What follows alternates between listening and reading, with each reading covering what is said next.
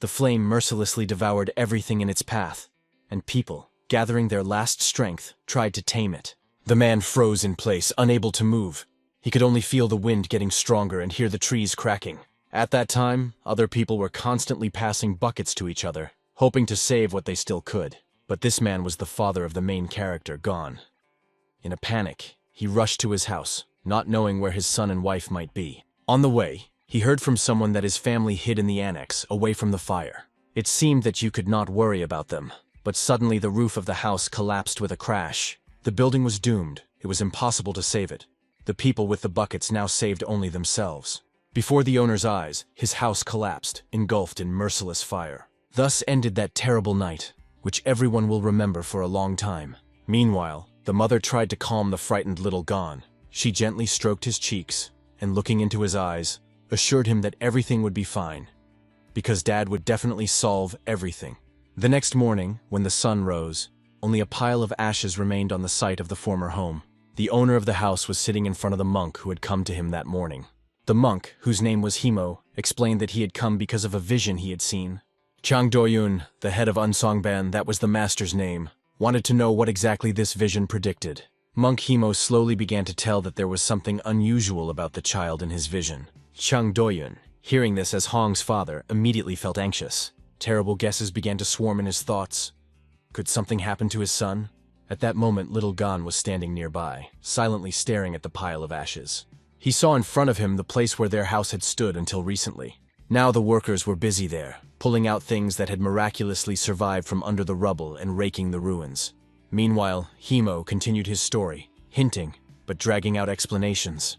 Chan could not stand the tension. He almost jumped out of his chair. The delay of the monk only increased his worries for his son. Finally, Gimo got to the bottom of it. He predicted that Gon would not die young, but live a long life. But there was one but. In a vision, the monk saw a spirit that controls the wealth of agriculture. However, everything did not look easy. The wealth first came to the family and then disappeared, and the losses were greater than the gains. All the family's property gradually slipped from their hands. Hearing this, Chang Doyun became angry. The worst thing was that Gimo directly hinted that his son could be the cause of these misfortunes, because he was born with a destiny that could destroy the family. To Chan's angry words, the monk responded with restraint, almost indifferently, only uttering, "Amitabha."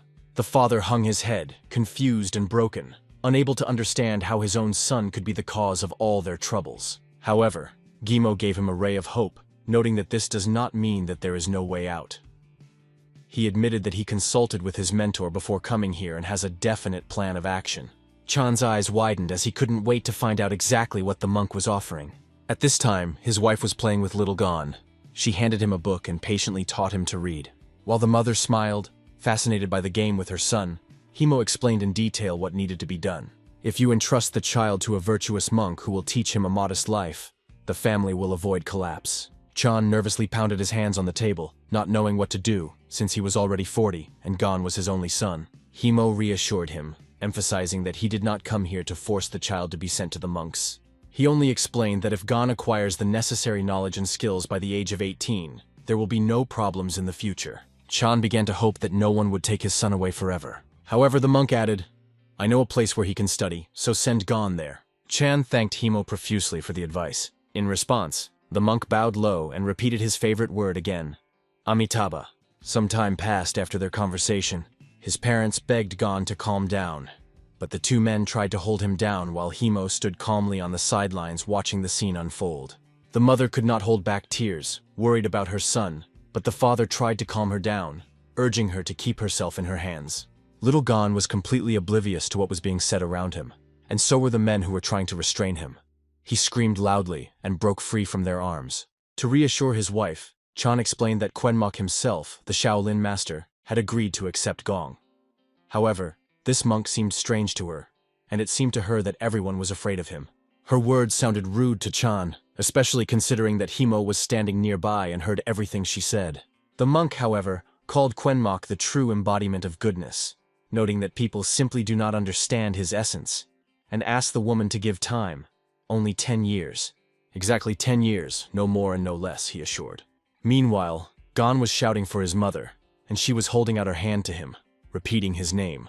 They have already started loading him into the carriage. It was not easy, because the boy rested his hands and feet on the door frame, but he still managed to pull him inside. At that moment, his father turned to him, explaining, "I told you everything. If you don't go, our family will be destroyed. We can die. The fate of our family depends on you." Although his eyes were full of tears, Gon finally began to listen to his father's words. After that, the carriage door was firmly closed, and although there were shouts from inside, "I will not go! Let me go!" the decision was already made. Finally, it was possible to put the boy in the carriage. Himo sighed with relief, as if he had completed an important mission. The horse harnessed to the carriage sped forward, quickly moving away from their house. After a while, Gon was already standing at the top of the hill, watching the carriage with his eyes. Tears were constantly flowing down his cheeks. He needed to calm down, but it seemed incredibly difficult. He felt like an abandoned kitten, abandoned to his own devices. I cried, resisted, but it all turned out to be useless. At a certain point, he turned his head to the left. "It's time to face reality," he muttered to himself as he looked up at the stone steps in front of him. Then, Gon looked up to see an old bald monk standing above. He realized that now this reality was his life for the next 10 years with a thin and strict monk. Some time has passed. The monk went about his business in the garden, and Gon sat on a bench, deep in thought. His father's words that the family could perish because of the prophecy still sounded in the boy's head. He realized that it was because of this that he was forced to stay with the benevolent monk. The thought that if the family was destroyed, his mother, father, and even the monk who fed him delicious food every day might die, made him bite his lower lip. Despite his young age, mature thoughts have already matured in his head. Even if he doesn't like it, he will have to spend 10 years here. However, the next question he had to solve was how to establish a relationship with his mentor. Sitting on the bench, he began to look around, thinking about what he could do now. A broom standing by the wall caught his attention. He took it and began to sweep the leaves. Hearing a noise behind him, the monk turned around. Glancing at Gon, he asked, "The leaves will fall again. Why do this?" To which the boy briefly replied, "They should be put in a pile." The monk looked at him and remarked, "If you want to show off your efforts to get me to start teaching you martial arts, then it's useless."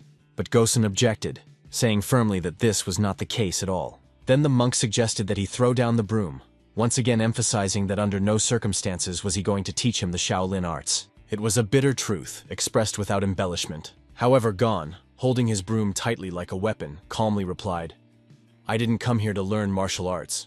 However, these words of Han seemed to the monk to be rude and even insolent. The boy stood with a confident and serious expression on his face. The monk did not like communication with people, because he had lived alone in the mountains for 30 years. He never took students, considering it too much trouble. Due to his stubbornness, he eventually gave up Shaolin and started doing what he really loved. His mentor always repeated a simple truth: the older you get, the more naturally you accept loneliness. But then he asked the monk, "If you are alone and no one cares about you, how about taking a disciple?" The answer was immediate and clear: "I don't want to." But the old sage asked him to listen to the end. He called it not only a request, but also a gift from life itself. In addition, the monk learned that the head of the Gon family, a well-known merchant, probably asked for his son, but shifted the responsibility to him. Standing in front of Gon, the monk angrily asked why he had climbed this mountain. Then he turned sharply and said he would teach him a few martial arts techniques, but warned, "Don't annoy me, or I'll bring you home myself." In response, Gon shouted after him that he himself did not want to be here. He began to tell that he was forced to come because of some prophecy, which predicts that the fate of the whole family depends on it. Then with tears in his eyes, he exclaimed, "If I don't do this, everyone will die." The monk stopped when he heard Gon add, "Even if you banish me, I still won't be able to go home." At that moment, the monk thought that Gon's parents had turned out to be real cowards who tricked their son into studying in Shaolin. It was clear that this crying boy knew nothing about Shaolin. The monk sharply exclaimed that he hated children and ordered him to shut up. It came as a shock to Gon. Before he had seen the monk calm, but now he was shouting at the top of his voice. The monk then rudely ordered the boy to go into the room and change his clothes, saying that his appearance was annoying. He said that bright clothing only got in the way in these mountains, though Gon couldn't understand why. In his opinion, Mom chose the simplest clothes. After some time, the monk put food on the table.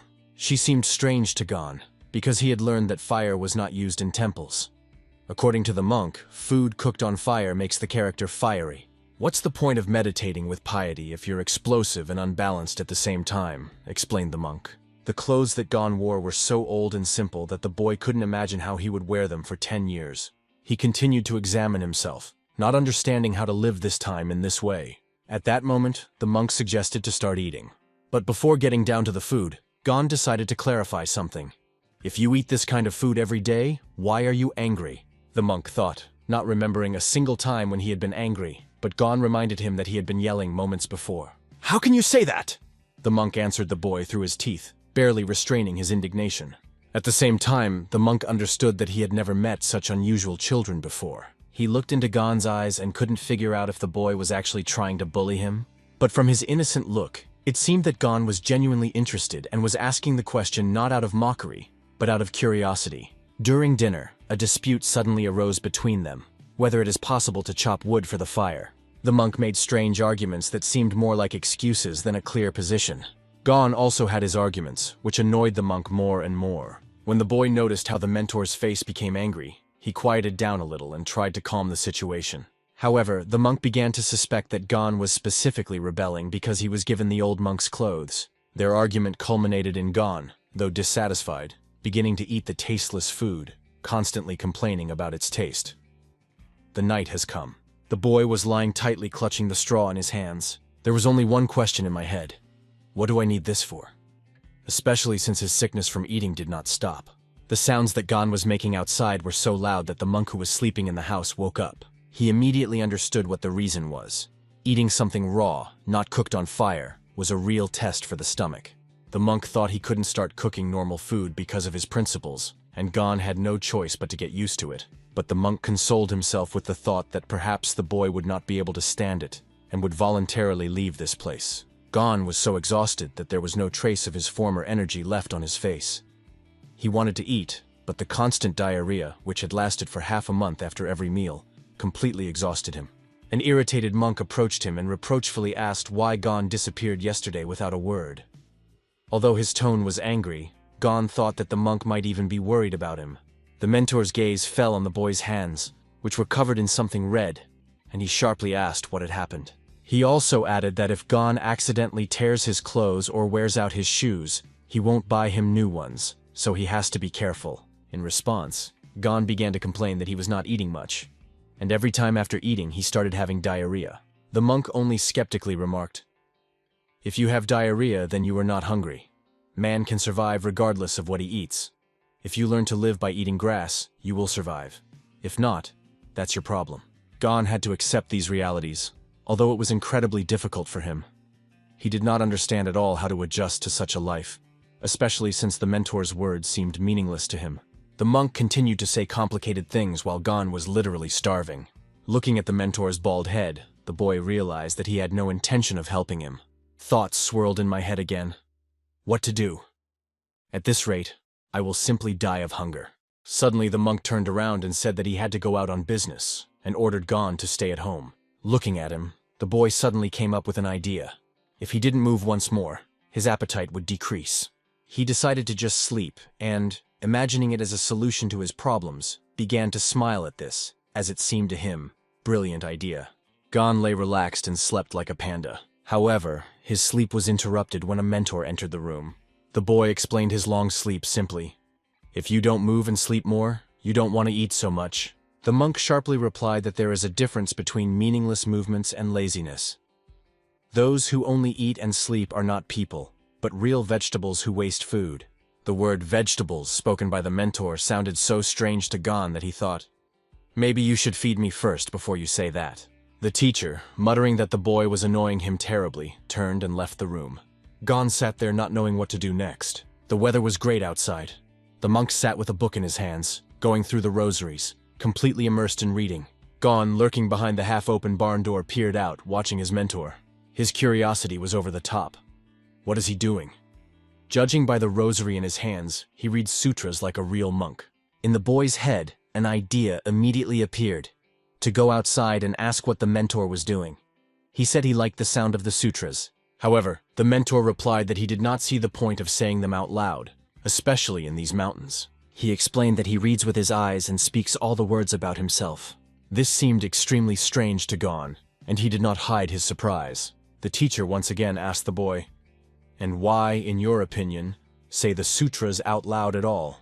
These shouts and knocks only make one feel empty in the stomach, not enlightened, explained the monk, clearly displeased. However, even this explanation seemed to Gon to be the words of a brute. Returning to the book, the mentor turned the page and asked the boy not to disturb, sending him away. Gon had no choice but to turn and walk away, even though it made him very angry. No matter how much I tell him, he always gets angry and yells, thought Gon. But then he got an idea. If I do everything as the mentor says, he will stop yelling at me, the boy decided. He decided to observe the monk and copy his behavior, trying to understand how he avoids unnecessary movements and does not feel hungry. Brilliant plan, Gon thought as night fell outside. At this time, the monks were engaged in cleaning, sweeping the paths. Meanwhile, Gon was already going to bed, and his mentor was making the bed. The boy was very surprised how the mentor was able to make the bed in 1 second. The next morning, the mentor, in turn, was amazed that Gon had woken up so early. However, instead of actually waking up, Gon heard the order not to sit idle and make the bed himself. Gon wondered, where is he in such a hurry when the sun hasn't even risen yet? But he had only one plan, to do everything as soon as possible to imitate the mentor. Gon, like lightning, began to make his bed. However, he did not manage to do it as accurately and quickly as the mentor. I'll leave it like that and I'll practice later, the boy decided, and hurried after his mentor. He noticed that the monk was already climbing up and rushed after him. It was necessary to move as quickly as possible, but at the same time quietly, so that he would not be noticed. Gon peered out from behind the trees, carefully following the mentor's direction. Wow, how fast he moves through those damned mountains, Gon thought, seeing how easily the monk moved. His movements were clear and confident. The mentor stood on one stone and then easily swam to another. Gon miraculously managed to keep up with him, hiding behind the trees. He gritted his teeth, not understanding how a monk could climb up so easily, as if it was not difficult at all. Now the boy began to understand what the real Shaolin was when he saw the mentor sitting calmly on the giant stone. But he couldn't understand. Why is he just sitting there? Is that all? One thing became clear. This is how a mentor starts his day. Gon reminded himself of his plan, not to back down and copy his mentor's every move, no matter what the cost. Gon sat down in a meditative position, mimicking his mentor's movements exactly, and noticed how the mentor closed his eyes. Feeling incredibly curious and eager to unravel this mystery, Gon tried to do the same. Meanwhile, it was getting light outside, but the mentor remained motionless, and Gon knew he couldn't take it much longer. Opening one eye, he decided to check if the mentor had fallen asleep. It even seemed to him that the monk was sleeping. Gon felt cheated. His mentor forbade him to sleep, but he himself seemed to be quietly dozing. But suddenly an unexpected moment happened. Gon opened his eyes wider, and then his stomach grumbled loudly. The sound spread all over the mountains. Of course, these sounds could not pass by the mentor's ears. Holding his stomach, Gon nervously thought about what to say to him. He approached the mentor, who sternly explained that if he had already decided to follow him, he should have remained unnoticed, and asked why he had decided to disturb him with his grumbling. In response, Gon blurted out that there was nothing he could do about his hunger, and realized that he would not be able to finish this practice peacefully. Suddenly, Gon saw some white substance come out of the gate and hit his nose. His curiosity immediately got the better of him. So was he just very curious? Or is such curiosity normal for children? The mentor couldn't understand it, but he was a little confused by the boy's big eyes looking at him with such hope. He wondered if he needed to explain all of this to Gon in as much detail as he wanted. After thinking about it, the mentor decided that there was nothing secret about this practice, and agreed to tell about it. He explained that the technique he uses is called Yokinkyun, a method of inner vision known only to a few in Shaolin. What Gon saw is called Qi, the source of all life in the world.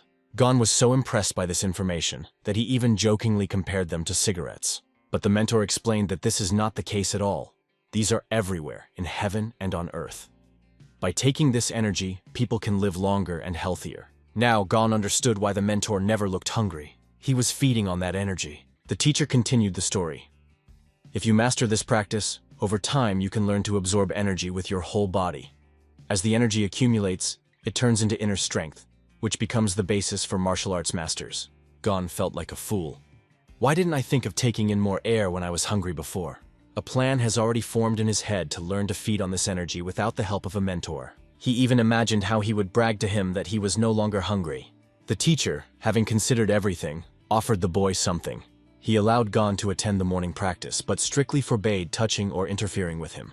Gon accepted the terms and retreated, hiding behind a tree. The teacher was surprised that the boy suddenly ran out of questions. He even thought, If he had asked one more question, I might have told him about one of the Taoist techniques. Hiding behind a tree, Gon closed his eyes. His desire was now focused on one thing: to learn to feed on the energy of the air. He sat down in a meditative posture, focusing all his attention on controlling his thoughts, trying to master this power. After a while, the mentor appreciated Gon's efforts, noting that it was pretty good for a kid.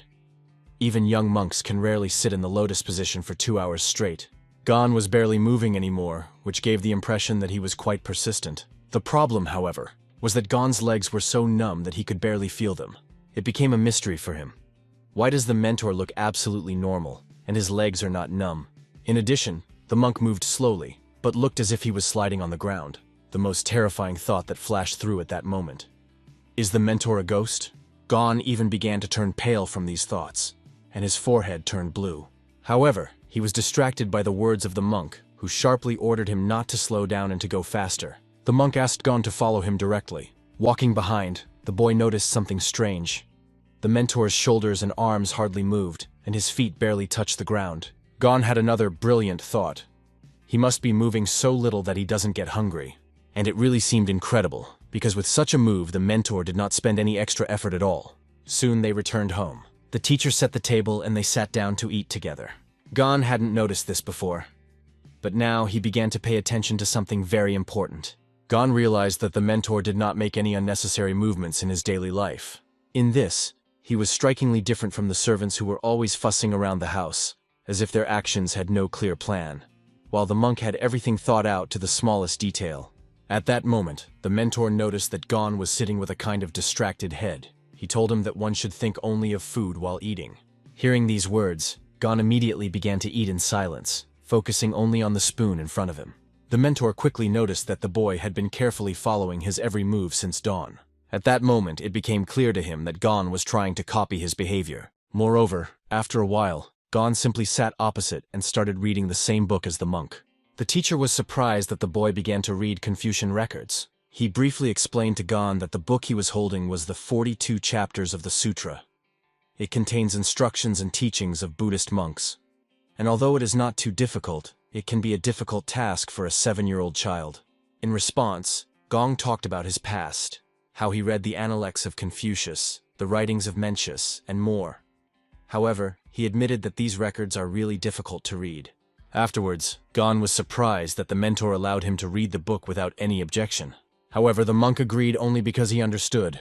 The boy simply has nothing else to read. This annoyed him a little, but as he looked at the interested boy, he realized the following. Even if he didn't understand why it was gone, the mentor knew that he should find other books for him, anticipating that the boy might leave soon. After sitting for so long, Gon's legs went numb again, causing slight discomfort. Touching his stomach, he noticed that he was no longer as hungry as before. Looking out the door, the boy thought about going to rest again. But what he saw outside confused him. The mentor was standing in a rather unusual stance, which caught Gon's attention, and he decided to go out to take a closer look. With a calm and focused face, the mentor slowly moved his hands as if conducting an invisible ritual. His movements were so fluid and controlled that it made Gon quite curious. Sticking to his plan, the boy immediately began to repeat all his movements. The mentor, having noticed this, was at first surprised, and then he was finally convinced. He realized that Gon was literally copying his every gesture. Accepting this as a challenge, the mentor decided to continue without stopping. He smoothly executed the planned movements, watching as the boy tried to imitate him. After only a few moves, Gon's tense face appeared. It was obvious how the task was exhausting him. The boy's ridiculous movements almost caused him to lose his balance and fall. Imagining that it would be much easier, Gon hadn't expected that replicating his mentor's slow and precise movements would prove to be so difficult. It's only logical that it all ended with Gon falling. He fell on his back, and even managed to spin in the air before that. The monk could barely contain his laughter as he watched this spectacle. He understood that it was too difficult for a boy, and there was no point in repeating the movements of an experienced person. Such training can only be done by those who have studied the sutras well. But Gon, unable to stand it, asked, "Why are you doing this? Moreover, you said not to make silly movements."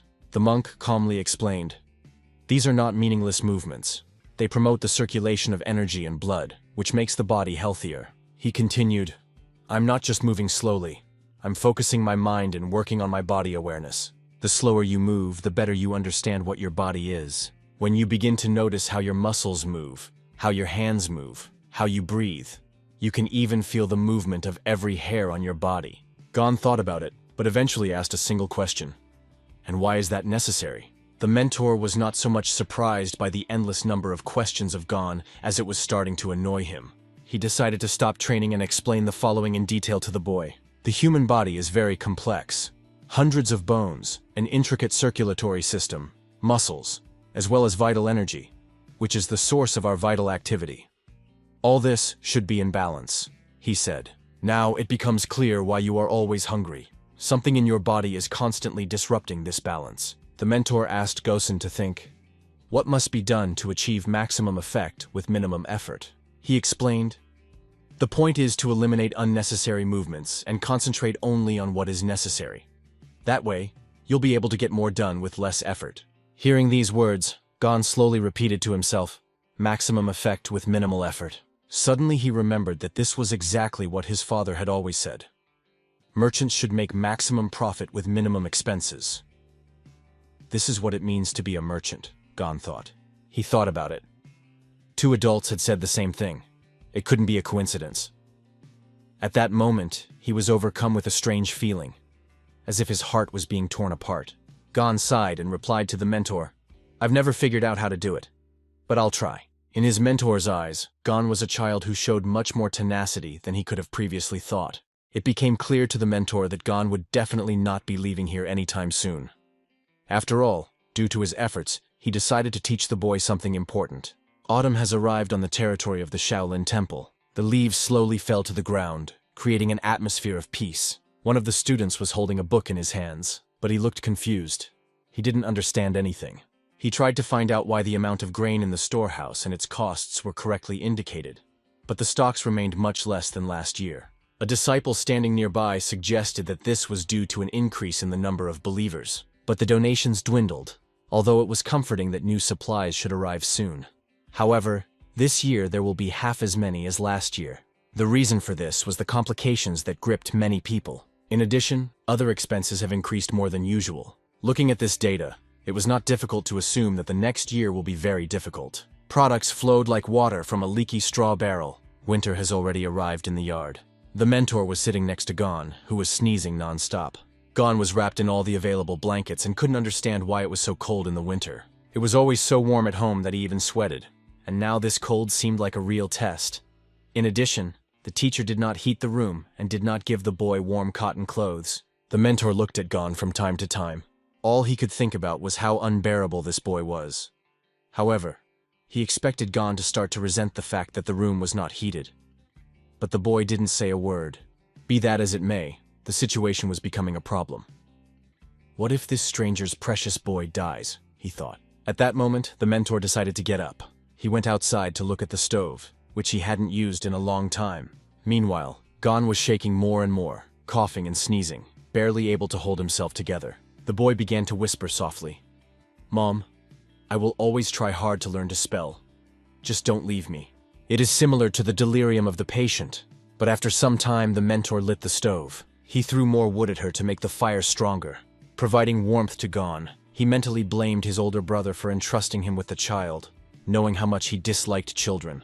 And this annoying boy. However, the mentor soaked a rag and put it on Gon's head. The room became warm, but the cough only intensified, and the temperature did not decrease. He even thought of going down the mountain to find a cure. However, he was stopped by the thought, if I do this, everyone will say that I was not able to properly take care of the child. But he also couldn't just sit back and wait for Gon's condition to improve. Meanwhile, this loud cough and the words "Mom" did not leave his head. The mentor looked at Gon and thought to himself, how insufferable this boy is, nothing but trouble. He removed the blanket from him and unbuttoned the clothes on his chest to better access his body. Calm down and don't move, the mentor ordered, and Gon barely sat up, breathing heavily. His face was wet with sweat, and there was not an ounce of healthy color left on it. The mentor placed his hands on his back, preparing to transmit the energy. Energy began to gather around them, but there was a disturbing thought in the mentor's head. To waste one's inner strength is to lose years of learning in one go. However, as he concentrated, he began to feel an internal energy moving within his body. He didn't have time to heal slowly, so he had to act quickly, hitting all the points at once. His hands placed on Gon's back began to radiate energy that enveloped the boy. For an ordinary person, receiving such energy for the next 10 years could be compared to the feelings of a Shaolin disciple. Gon opened his mouth wide and let out a loud cry from the unusual sensations that flooded his body. He felt something strange, as if waves of heat and power were simultaneously filling him from within. The mentor, however, understood the problem. It would be more difficult for Gon to learn techniques that require working with internal energy later on, but he believed that the boy was to blame for his illness, and in this situation he had no choice but to help him now. Time passed and Gon looked much better. The mentor, sitting next to him, explained to him that now he will not suffer from minor diseases for several decades. And if he gets seriously ill or injured, he will recover much faster than an ordinary person. He also added that Gon's body is now stronger than the average person. In response to all these words, the boy only snorted a little, clearly not realizing everything that the mentor said. The mentor consoled himself with the thought that although his 10 years of training seemed wasted, he had no plans to practice martial arts again. But he was not so sorry because he saved one poor soul.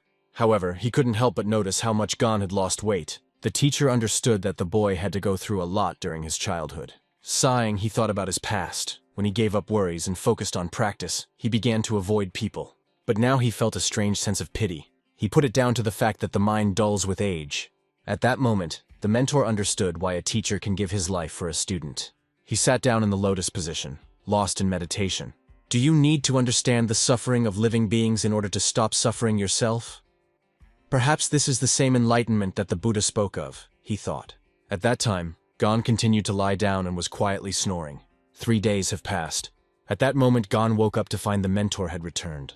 He felt full of strength, rested well, and realized that the cold was completely gone. His head was clear and his body more rested than usual. The teacher realized that the boy had not realized anything yet. Gon didn't seem to realize how much his body had changed yet. It was incredibly cold outside, but Gon felt strange.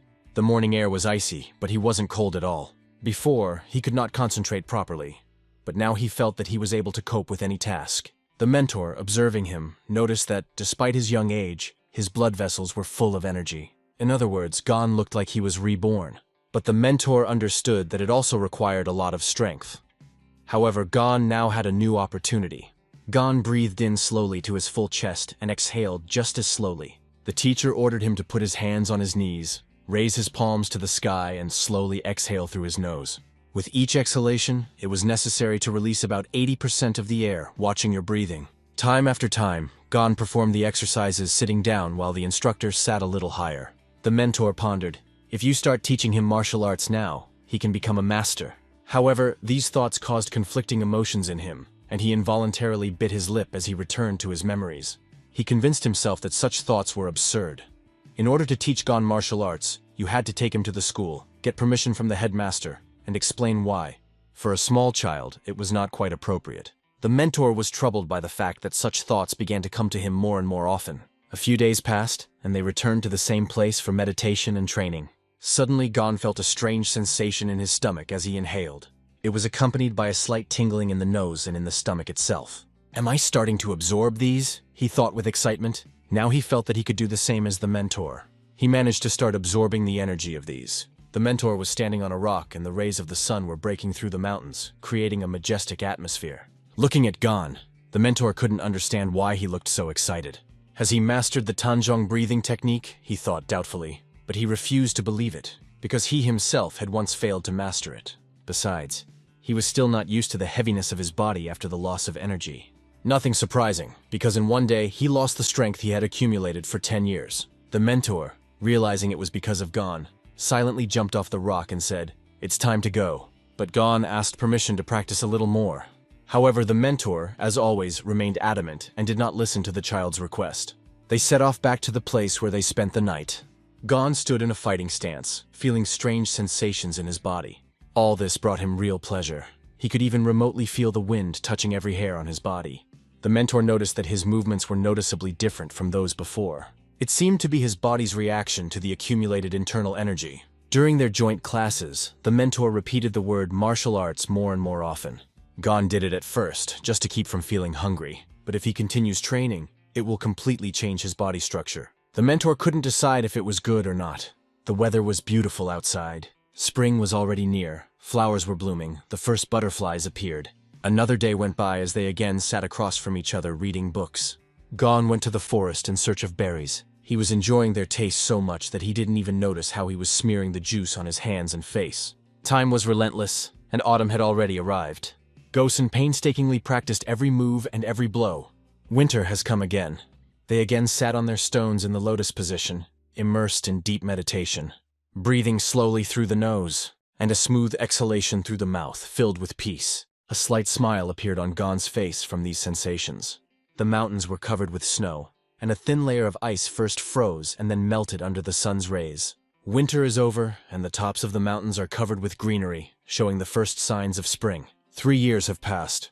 In front of the Shaolin Temple stood monk Himo. He became curious to know if his old acquaintance was all right. He was met at the entrance, and Gimo explained that he had come to see an old friend, Quenun. From the way the students reacted to the mention of Quenun's name, it was clear that Himo was an unusual visitor. The disciples began to stir and invited him to come inside. Himo entered the temple, carefully examining every corner.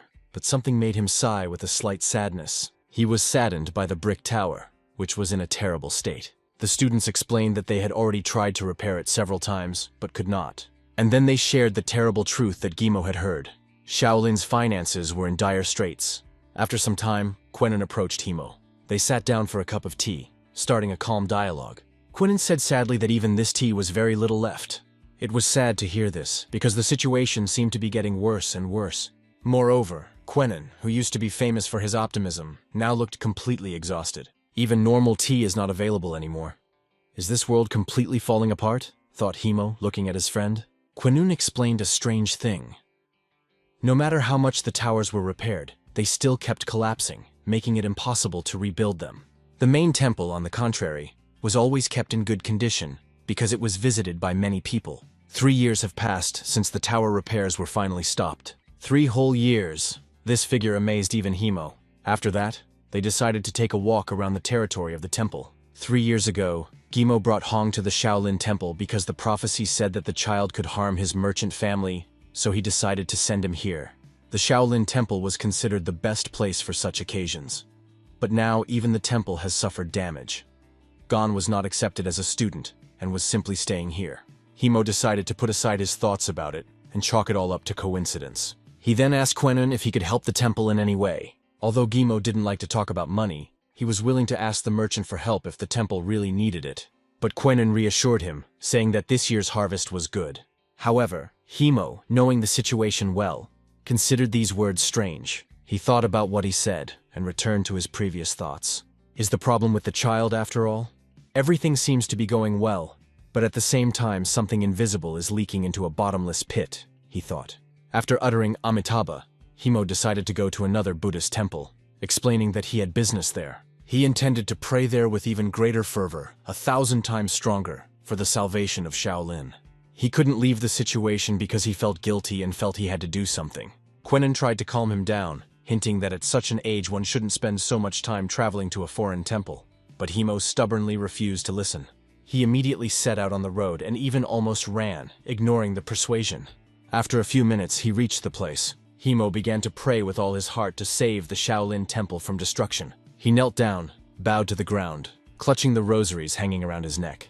Then he got up and repeated everything again, immersed in prayer. In front of him stood an amazingly beautiful Buddha statue that seemed alive in its serenity and majesty. Standing in front of the Buddha statue, Himo prayed, begging that everything that was happening was just a coincidence. Then he would kneel down again in worship, lost in thought.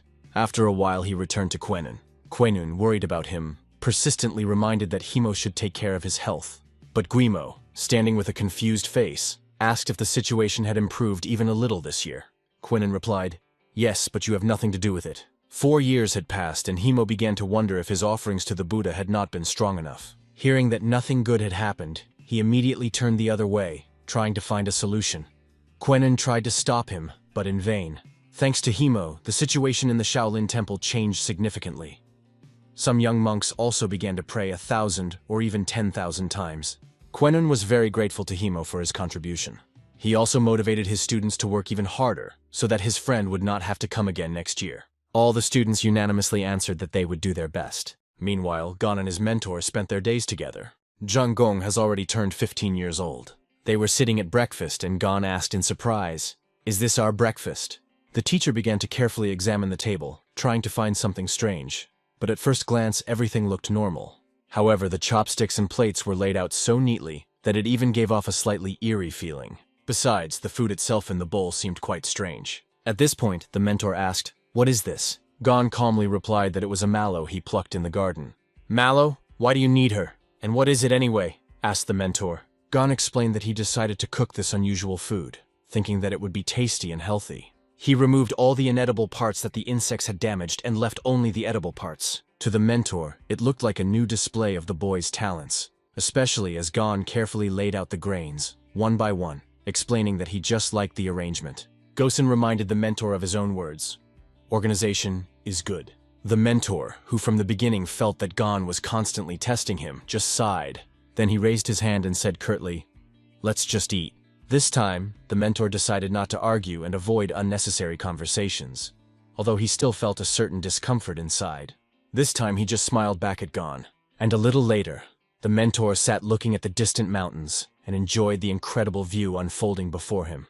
The teacher wondered what was happening lately. Is this all because of Shaolin Temple's financial problems? He thought. Looking into the distance, he realized that he had never been in such a state before. There was a strange and unpleasant feeling in him that was difficult to explain.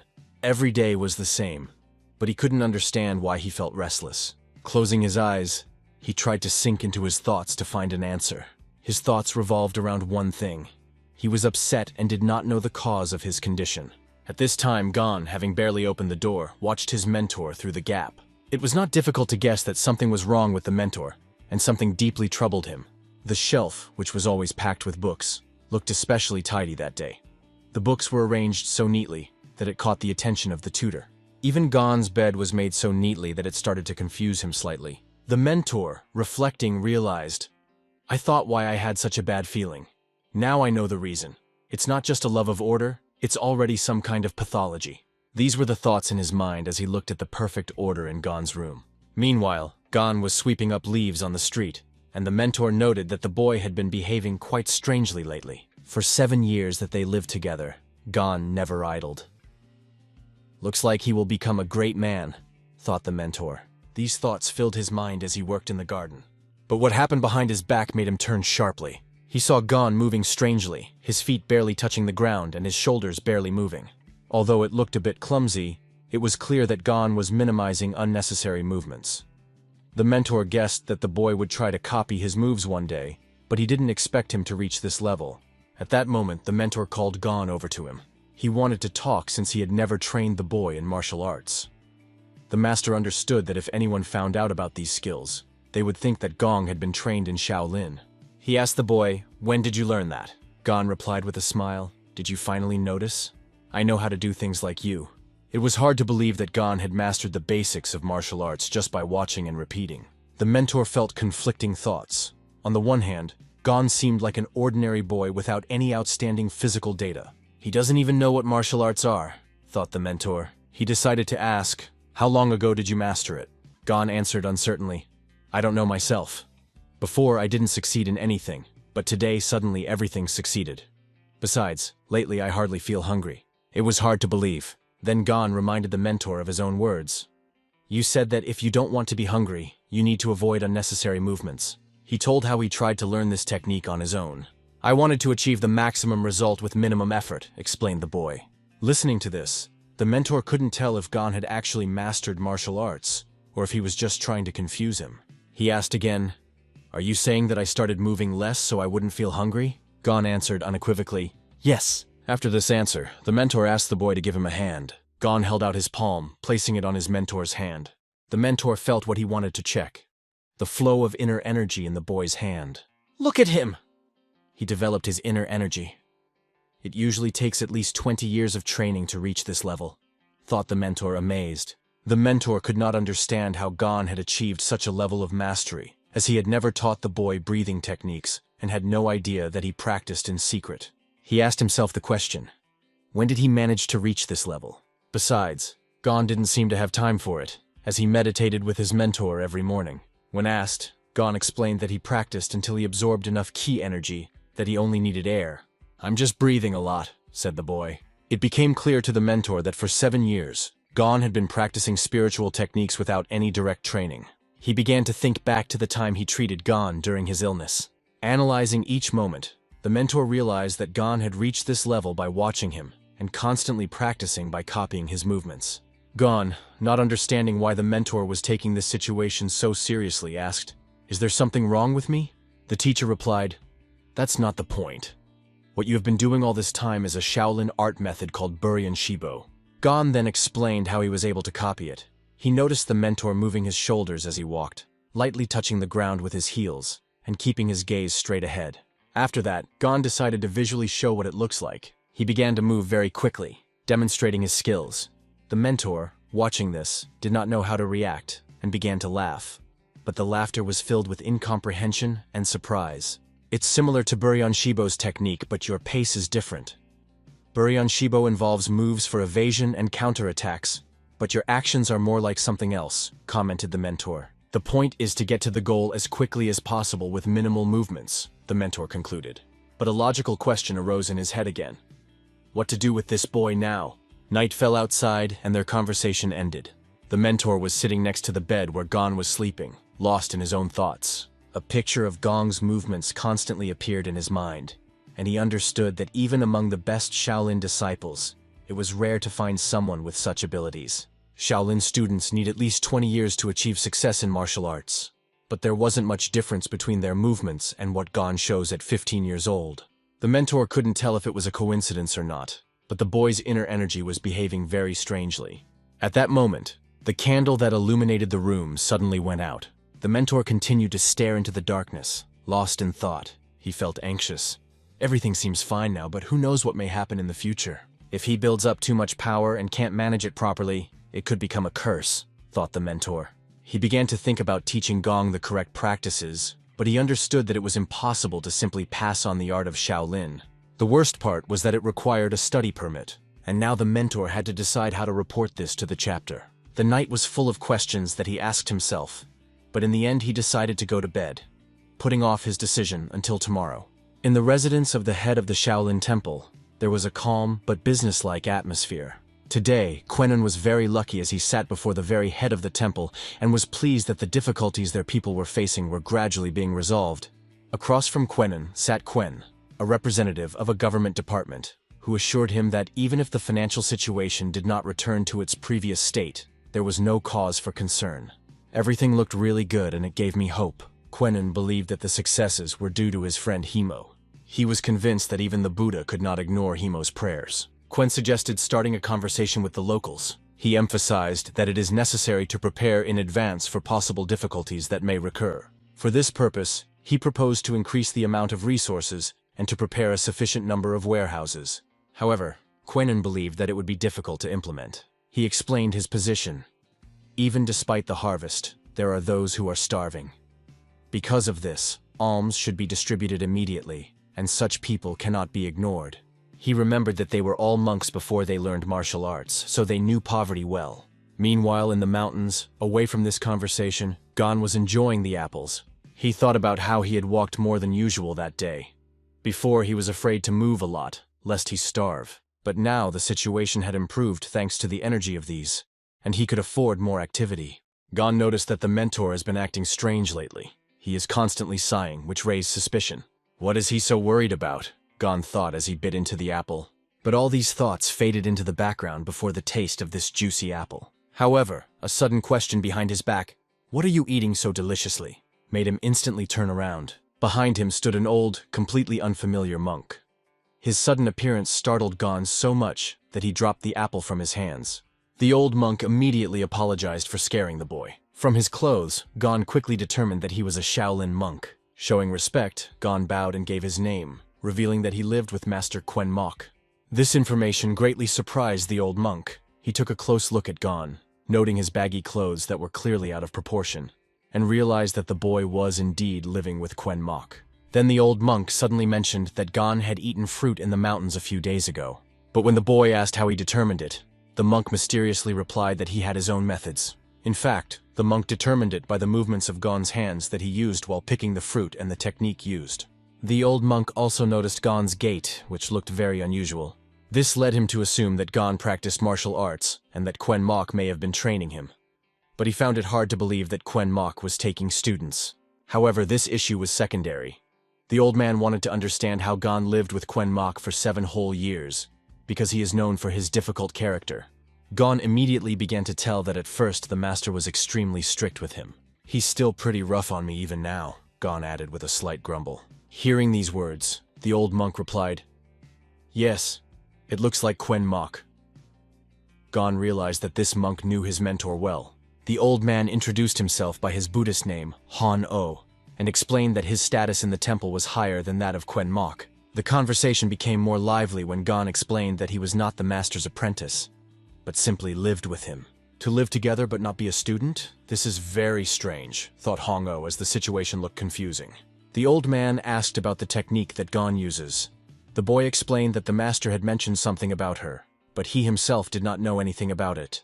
This surprised the old man even more. Buryeon Shibo and Young Josu are techniques that only masters like Quen Mok, Lee Gongmin, or myself can master, Hong-O said. And here in front of me stands a boy who assures that he never learned martial arts from his mentor, thought the monk with surprise.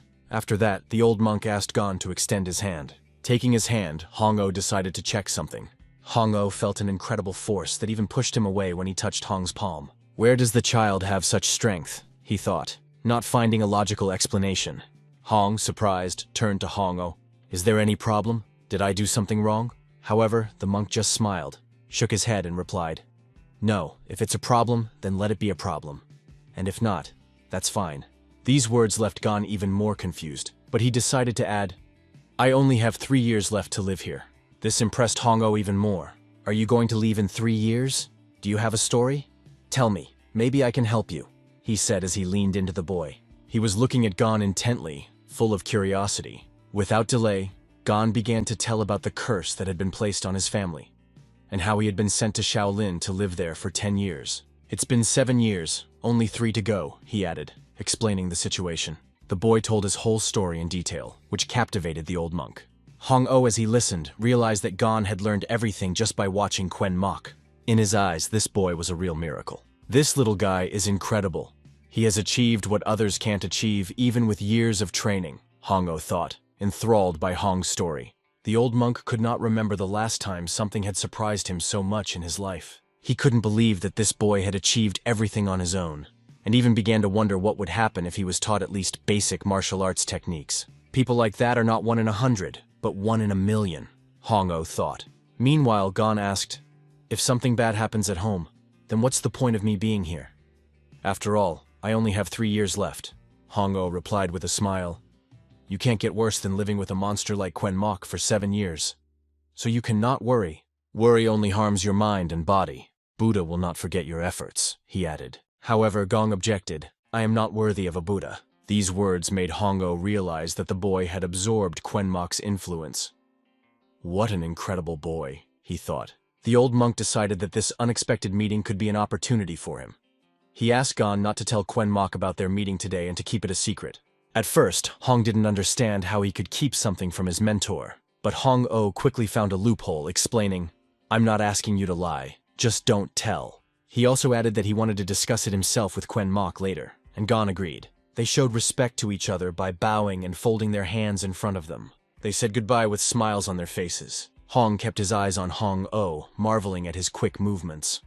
Probably it was necessary to follow his technique more carefully, thought the boy.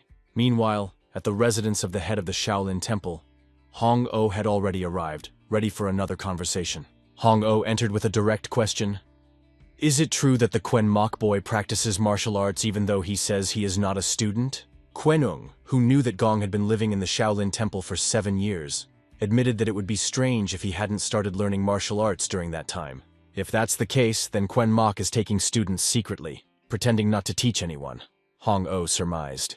However, the head of the temple refused to believe that Quen Mok could be deceiving them. Hong-O revealed something that shocked everyone. The boy had already mastered 2 techniques that are Shaolin fighting techniques. This infuriated those present, because Gon studies Shaolin techniques while under tutelage, but not officially a student. Quenin, scratching his gray beard, thought.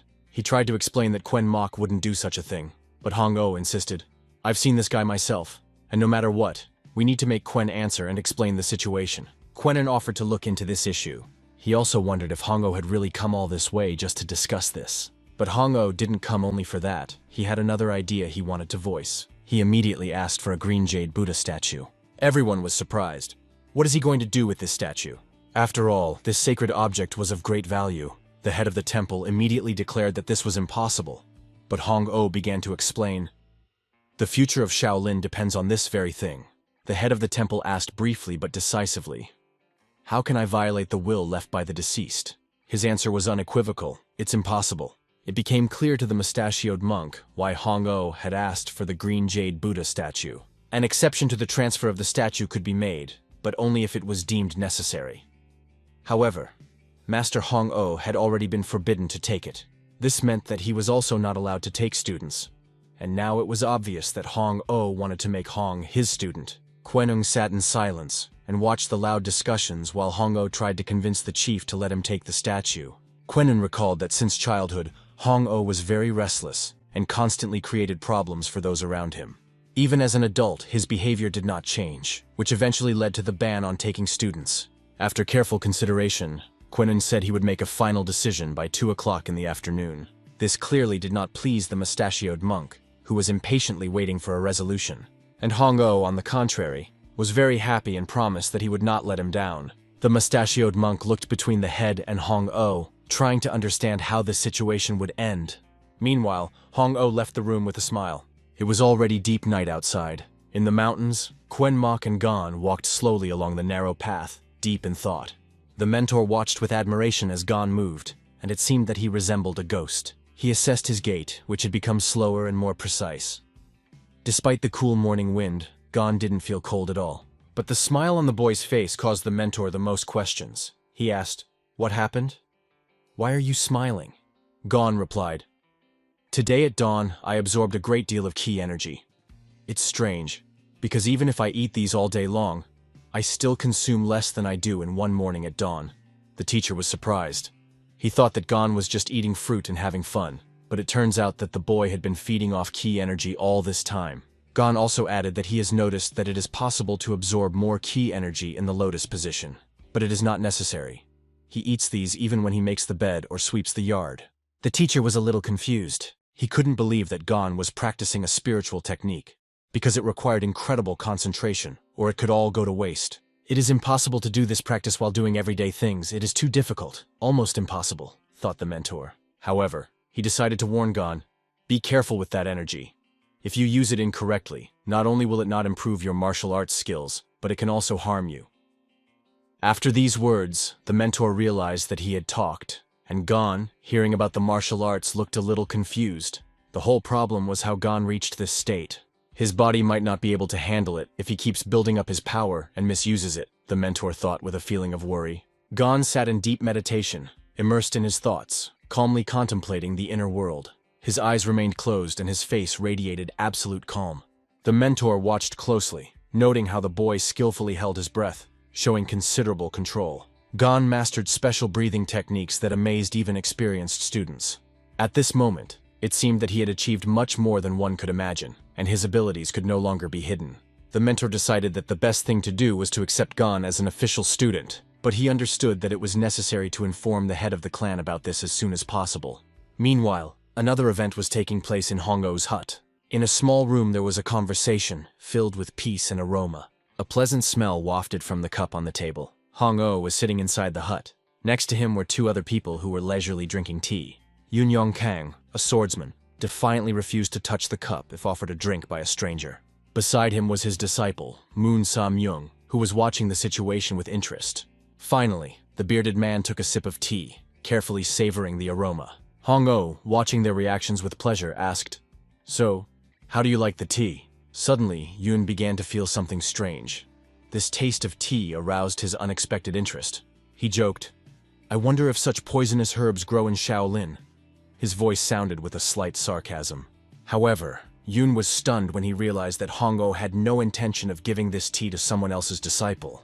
The fact is that the root of this plant is used as medicine, but the leaves can be harmful if used incorrectly. Hong-Oh explained that this tea would help make their studies much more effective. At the same time, He noted that the boy from the Tang family was disappointed because they had quarreled over such matters. To these words, Hong-Oh replied ironically that the poison idea could be even more effective. Yun just smiled as he remembered his youth when no one could beat him. However, he admitted that now Dak Sung, a boy from the Tang family, had also become very strong. Hearing this, Moon Sam-young thought about Dak Sung, whom he knew as one of the best martial artists. He even thought, if so, then this man must have been stronger than Dak Sung in his youth. Without turning his head, Moon stole a glance at Hong-Oh. Meanwhile, Yoon explained that there was nothing strange about it. What's more, he remembered that Hong-Oh once defeated him in sword duels. It was difficult to believe that the master had been defeated. Moon Sam-young could not imagine that someone possessed such a high level to surpass Shaolin in swordsmanship. Yoon called Hong-Oh a true genius, noting his unparalleled skill. His swordsmanship was superior to that of any master, and his Tai Chi movements surpassed even the most experienced. His sword attack was faster than the famous Zhong Sol Gom, known as the Swift Sword Master. However, after listening to these praises for a while, Hong-Oh asked to stop reminiscing about the old days because these stories annoyed him, and he could lose control at any moment. In response, Yoon remarked with a smile that Hong should accept the defeat he suffered then. "Just look at you! Did you come all this way just to tell me that?" said Han, slamming a glass with a drink on the table. The tension between them grew, but Yoon finally revealed the real reason for his visit. He asked Han a favor, asking him if he was sorry to see his fighting skills go unused. Yoon also reminisced about their match and mentioned Kwang Mok, who once decided to teach martial arts, but didn't tell the others. He wanted to know if Han could lift the ban on his training. Thinking about this ban brought back memories of the past in Han, which seemed to still have an effect on him. Their different views on martial arts often caused controversy. To prove their point, they decided to raise students and compete with each other through them. However, Hon explained that you just have to wait a few years. Yun couldn't believe that Hong had found the student he was going to teach Shaolin and asked directly. But Hon reiterated his point. It's just a matter of waiting a little. In 5 years, victory will be mine, Hong promised confidently, looking Yun straight in the eyes. So don't die if you want to see this moment, he added defiantly. After these words, Hong laughed loudly, filling the room with his laughter. Yun thought about it. Moments like this, when Hong smiles like that, always portend some kind of surprise. All the troubles that happened because of that familiar smile flashed in his memory. What was Hong up to this time? Meanwhile, Gan's mentor stood on the mountainside, staring into the distance and deep in thought. He recalled a recent conversation with another monk about the head's desire to see him with a boy named Gan. However, the mentor believed that now was not the best time for this. He even wondered, does the head know what this boy is capable of? In the end, the mentor decided to approach Gan and tell him that today they will go down the mountain. He warned that they might be meeting with the head of the temple, and asked Gan to be as polite as possible. Gan immediately suspected something was wrong and started grimacing, making funny faces. The teacher looked at him and asked, "Well, what kind of expression is that?" Gan replied that his face was like that because he thought he might get hungry when they came down the mountain. The mentor reassured him, promising that when they reached the bottom, there would be a moon cookie waiting for him. The Mid-Autumn Festival was just recently, so there must be some cookies left, he added with a smile. Little Gan was drooling at the thought of a delicious treat. He immediately threw down the broom with which he had just been sweeping and wanted to leave. For the sake of the moon cookies, he was ready to go down the mountain immediately. Now there was no trace of a grimace left on his face, only a happy and impatient expression. After a while they went down. Gan remembered how 7 years ago he thought exhaustion would be the end of him. But now he was in full health, which seemed like a miracle to him.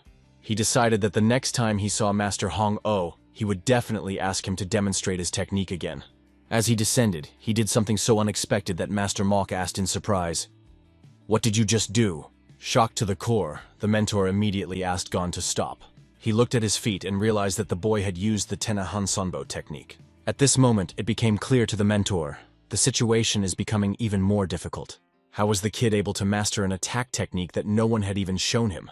These thoughts gave the mentor a headache, and the matter was not only with Gan, but also with his older brother, who also bothered him. Soon they descended from the mountain and found themselves on the territory of the temple. The mentor explained the rules to Gan. Not to make noise, not to have loud conversations, and not to wander without permission. Gan, however, kept his cool and assured his mentor that everything would be fine. Suddenly he was overcome with great surprise. He saw 2 monks heading straight for them. When the monks came closer, they asked for what purpose the guests had come. Is Shaolin a place where you need to give advance notice of your visit? Mok asked sarcastically. I came to meet with Brother Banchan. We agreed on this. Hearing this, the monks only bowed and allowed them to pass. Gong began to understand why Quan Mok was considered a difficult and stubborn person. Mok immediately shouted at the little one, ordering them to go faster, although he himself had not yet explained where exactly they were going. They arrived at the dining hall of the temple, the place where the disciples and all the residents of Shaolin eat. Mok walked over to his younger brother, Quan Rei, who looked at him in surprise, not expecting to see his older brother. Do you still work in the cafeteria? Asked Mok.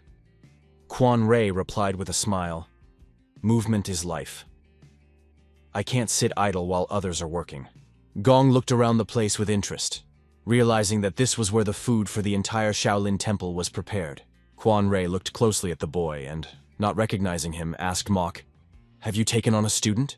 Mok quickly countered, He's not my student, just a child that I have to take care of for a while. Quan Rei leaned over to Han, greeted him, and asked his name. Both exchanged names, establishing a simple acquaintance. However, Mok had more important things to do. He informed the younger brother that he had to meet with Brother Banchan and asked Quan Rei to stay with the child for a while. The mentor turned to Gon.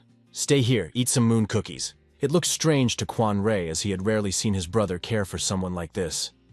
Mok just waved it off, calling it a trifle, and promised to be back soon. Big brother hasn't changed at all, Quan Rei thought as he watched Mok walk away. Quan Rei started to get to know Gon, asking him to wait a bit. He promised to bring moon cookies. Within minutes, Gon was standing with 3 cookies in hand. It seemed like a real mountain of food to him. His joy knew no bounds. He was sincerely glad to have the opportunity to eat this delicacy. At this moment, he was so moved that he almost cried. Even a small tear flashed in his eyes. The long-awaited moment came. The cookie approached his lips. The gentle crunch of sweet, soft cookies seemed like a real pleasure. Gon's eyes lit up with delight as he tasted the delicate aroma of pumpkin. The sweetness was so perfect that it seemed like he could eat it forever with his eyes closed in pleasure. He remembered those difficult years he spent with Mok when he was constantly working, starving, sick and crying. In all the 7 years he lived with the master, he tasted something so special for the first time. While enjoying the cookies, Gon suddenly heard voices behind him coming from the kitchen. What have you done? And immediately, I'm sorry. It's not my fault. Someone inside excused himself, making Gon pay attention to what was going on. He saw Quan Rei holding a pan of burnt food in his hand, explaining to the young chef that there was very little time left to cook, and all the food was already spoiled. Gon cautiously peeked out from around the corner of the door, eavesdropping on their conversation and watching the situation carefully. After that, Quan Rei took a knife and started cutting the food himself, trying to save the day. In the kitchen there was a real commotion, similar to the chaos before a battle. For Gon, the scene was more like a battlefield. He even remembered his mother's words. Don't go to the kitchen, it's dangerous. Quan Rei, raising his voice, yelled at everyone to gather up and taunted, How are you going to learn martial arts if you're acting like slackers even here? Gon concluded that even in the kitchen, monks use their martial arts skills. His attention was drawn to the rapid movements of one of the cooks slicing carrots at such a speed that it looked quite strange. However, Gon thought that they were doing everything wrong somehow. Their movements seemed hectic and chaotic. Watching them, he began to repeat these actions slowly, trying to understand their technique. Only the wrist should work, he concluded, analyzing their movements. A small bald boy with a basket of apples appeared in his field of vision. The boy was ordered to peel the apples and immediately ran towards the door, completing the task. At the same time, he grimaced and muttered to himself that the monk was bending the stick, because he would not be able to clean it all himself. Gon watched him and thought that he was bored until the master came back. So maybe this was a chance to have some fun. He caught up with the boy and asked permission to help with the apples. No need, I have to manage myself. Besides, we have a wooden knife, insisted the boy. It's fine. I know how to peel apples and I'll be happy to help you, Gon replied with a smile. If you don't finish quickly, you will be scolded again, he added convincingly. It seemed a little strange to the little one, but he still asked, Are you sure you will help me? Gon's smiling face spoke for itself, dispelling all doubt. After a few minutes, they were settled on a comfortable rock, working together to peel the apples. However, Gozin looked at his result with disappointment. For some reason, the apples in his hands were more difficult to peel than he expected, and this made him wonder, why are apples so difficult to peel? From the side where the kid was peeling the apples, they looked neat and pretty, which was not the case with Gon's result. Noticing this, the boy decided to teach Gon, explaining how to properly remove the skin. You need to clean with a thin layer, otherwise the senior monk will quarrel. It was really a pity for the little one, because he was sincerely trying. He understood that peeling apples with a wooden knife was a real test. But the elder monk forbade the use of a metal one, saying that the boy was not ready yet. The little one was even upset, anticipating that the elder monk would scold him severely for any mistakes. Sighing, he continued to peel another apple. Gon, holding his apple in his hands, realized that this task had to be taken seriously. He decided to peel the skin as thinly as possible. At this time, other events were taking place in the temple courtyard. Mok met the student Moons and his teacher Yun. He didn't even think he would be able to see them here. Examining the boy, Mok saw great potential in him. He immediately thought that Gon and this student had a lot in common. Yun Yongkang was walking towards the exit with his student, talking leisurely. At the same time, the head of the temple was talking to Mok, wondering what brought him here and recalling his recent meeting with Hong-Oh. The head also added that he has been friends with Hong-Oh for a long time and wants to show him his student. Mok noted that his relationship with Hong-Oh was far from friendly. The chief asked if Mok had brought that boy with him. I left it in the dining room. But why do you have a child here? Answered Mok. The chief explained, You are not young anymore, and I thought it would be better for you to take an apprentice. The head said that he has long known about the boy with whom Mok has been living for many years. You chose not to take students for the rest of your life, but this boy is already by your side. Don't you want to make him your student? He asked. These words made Mok think, and the head asked, Did you decide to leave the boy after everything that happened? At that moment, Mok realized that the head was aware of Gon's decision to study martial arts.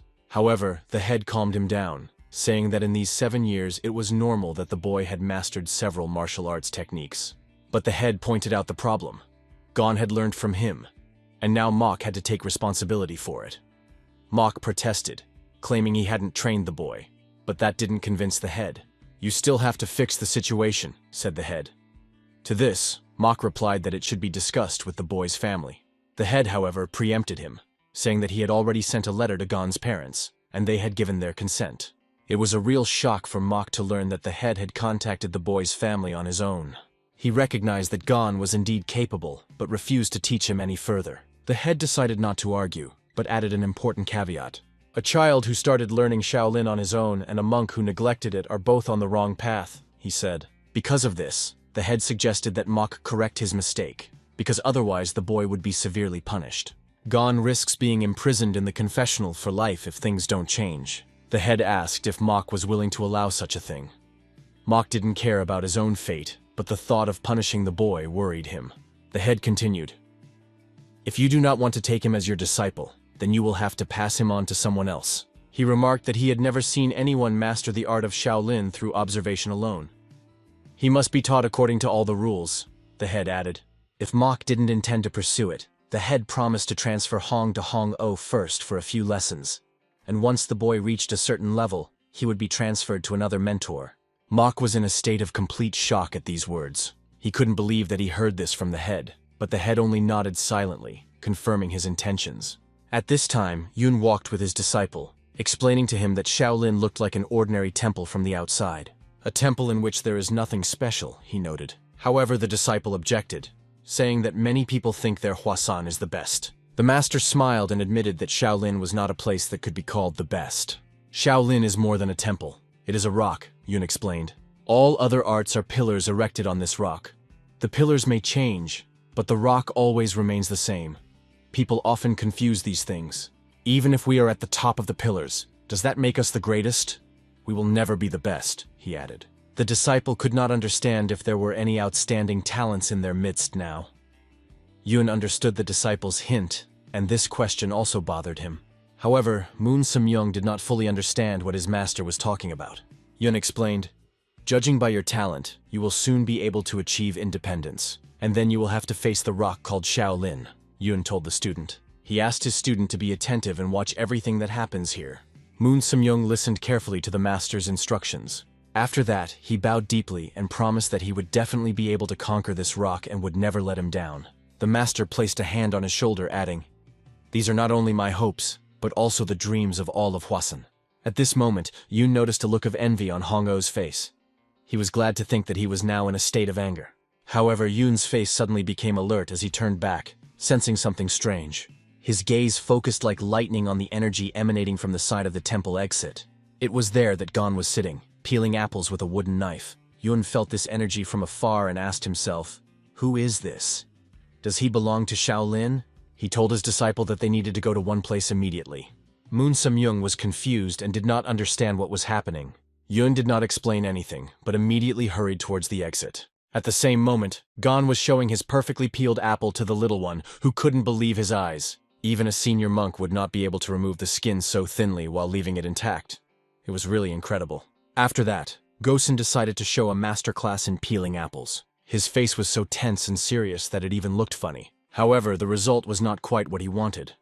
Gon caught a bit of the pulp, even though the outside of the apple looked perfect. The little one praised him, noting that he was getting better and that the apple looked great. But Gon clung to every detail, trying to achieve the perfect round shape, as if returning the apple to its original shape.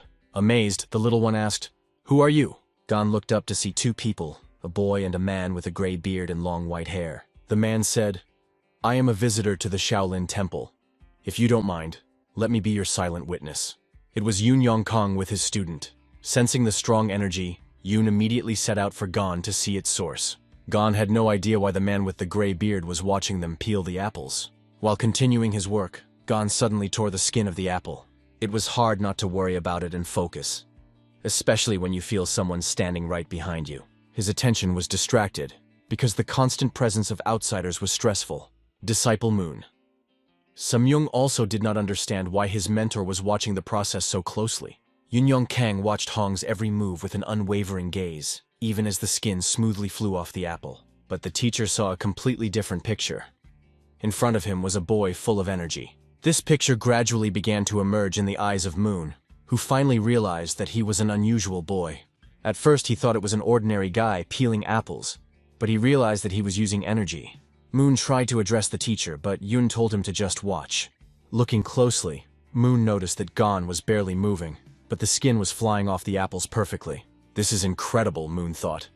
He's only 15, but it is hard to believe that he has such skills at such a young age. Even an ordinary wooden knife in his hands turned into a tool of art. Finishing another apple, Gon smiled, satisfied with his work. Yun Yongkang was amazed. He could never have imagined that someone from Shaolin would be able to wield energy so elegantly even during normal work. In Hwasan, Yoon was considered a genius, but even in his teenage years, he was unable to achieve such dexterity. Now he understood why many people were afraid of Shaolin. At this point, Yoon decided to turn to Gon and ask why he wasn't wearing the temple uniform. "Does that mean you're being taught somewhere else?" he added. Gon's answer surprised him. "No, I just live nearby for reasons." Yoon was amazed that such a talent had not yet been noticed in Shaolin. "I took one student that everyone wanted, and if I take another one, there might be problems," Yoon thought. But at the same time, he admitted that the more talented people, the better. After that, he decided to take action. "Just watching is boring. Give me an apple," he asked, and Gon immediately handed him one. The little one looked at it, not understanding what was happening. Yoon began to explain that there are differences between people and apples, and that's why it's better to use a special knife to peel the fruit. However, suddenly he raised the apple in his hand and peeled it in one movement, without a knife. How did he do it with his bare hands? It impressed everyone present. Even Moon, who was rarely at a loss for words, fell silent at this moment, unable to believe his eyes. Moon could clearly see the difference between his teacher and Gon now. The movements of the boy peeling apples caused strange sensations. Only the tips of Gon's fingers and wrists barely moved. His body hardly moved, but he peeled the apple efficiently and skillfully. If he has such powers and decides to use them against me, Moon thought. He realized that there was no way he could block such a blow. After that, Moon took the apple in his hand, watching it carefully. Moon really wanted to learn how to peel apples just as skillfully. But looking at Yoon, he knew that it was difficult, and he would hardly be able to repeat these movements at such an incredible speed. Suddenly, the little boy turned and saw someone running towards them. It was a messenger who ran almost out of breath to ask which of them was Gon, and to tell him that the head was looking for him. Gon stood up and calmly replied, "It's me." He realized that the mentor was now with the head, and decided to say goodbye to Yoon and his student. The last thing Yoon said to him was, "If you get a chance, be sure to visit us in Hwasan." Gon smiled. "Okay. If I decide to come, you'll definitely have to show me how to properly peel apples. After that, Gon turned and ran in the other direction. He ran fast, but so funny that Yoon and Moon couldn't help but smile. Yoon was left thoughtful. He would have immediately accepted Gong as his disciple, but the boy is now in Shaolin, and it will not be possible to take him so easily. On top of that, there's Hong-Oh, and that complicates things. Thinking of Hong-Oh's old face, Yun speculated, does the old man already know about this young talent? He even imagined what Hong-Oh's reaction would be, and it made him smile. After a while, Yoon and Moon were alone, and the teacher asked, isn't that intriguing? Moon was honest with the master and admitted, it's actually really scary. He imagined a possible sword fight with Gon, and admitted that he wasn't sure if he could handle him.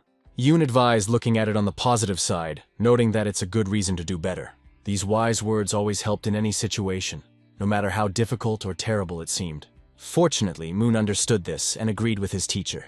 Yoon realized that from this moment on, his student gained new inspiration for development. However, he also felt that his own interest in Gon might look a little shy in front of the student. At the same time, Yoon mused that Hong-Oh probably already had a really talented student. But he had high hopes for Moon, hoping that one day he would be able to overcome all obstacles. Meanwhile, Gon, almost losing his slippers, ran to his mentor. In the room, the head was sitting next to Hong-Oh, and across from them was Mok. Gon sat opposite, and everyone present looked at him in silence. At that moment, Gon understood the tension of the situation and the importance of this meeting. At that moment, there was a loud bang on the table. It was Hong-Oh who yelled at Mok, proving that he couldn't escape responsibility. You can't just give up on being a Shaolin disciple. You have no choice but to obey. He directly asked Mok if it was because of him that he did not want to take students, and what his true intentions were. Hong-Oh added sharply, you can neither accept him nor leave him alone. The chief and Gon sat in silence, listening to their heated argument. But Hong-Oh went further, stating that Master Kam Sung had invited Hong to Hwasun. If nothing is done, he will take the boy to himself. This news surprised Mok even more. He turned to Gon and asked again, is that true? Is your teacher really telling the truth? Confused, Gong replies that he didn't know it was Kam Sung because he only said to give Yoon's name when he came to Hwasun.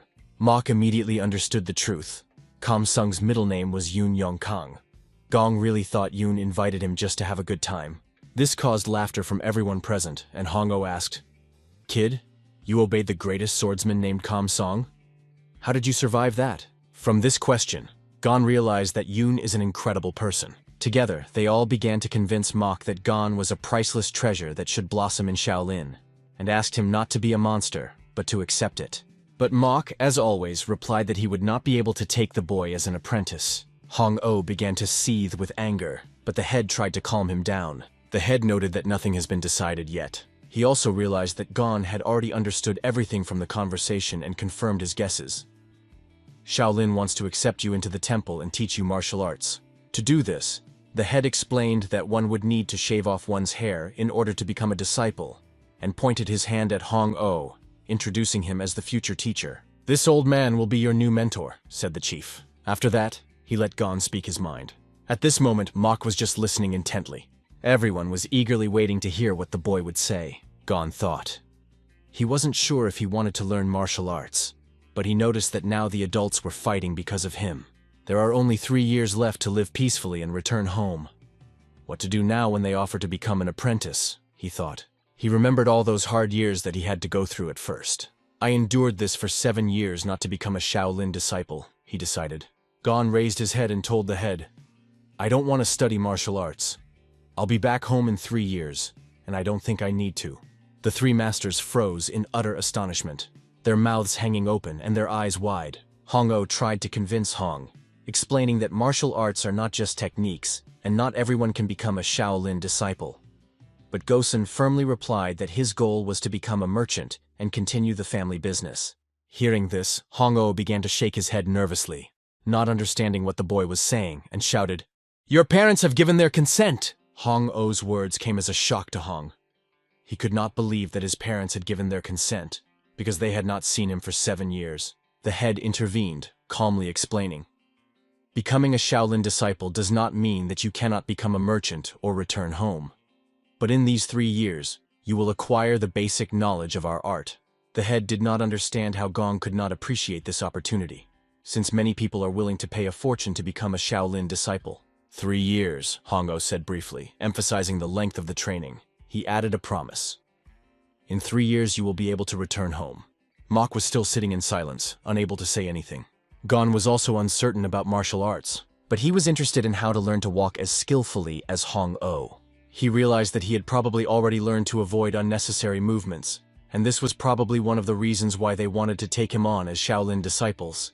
Besides, he thought that he might be praised at home if he mastered martial arts. These thoughts made him rise from his chair. Placing his hands on the table, Gon said clearly and loudly, "I agree to study martial arts, but only if the study doesn't make me constantly hungry." A wide smile appeared on Hong-Oh's face. "Smart boy," he exclaimed. But he immediately turned to Mok, shouting at him, "How long did you starve the child for him to say such a thing? Shaolin has always fought against poverty, but that doesn't mean children have to suffer from hunger," he added indignantly. Mok wanted to say something, but Hong-Oh wouldn't let him say a word. He turned to Gon, assuring him, "Don't worry. As long as I'm your mentor, you'll eat as much as you want." Quan tried to justify himself by explaining that he didn't starve Gon on purpose, and it had a purpose. But Hong-Oh was no longer listening. The conversation was over. Gon noticed the emotion of Mok, who was filled with confusion. It was strange to see the mentor in such embarrassment. At this moment, Gon thought that the idea of becoming a Shaolin disciple might not be such a bad idea. Today was a difficult day to understand, but they came to a solution. The head explained that Gong would not only be a monk, but also a warrior who would protect Shaolin by becoming part of the Munpa. As Mocha's older brother, the head decided to clarify the situation. "This is not your older brother's decision, it is my decision. Please follow the instructions." Mok realized that there was nothing more he could do, and saw Hong-Oh's new student. Hong-Oh's face seemed to have written, "I am the happiest." Mok just stared at him and wondered how Gon would handle the new challenges. He sincerely hoped that the boy would not become a victim, as it once happened to him. At the same time, there was excitement at home at Gon's parents' house. They could not believe that their son had become a Shaolin disciple. The father proudly told his mother that their son would study the best martial arts. However, the mother was worried, noting that, according to rumors, the training was very difficult, and worried. What if he gets hurt? Yes, it's difficult, but this is Shaolin. If Gon perseveres and proves himself, we will be under the protection of the temple, the man reassured his wife. He asked her not to worry and to trust their decision. After learning about his son's acceptance into Shaolin, the man made a generous donation to the temple so that Gong would be treated well there. After these words and explanations, the woman felt peace in her soul. It was an important step for the father, because he did it for his son and could not save on his future. However, the woman was still interested in how this correlated with the prediction. The man explained, "If the temple accepted him, it means he won't have any problems." At the same time, the woman thought that the temple might be in trouble because of their family.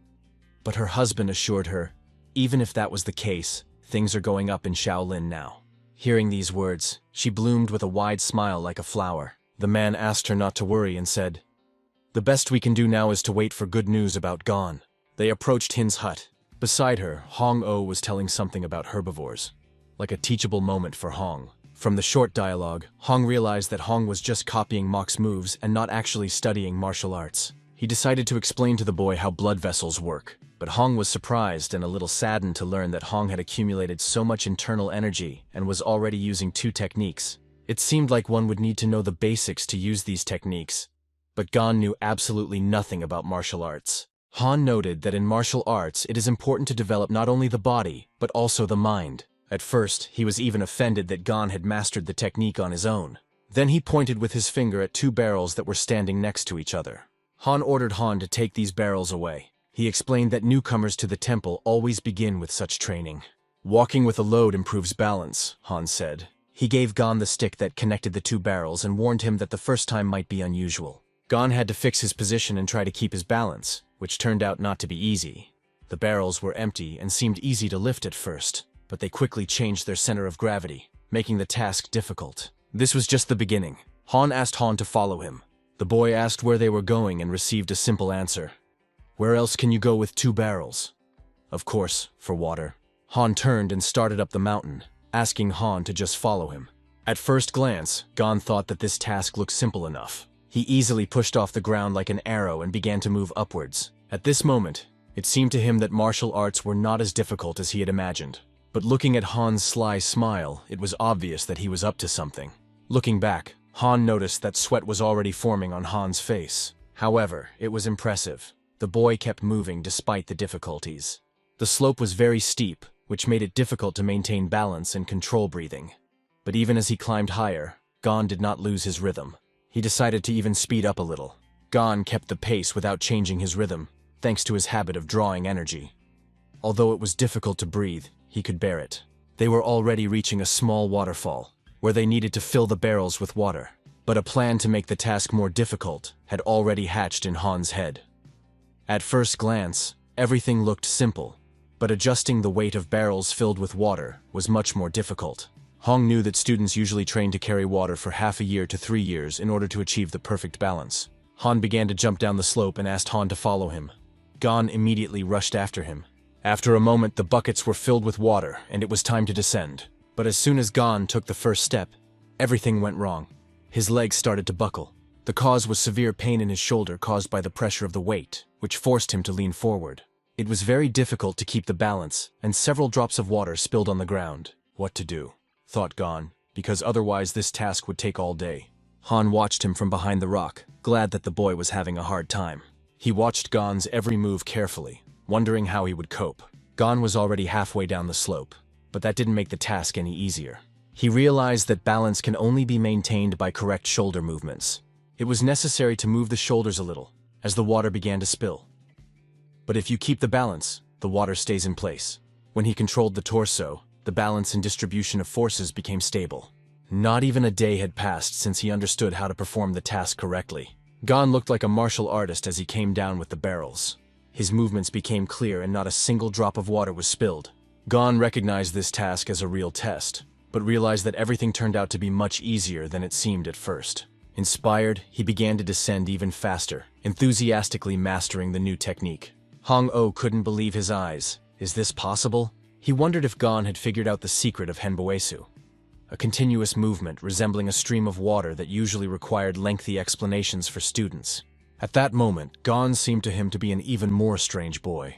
Han began to suspect that the boy had some kind of special connection with the inner energy. Back at the house, the master decided to test Gon's energy. He made the boy sit still and concentrate. Gon agreed, and then Gon put his hands on his back. If he can control his energy, he can release it for me to feel, Hong thought. Judging by his movements, the internal energy must be at its peak. But when Hong began to do so, he was shocked. The energy he expected to see dissolved in an instant. Han couldn't understand what was happening and even got scared. Does Gon absorb other people's energy and make it his own? Is this the case with Gypsumagon? He thought. Hong soon went to Mok to tell him what had just happened. He explained how Gon was able to carry the water barrels, even though he doesn't know how to control his power. Han suggested that Han has a gift that surpasses the strength of others. At this point, Mok revealed that Gon had actually been practicing the Kanchentongal technique for over 7 years. Hearing this, Han just laughed. He assumed that the boy was just imitating Mok all this time. But Mok explained that Gon is not trained in this technique, but continues to learn anyway. That means he has Shimsenjong, he added. The translation of this term is, when the mind is focused, and the chi energy naturally follows. Mok also noted that even if Gon is not aware of his power, it still moves within his body. After hearing this, Hong finally understood the answers to all his questions. He laughed out loud. Then he added, he was around all this time and I didn't even notice it. Hong meant that Shaolin, being closely related to the Buddha, was under his protection. There is no cause for alarm, he said. The Buddha himself sent us this boy. This meant that there was no need to force Han to learn large amounts of knowledge, and the thought caused Han another loud laugh. However, Mok, as usual, did not laugh, remaining serious. After a while, Hong stood next to Gon and showed him the moves, explaining each one in detail. He said, the true foundation of martial arts is the infinite depth into which the soul sinks completely, without residue.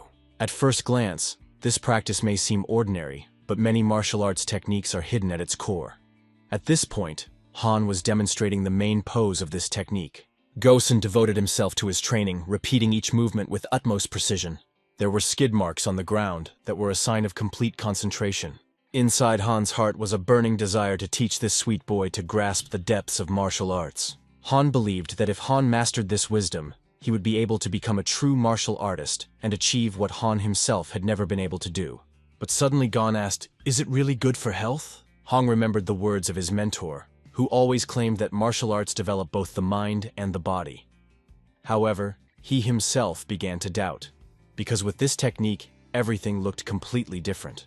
Hong wondered, is it really possible to train both mind and body at the same time without causing harm? He knew that Muryansk's technique was dangerous and complicated. If used incorrectly, it can distort chi energy and harm health. Gon himself faced dangerous consequences more than once. To find out if Gon felt something similar, Hong asked him what he felt and asked him to elaborate. Gon thought for a moment and replied, I thought the mentor was trying to hit someone in front of him. That's right, agreed Han. Martial arts were originally created for protection. He told a story from his own family. When they needed to cross a dangerous mountain, they always hired a warrior for protection. From this dialogue, Hong realized that Hong's perception of the world was very different from the usual one. He explained to the boy, you can learn martial arts without striking, but it's important to have someone around to learn, even if you're working alone. However, it was clear from his eyes that Muryansk's technique seemed confusing and incomprehensible to him. Han pointed out that to master just one posture, one needs to learn at least 6 of the 12 sutras. He immediately came up with a solution. So that martial arts do not seem too complicated to Gon, it is better to learn them gradually. Gon gratefully jumped off the rock and thanked Han for the advice. The next day, Gon walked through the forest, reading sutras and realizing that martial arts were not as easy as they seemed. However, observing Elder Yun, it seemed to him that it was easy. In Hong's hand was a book called The Great Book of Acupuncture, which contained knowledge about chi energy. He read the book as fast as he walked through the forest, but he suddenly stopped, seeing something strange. Gong began to look around, sensing Chi's unusual energy for the first time. He had a question. Where did she come from? He stared intently into the distance between the trees, noticing how the concentration of energy became more and more noticeable. Gon made his way through the branches, trying to reach the energy source. At one point, his eyes widened in surprise. A huge tree appeared in front of him, which was impressive with its scale. He immediately felt that the energy was coming from him and ran to the tree. Approaching closer, Gon saw that many flowers and mushrooms were growing near the roots of the tree, which thickly covered the ground. He placed his hand on the tree and immediately felt it absorb several times more energy than he himself normally felt. It was necessary for him to take a deep breath, as the feeling of hunger disappeared in an instant. A light breeze blew the leaves of the tree, creating a feeling of peace and harmony. A whole week has passed. Hong sat in the lotus position in front of his new mentor, Hong O. Hong looked at him intently and couldn't understand why Hong had not mastered energy control in all this time. Gon himself also didn't understand why he could control energy during training with Quen Mok. But now he couldn't do anything. Han suggested that the energy flowed like an invisible stream, and Han was unable to control it. It seems that the standard methods are powerless here, he thought. Han decided to explain another way of learning to Han. Today I'm going to show you a different approach. Footwork plays a key role. It gives you an advantage over your opponent. It's not that difficult, you just have to do it right, he said. Han demonstrated the movements of a technique called Nahanbo.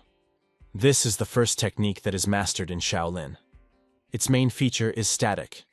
It seems as if a person is standing still, but in fact he is moving. The mentor's words that footwork helps to avoid the opponent's attacks only motivated Gon to train more. But while practicing, Gong felt a strange inner sense of energy and began to doubt. Is this technique really useful? He thought that he should try not 23 steps, but 28, and immediately began to experiment. Gon soon realized that he could take even more steps. However, it was not easy. He realized that 10 additional steps would be a real test. With a smile on his face, he didn't understand why, if it was so simple, he hadn't been taught it right away. 3 months passed, and an important conversation took place in the office of the Shaolin head. Mok came there, who was indignant. He accused Master Hong of teaching Hong the martial arts of other schools. The head was surprised and couldn't believe it, because he himself asked not to teach Gon the combat techniques of other schools. He assumed that Mok had mixed something up, but Mok insisted that he had seen it with his own eyes. Han is using techniques that are in the Konlunpa and Kondopa schools. These classes can hurt him, cried Mok in despair. The head asked Mok, is it possible for Gon to master these techniques in 3 months?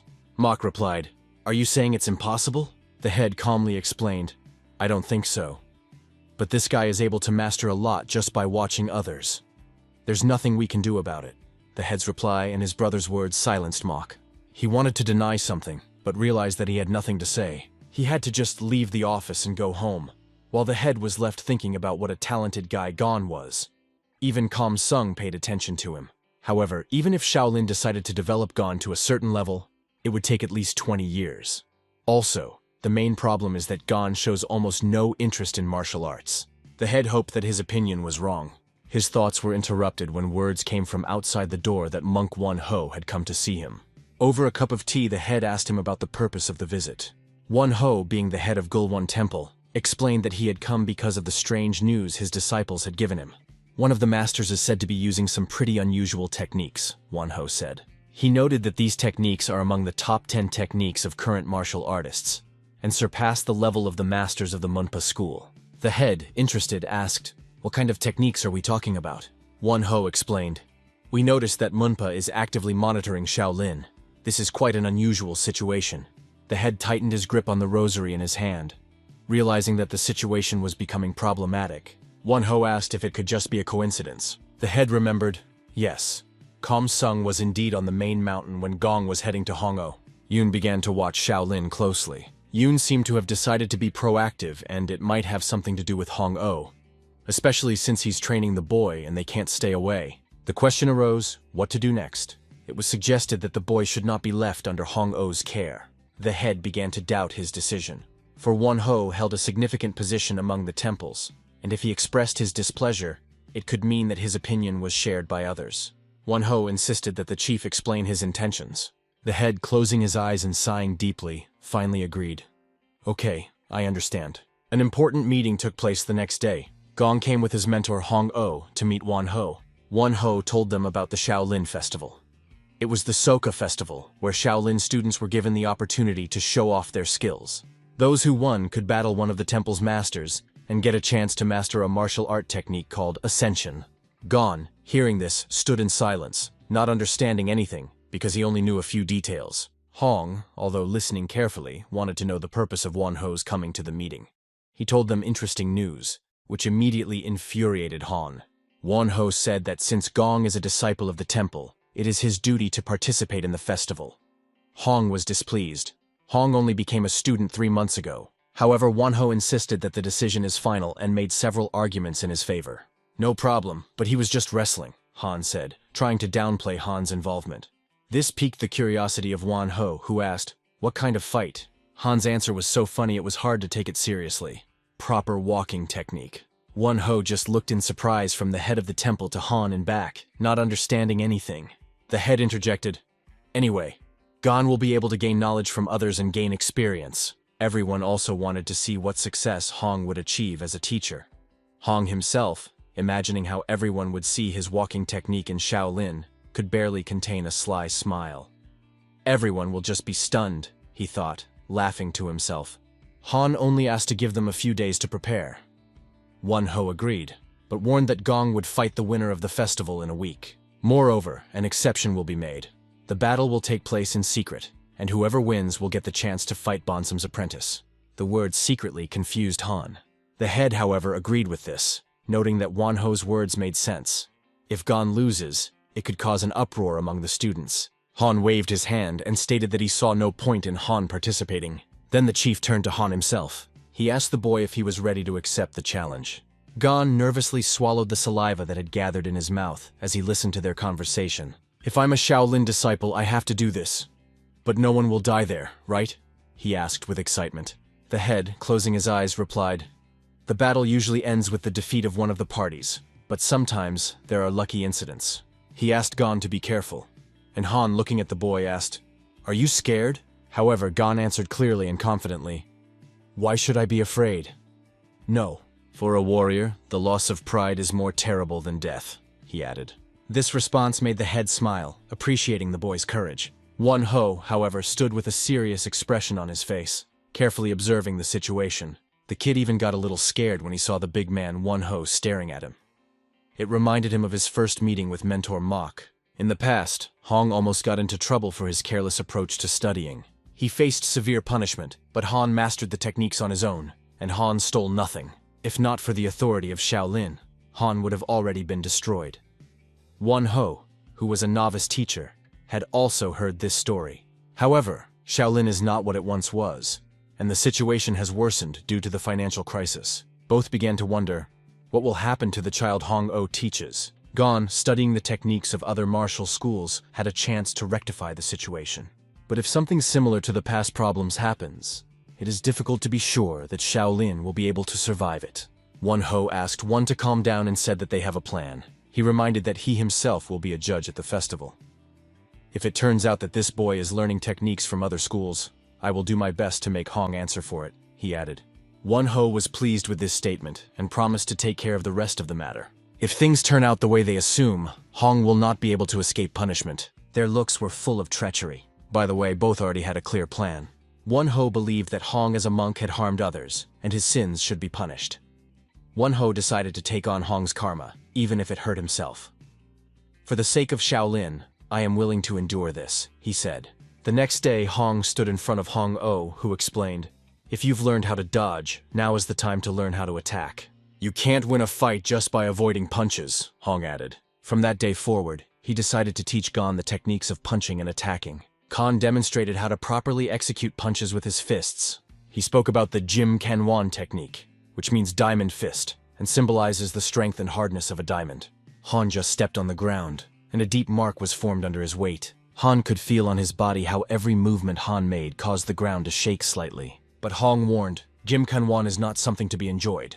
The secret of this technique lies in the powerful spirit of Mount Tai, which must be felt with the whole body. Imagine that your body has become a diamond, he said. Mount Tai is looking at you right now, Han added, sharpening Han's concentration. Afterward, Han said, "Let's start with the basics." They immediately started training. Gon quickly realized how difficult it was. In addition to the movements, it was also necessary to shout at the top of my lungs, which turned out to be extremely difficult. Gon had to comply with all the demands, although he no longer understood why he agreed to it. A few hours later, he sat exhausted and gasping. However, in Hong's eyes, Gon did a good job with the footwork. But why does he not master the technique of attack so easily? Hong quickly realized that Gon did not know how to use his power properly. It will take a long time to think about how to teach him this, he thought. Brushing his beard, Hong recalled how he taught himself footwork just by watching others, and he was good at everything. He assumed that it was difficult for Gon to do what was shown, so he asked him to do it his way. But Hong warned, "Remember that every movement has a meaning. If you don't scream and stomp on the ground with force, it will all be for naught."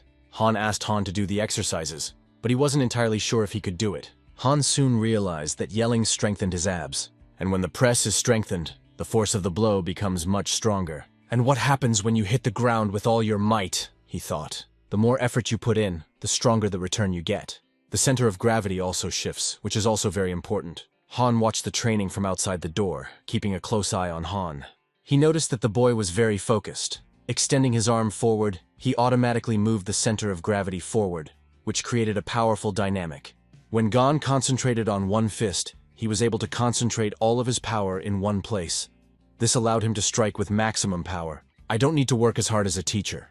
The main thing is to gather all the strength into a fist, Gon thought. Soon he realized all this, and decided that now he will train in this way. Meanwhile, it was already getting dark on the street. Han accidentally dozed off and only now went out into the yard.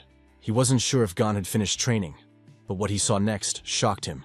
There were clear and even circles on the ground that Gon had carved out with his training.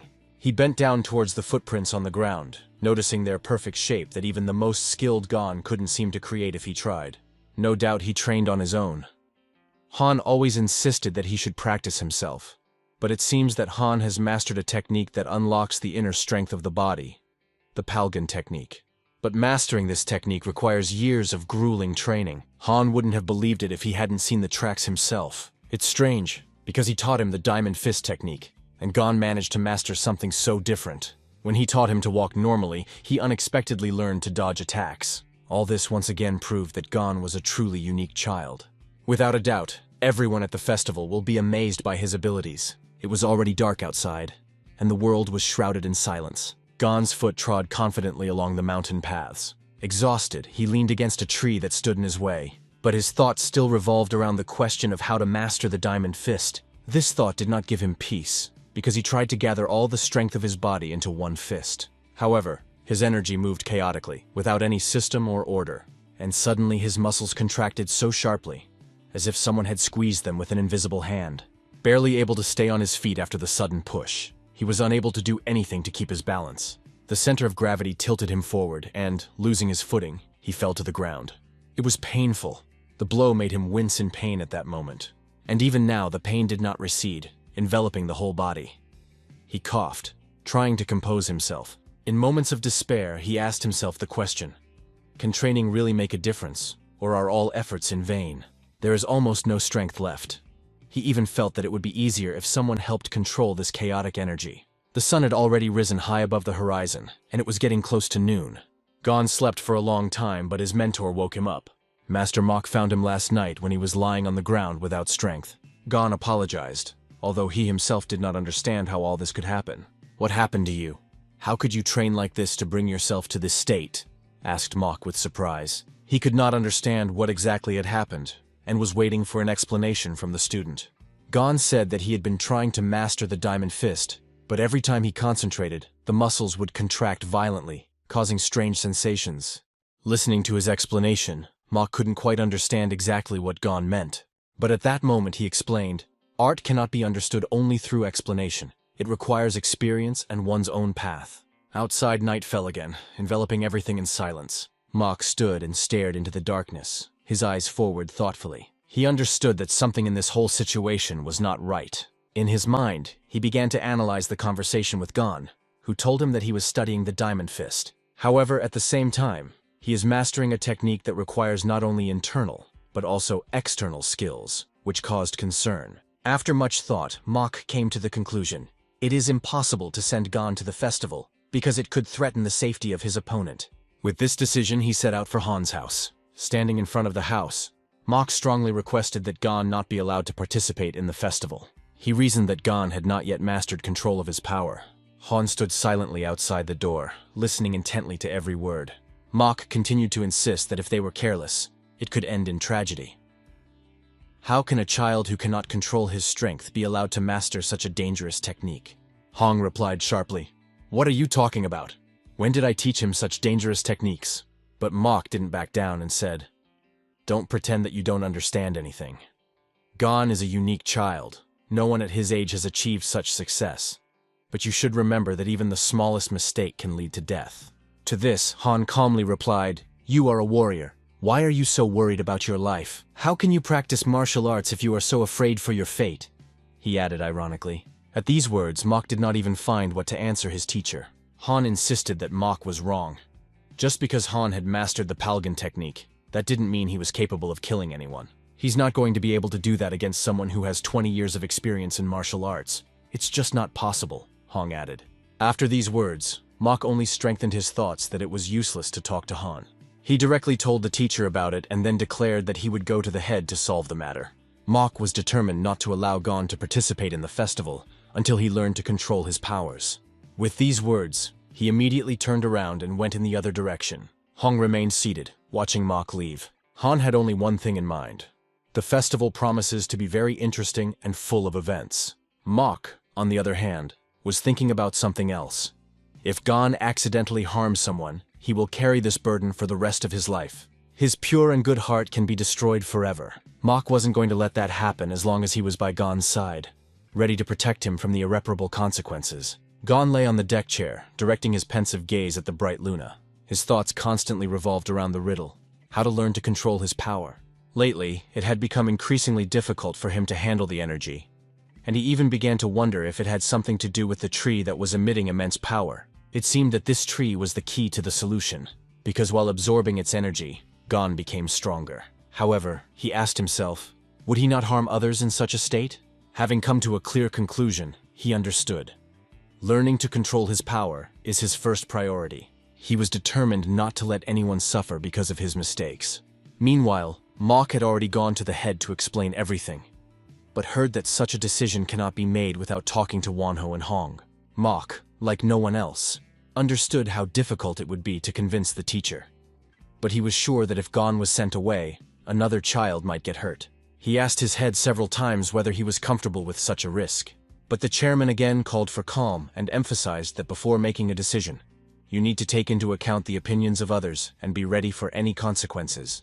Moreover, the chairman suggested giving Gosen a special pill to reduce the risk. He tried to calm Mok down by reminding him that Han is being trained by Han himself.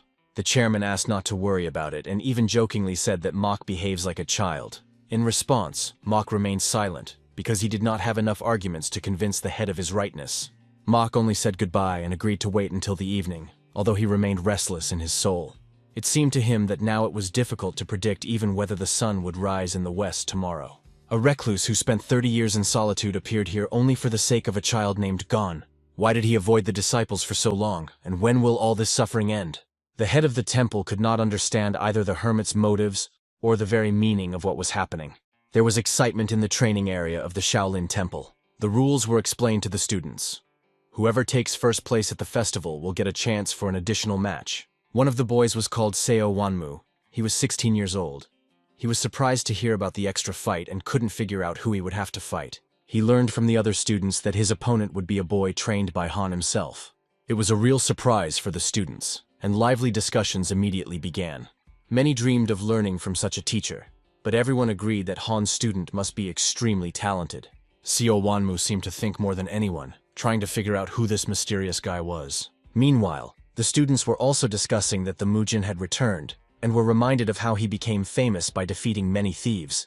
The two teenagers who were also talking about this argued, one dreaming of meeting the Mujin, but the other quickly calmed him down by reminding him that Seo Wanmu was the strongest among them. However, even Seo Wanmu, he said, would face considerable difficulties in a battle with a Mujin. As the boys discussed this, Seo stood nearby and heard their every word. There were many discussions between the students, and mostly they were about martial arts. But the boys always had plenty of topics to talk about. The most interesting thing for Seo Wanmu was that his future rival at the festival is a guy from the Jin family. After hearing this, he approached the other students and loudly declared that he would destroy this guy. He asked them not to worry, promising to win all the fights in the festival, including the extra one. He contemptuously called the rest simply participants who came here for a tick. His words made a strong impression on the students, and they all fell silent. But then Seo invited everyone to follow him, raising even more questions. No one understood why he was so angry, but the gist was obvious. His father was the chief merchant of Anhui province, which meant that the Jin family were their main rivals. For Seo Wanmu, this festival was no longer just a competition. It became a fight for the honor of the family. He clenched his fist at the thought, remembering how he moved to Shaolin 5 years ago, leaving everything behind. There was no room for defeat here for him. He had to defeat and destroy this guy from the Jin family. Meanwhile, this boy, Zhang Gong, trained diligently, putting all his energy into each exercise. Under Han's guidance, he meditated, honed his techniques, and focused on self-control. Seo Wanmu didn't waste any time either.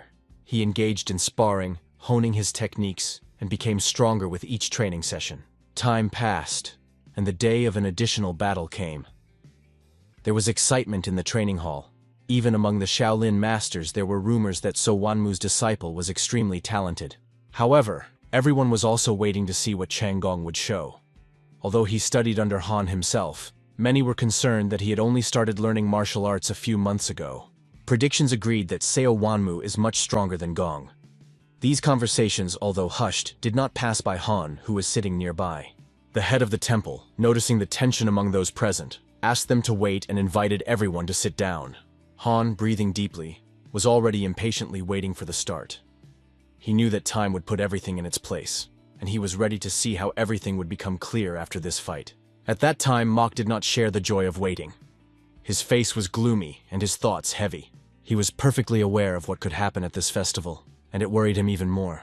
And then came the moment when Gong and his opponent, Seo Wanmu, entered the arena together to fight. They were accompanied by a monk who was supposed to act as the judge of this match. But their views were radically different. Gong's was indecisive and a little confused, as if he still did not realize where he was.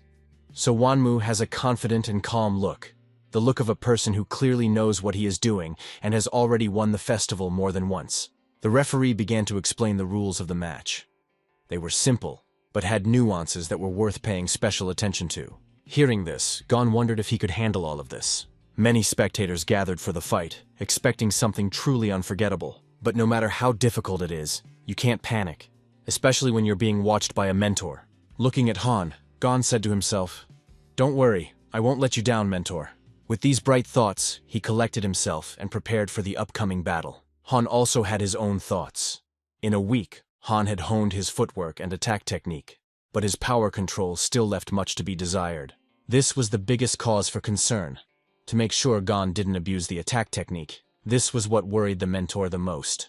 At this moment, the judge announced the start of an additional fight of the festival. So far, Gong and Seo Wanmu have only been assessing each other with their eyes.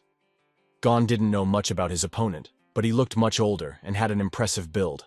"I'm Seo Wanmu, let's try," he suggested. But in his mind he saw not just a rival, but a son of the Jin family. Gon scratched the back of his head, smiled vaguely, and said his name, adding with a hint of irony, "Good luck to us." The battle began and Seo Wanmu made the first move. He started from the rack and offered an active attack. However, he immediately noticed something strange about Gon, which surprised him. Seo Wanmu noticed that Gong was standing still, not even trying to attack.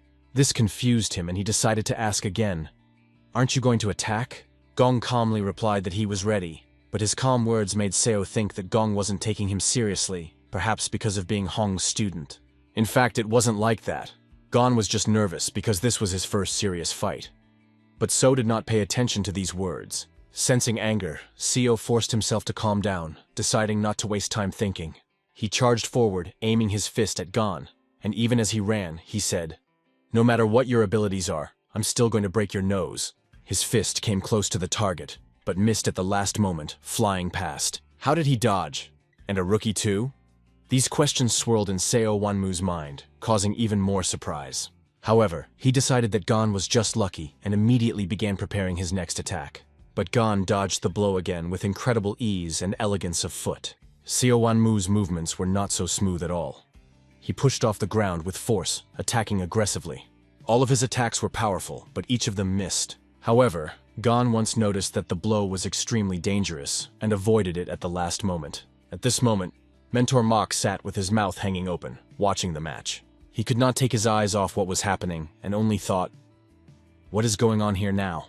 Mok couldn't understand how Gon was able to dodge punches with such ease. The high-ranking monks also noticed that Gon had excellent control over his body. One of the masters leaned over to Hong-Oh and quietly said that with skills like this, Gon might not even lose to Bonsan's apprentice, asking when exactly he had mastered them. Han replied that these are not new techniques, but reinterpreted old ones. He explained that Gosen created them himself, and his job was just to show the basics.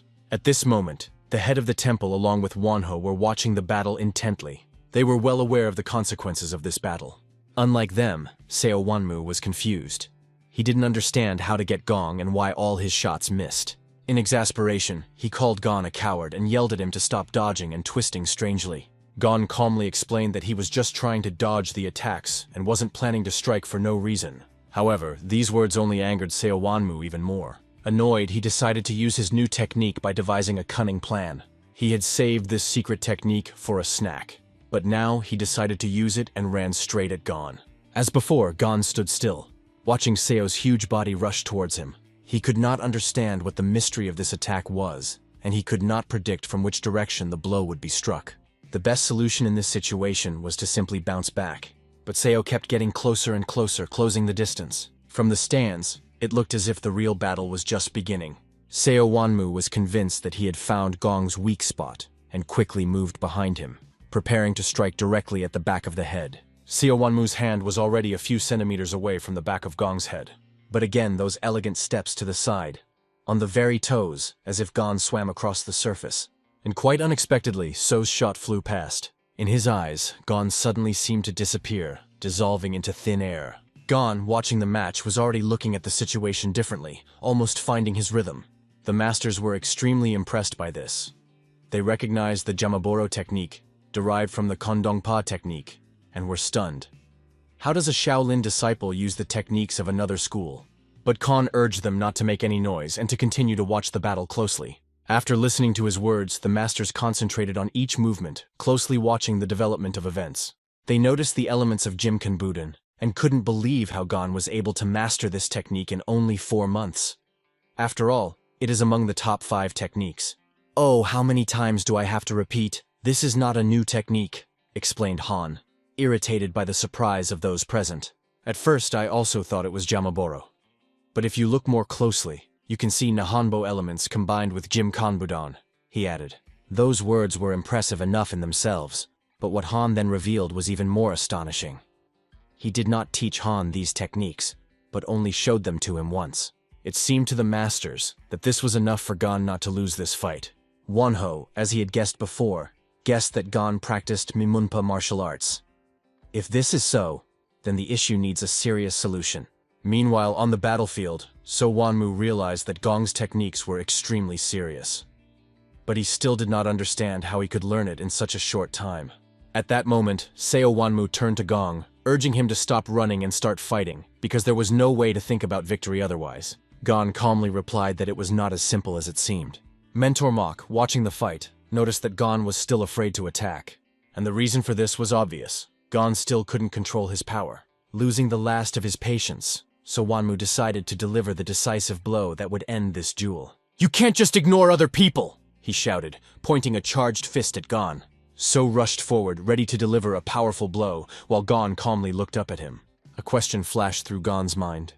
What do I do next? This isn't over if I just dodge. The decision came instantly. Gon decided to act. He grabbed Seo's hand right at the impact and broke it. The movement was so precise that within a second, So was confused in his own hands and did not understand what was happening. At that moment, it dawned on him that Gon had not only dodged the attack, but received it, expertly grabbing his hand. Realizing this, Seo began to wave his hands, but only made himself look like a complete idiot. Meanwhile, Gon scratched the back of his head and said with a laugh, "I didn't understand how it happened." Enraged, Seo decided that he wasn't going to let Gon laugh anymore, and became even more furious. He charged with new words, trying to land another blow, but Gon continued to dodge. If it could be called a skill at all, Gon himself didn't fully understand how he managed to dodge, but it looked surprisingly effective. In fact, Gon himself didn't understand how it was happening. But somehow, he managed to avoid the attacks time and time again. He again intercepted the blows, grabbing the arm and tying the opponent on his own movements. To Master Mok, it all seemed so strange, as if Gon was just making the bed. The masters in the head were amazed by what they saw. And when Hong explained that the technique that Hong uses is usually used when carrying water, they were completely confused. Everyone recognized Gon's abilities, but his fighting style seemed strange. There were even discussions that he needed to learn to respect his opponent. Hong tried to explain that Hong was not disrespecting Seo Wanmu. Otherwise, he would have won long ago. He also urged Gon not to worry and to just keep going.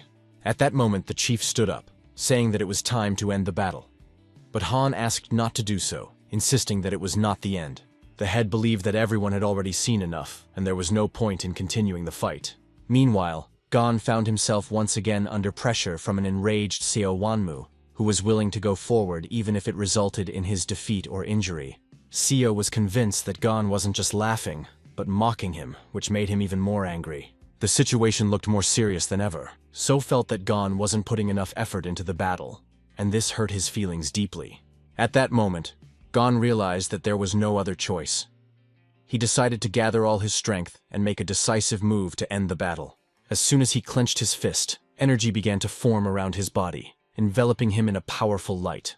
Master Mok, realizing what was about to happen, began to shout loudly, trying to stop the fight. The head of the temple also joined in, shouting that it must be stopped immediately. Wonho joined them with a determined shout, "Stop!" The referee, realizing the seriousness of the situation, realized that this was the moment when the fight should be stopped immediately. The referee ran to try to stop Gon because he realized that he was going to use a forbidden technique. The most interesting part was that the referee was the teacher of Gon's opponent, and he couldn't just stand by and watch. But even his attempt to intercept the situation did not work. Gon managed to evade this maneuver. The judge decided that it was necessary to immediately grab the boy to stop him. Gon did not understand at all why the judge was acting like this, and what exactly he was trying to do. He saw two fingers flying towards him and couldn't figure out how to avoid the blow. The moment the master touched his body, Gon felt something inexplicable. He couldn't move anymore. Did he block my inner energy? Thought Gon. The judge, meanwhile, yelled at Gon not to blame him and explained that blocking chakra was a last resort to avoid disaster. But even though Gon's energy was uncontrollable, he felt something incredible that could not be stopped. Even Gon's clothes began to fly apart, disintegrating into small pieces. Small scraps of cloth swirled around him, creating a chaotic vortex. Hong Oh and Mok, being on opposite sides of the arena, rushed towards Hong at the same time, trying to help their student. They urged the judge to shut up as he began to make excuses that he just wanted to block the chakras to avoid danger. But Gon's energy, which was unable to escape, caused damage to his body, causing alarm in everyone present. Everyone hoped that Gon's internal organs were not seriously damaged. Those present could not find words looking at what happened. The head of the temple, realizing the seriousness of the situation, only sighed and pronounced, Amitabha. Some time passed, and the street was already dark. Gon was taken to a special room to have needles placed at the right points on his body. Although his organs were intact, his body was completely drained of energy. Mok was talking to the doctor, trying to figure out how it was that all of Gon's energy was gone. The doctor explained that it was the result of damage to the blood vessels and chakras, and it was the first time he had seen something like this in 30 years. Mok wanted to know more details, hoping for some solution. The doctor explained that Gon looked normal on the outside, but his body wasn't functioning properly. Even if he recovers, returning to martial arts in the future will be extremely difficult. This bitter truth shocked Mok, who understood how much it would change Gon's life. The doctor also added that Gon should avoid such situations in the future, as his body is very vulnerable. Meanwhile, Han discussed the situation with the other masters. They already knew about Gon's poor condition and were concerned. The masters also learned that this guy had a rare ability to absorb energy. Speculating, they believed that Gon could have learned this through his greed, and that Han may have started teaching him when he couldn't even walk. The masters understood that they could not ignore the situation. They decided to deal with Han and others involved. Wonho stood outside the door, listening to the conversation in which Hong explained that everything that happened was the fault of two people, Wonho and the judge himself. He accused them of the fact that they should not have interfered in the course of the match. They could not answer Khan, although it was obvious. Now they were in serious trouble. In any case, Hong tried to prove his point, saying that Hong has a great future that cannot be destroyed by one mistake. However, the head had his own point of view, which he tried to express. However, before he could finish his thought, the door opened. Mok entered the room and told everyone the doctor's words. Gon's inner energy had disappeared. The news shocked everyone in the room. Hongo in particular couldn't believe what he was hearing, but Mok reassured him by pointing out that Hong would be able to live a normal, peaceful life. Han began to fuss, asking the head to take immediate action to help Han. But the head urged everyone to calm down, stressing that now it is important to think about the well-being of the child. "What are you saying? Are you really going to lose such a talent to Shaolin?" Han shouted indignantly. To these words, Wonho replied that they had recently received a report that there had been an operation in Una. "Usually they start acting only when someone violates the prohibitions," he added, hinting at the possible consequences of what happened. Han couldn't understand what all this had to do with Han and why the matter had become so important. Annoyed by Hong's reaction, Wonho explained, "It's very important. Now they'll be keeping an eye on Shaolin. And they're not just ordinary people. They're jealous after losing their fighting skills." He asked everyone to think carefully about whether they had done the right thing and what the consequences might be. What will they say when they see Gon studying martial arts? They won't leave Shaolin alone, Wonho emphasized. This conversation was also heard by Mok, who carefully followed every word. Han, in turn, also drew certain conclusions from what he heard. He began to ask himself, is the only way out is to leave this boy and stop his education? Doubts crept into his soul. Han immediately began to convince those present that one should not abandon a child just because of fear of what others think. This was not normal, and he wanted to hear the final word from the head. The head, finding himself in such a difficult situation, thought for a long time, not knowing what to say. Finally, he admitted that Yoon's situation was very serious and might have another reason.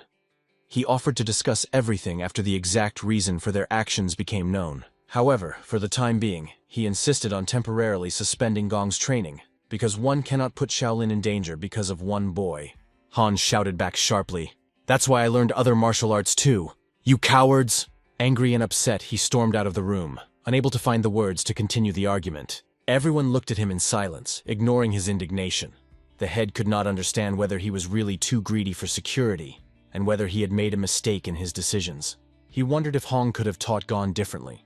But one thing was clear, Han would not give up on his idea. Because of this, the head decided to become stronger himself, so that Shaolin could withstand all the trials that lay ahead. He promised himself that no more people like Gon would suffer in his temple. 3 days have passed.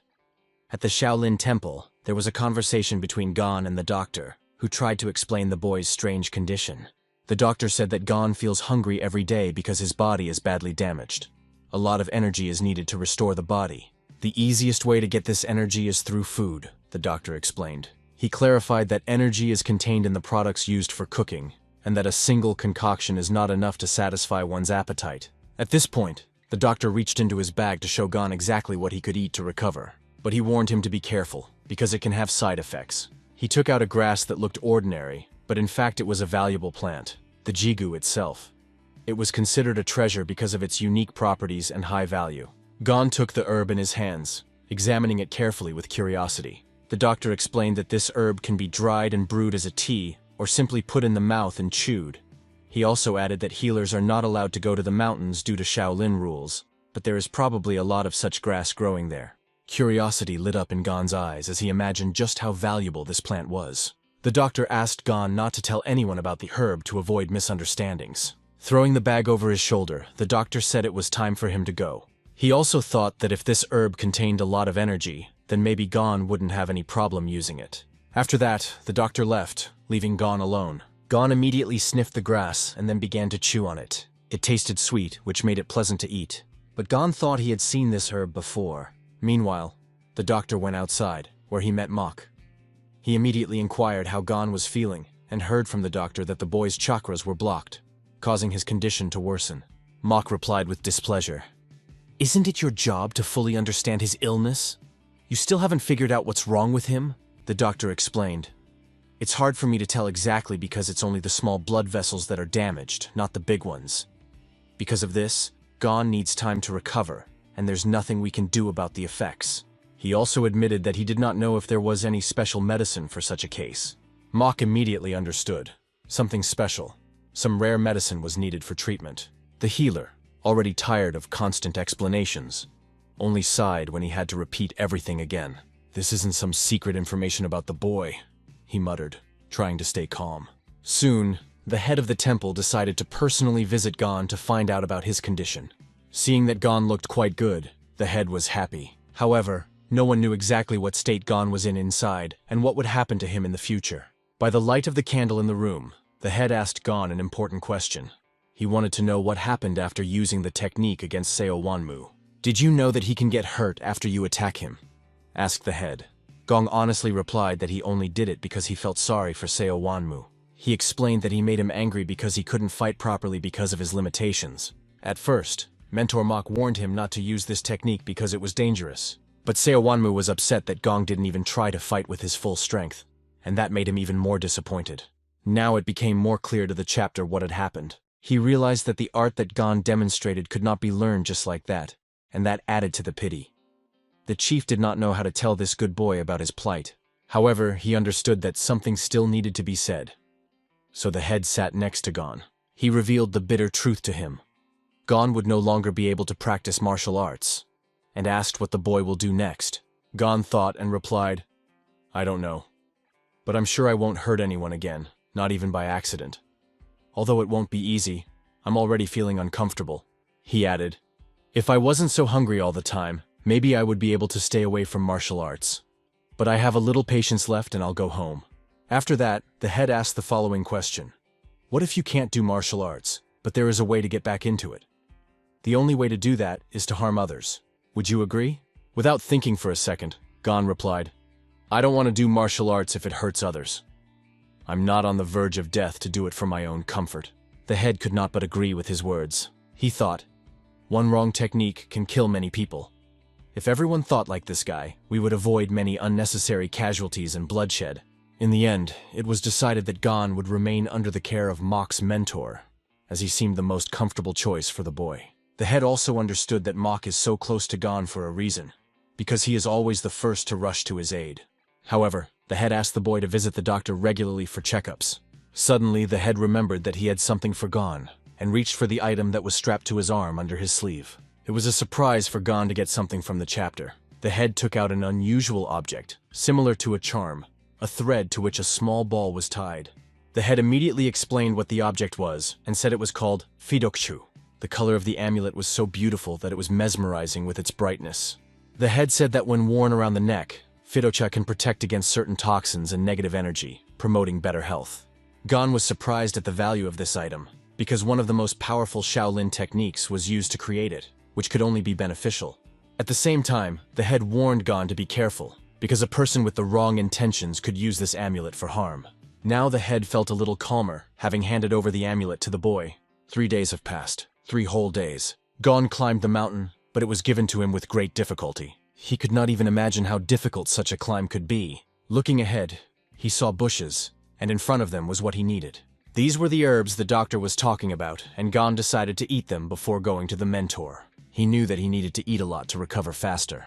When he got closer, he saw that there were many of these herbs growing, and this pleased him. However, there were other plants around these herbs that made Gon wonder if they also had medicinal properties. But common sense prevailed. He decided to use only those herbs recommended by the doctor. Gon plucked one of the herbs and began to eat it, hoping for a quick improvement. Winter was about to set in, but Gon was still here in the mountains. He was with Mok, who noticed that the boy's face had become much healthier and took on a natural color. However, Mok also noticed something odd near the corner of Gon's mouth. It was a shade of green, obviously a residue from the herbs he was eating. Gon said that he ate the herb that his doctor recommended. It was already late, and they decided to go to bed to gather strength. Gon covered his head with a sheet, but secretly continued to chew these herbs under it. The grass turned out to be amazing. His body began to feel hot, and the heat gradually rose to his stomach. The next day, Gon found himself again near the tree, which became a kind of symbol of strength for him. Right under the tree, he suddenly began to take off his clothes, not understanding what was happening, because his body was burning with heat. The heat was so intense that his nose bled. It probably happened because he overdid it with the amount of grass. But despite his weakness, he found the strength to rise. Gon ran in search of water to quench the burning heat at least a little. Reaching the water, he tried to submerge, hoping to calm his body at least a little. At the same moment, Gon felt a slight chill run through his body and turned his attention to the flowers growing nearby. Of course, the idea of trying these flowers immediately occurred to him. He plucked one flower and brought it to his mouth. As he began to chew, he felt that the flower was quite tasty. His cheeks, which were still burning, began to take on their natural color, becoming less red. But this effect lasted only a second. Then something strange happened. He felt as if winter had arrived in his body. The heat began to slowly subside, giving way to cold. He liked the feeling, so he continued to eat the flowers as the cold helped to relieve the heat. But while eating, he had a strange feeling that it might harm his health. Despite this, he plucked more flowers and continued to eat. At one point, his body became as cold as a piece of ice. His eyes showed that he was completely unprepared for such a drastic effect. What kind of plants are these? He thought, trying to understand how they work. At first it was hot, now it is incredibly cold. In a panic, Gon ran back to the herbs he had been eating before, ate them and felt the heat again. Then he returned to the flowers, ate them, and again his body became cold. From such drastic changes, Gon was on the verge of madness, barely keeping control of himself. Tired and exhausted, Gon decided to lie down to get some rest from all these experiences. At that moment, he suddenly felt as if his body was being filled with energy, which was pouring through him, adding strength. Apparently, the healer was right. Gon had eaten a lot of healthy food, and it seemed that his body had indeed begun to recover. This brought a big smile to Gon's face. He felt better than before. What pleased him the most was that now he would finally be able to descend from the mountain. However, during the descent, he suddenly felt that his pants became somewhat uncomfortable, as if his body had changed. But despite this, he somehow made it down to where his mentor Mok was already waiting for him, who immediately asked Gon not to rush so quickly. The mentor looked at Gon carefully and didn't understand what had happened to his face. One side of Gon's face was bright red, as if burned, and the other side was blue, as if from the cold. It looked strange and disturbing. Mok immediately asked, "What happened to your face?" But, coming closer, he suddenly covered his nose with his hand, feeling a strong, unpleasant smell. He said through his palm, "Your face is red and blue at the same time, and when you breathe out, I can smell poison." To confirm this, Gon raised his hand to his face and exhaled to see if it was true. But when he himself felt this acrid smell, he absolutely did not understand what could have caused it and what was happening to his body. Gon tells how on the way to the mentor he saw a large elm and found medicinal herbs there, which he had already eaten. Quen Mok immediately realizes that this is the same place where the teacher grows poisonous plants. The man urgently tries to find out what kind of grass this idiot ate. Gon ate a grass with 3 petals. The boy learned about this herb from the doctor, who said that it is good for health. Hearing this, Quen Mok fell into a stupor. The man understands that this is a poisonous plant, and now, in addition to him, this young man will suffer. Quen Mok begins to think that the teacher is involved because you can't feed a child like that. But Gon assures that everything is fine with him, and after this herb he feels much better. He even has energy back. The clean-shaven man just froze when he heard about it. Soon, the man told that there are poisonous plants in that place, so from tomorrow, Gon should not climb that mountain. Still, the young man is happy that his energy has returned to him. Now that his body has recovered, a lot of work has to be done. Around the boy's neck hangs Fitukju, who gave him the head. It is because of this that the young man was not harmed by the poisonous grass. For proper use, you need to hold it in your mouth. This means that you cannot worry about the poison that the boy drank. The man is interested in why the head gave him this thing. It seems they want to train the child using poisonous herbs to absorb their power. As Quenmock thought, the head and teacher were up to something very mysterious. Are they serious about teaching a child to resist poison? Meanwhile, when the young man took this thing into his mouth, he seemed to like the taste. Quenmock was annoyed because he could not understand their plans. They say that for such an approach you will have to pay tenfold. And now that the power of the Shaolin Rock has become weaker, it is dangerous. It seems they want to teach Gon how to absorb poisons. Quenmock cannot let this happen. He sincerely hopes that Gon will not study martial arts. The black youth didn't know how to answer that, so he just kept silent. The boy is much more talented than others, but his abilities can attract those who want to take advantage of him. In order to answer, the boy spat the thing out of his mouth. Gon promised to study martial arts, but the man says he no longer has to keep his word. Some of the techniques the guy has are from another school, so people from that school might think something is wrong when they see it. After learning that he studied the techniques of another school, the boy is shocked. However, Gon managed to learn only Nahambo and Kim Kun Kwan. The young man does not understand how teacher Hong-Oh knows about the techniques of other schools. It is very difficult for the guy to understand this, so the man is going to tell everything from the very beginning. In the meantime, Quenmock will have to hide the boy in his house, under the pretext that he needs a full recovery. Meanwhile, another man notices that someone has entered his garden. He saw that this robber had taken his favorite herb. The gardener was so saddened by this thought that he did not have the strength to gather himself to think everything through. Hong-Oh was very angry with the one who dared to destroy his tea plantation and make such a mess here. Soon, he goes to Peck's house and complains that someone made a mess in his garden. He wants to find the culprit. It is very interesting. Who was able to deceive the teacher himself? Hong-Oh couldn't sit still. He urgently wanted help to catch the thief. Official Peck Quenchen would also like to leave, but he has too much work to do right now. The angry old man did not understand why the official had so many documents. Did something happen? He says that all the information about Yune is collected here. Hearing about this, the teacher became even more angry and began to grab these documents. Although the official cannot leave this place because he is very busy, the teacher continues to insist and asks because he has a request. Suddenly, an idea comes to his mind. He suggests sending a foreigner with the teachers. He has a friend with whom he corresponded, and now he is waiting for him in the living room. After retirement, he became bored and thought about having a child. But there are also rumors that someone secretly made their way into Shaolin. But Pekka says not to worry about it, because this is definitely not the right person. Moreover, Hong-Oh knows him too. He is from the Jaegel family. The man advises the teacher to return to his place for now, and he will ask this stranger to visit him. The old man returns to himself and says that he will wait for the guest. Thus, another day passed. Gon was busy training at that time. The boy was as focused as possible on his movements. Suddenly, he heard someone's voice and realized that someone had been watching him all this time. The old man quickly looked around to see who it was. He saw a stranger in front of him. It was a little girl with her hair in little buns, and she was standing there smiling.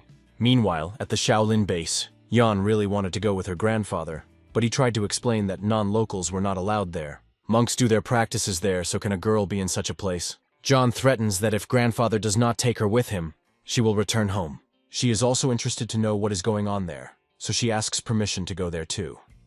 Despite the fact that she is already 13 years old, she still behaves like a child. The old man says that only disciple Hong-Oh is there, and there is nothing else to look at.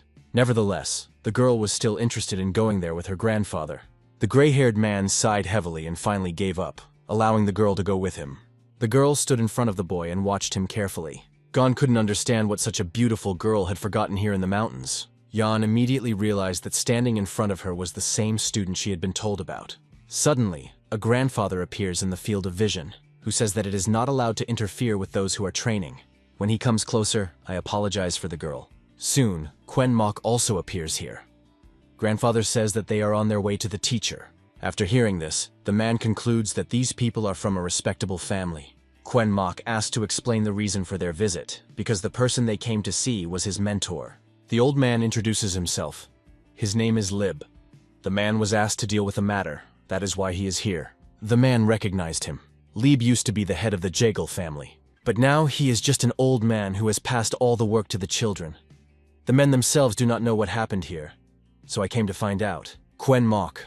I am puzzled. What could have happened so serious that such a respectable person would be called here? It is not so easy to get here, so he's going to host guests. Suddenly, the girl grabs her grandfather by the sleeve. Yeon says she wants to play with this boy, but Grandpa replies that the monk doesn't have time to play with her. Quen Mok says that it's not a monk at all, just a child he's raising, so it's okay. The shaved man says that all children want to play, so the boy will definitely not refuse. He pays attention to this beautiful and apparently intelligent girl, and notices that she is suitable for Gon. Gon is also from an ordinary family, so there may be a connection between us. The subordinate says that he will look after the young lady, so the grandfather cannot worry. Before leaving, Lib tells the girl to behave politely and not disturb anyone. John says that he will stay here for a while and then join them. She even says to take responsibility yourself. When the grandfather and the husband go away, the children get to know each other. Suddenly, the girl pays attention to the clothes of her new acquaintance. She directly asks, "Is there a boyfriend already?"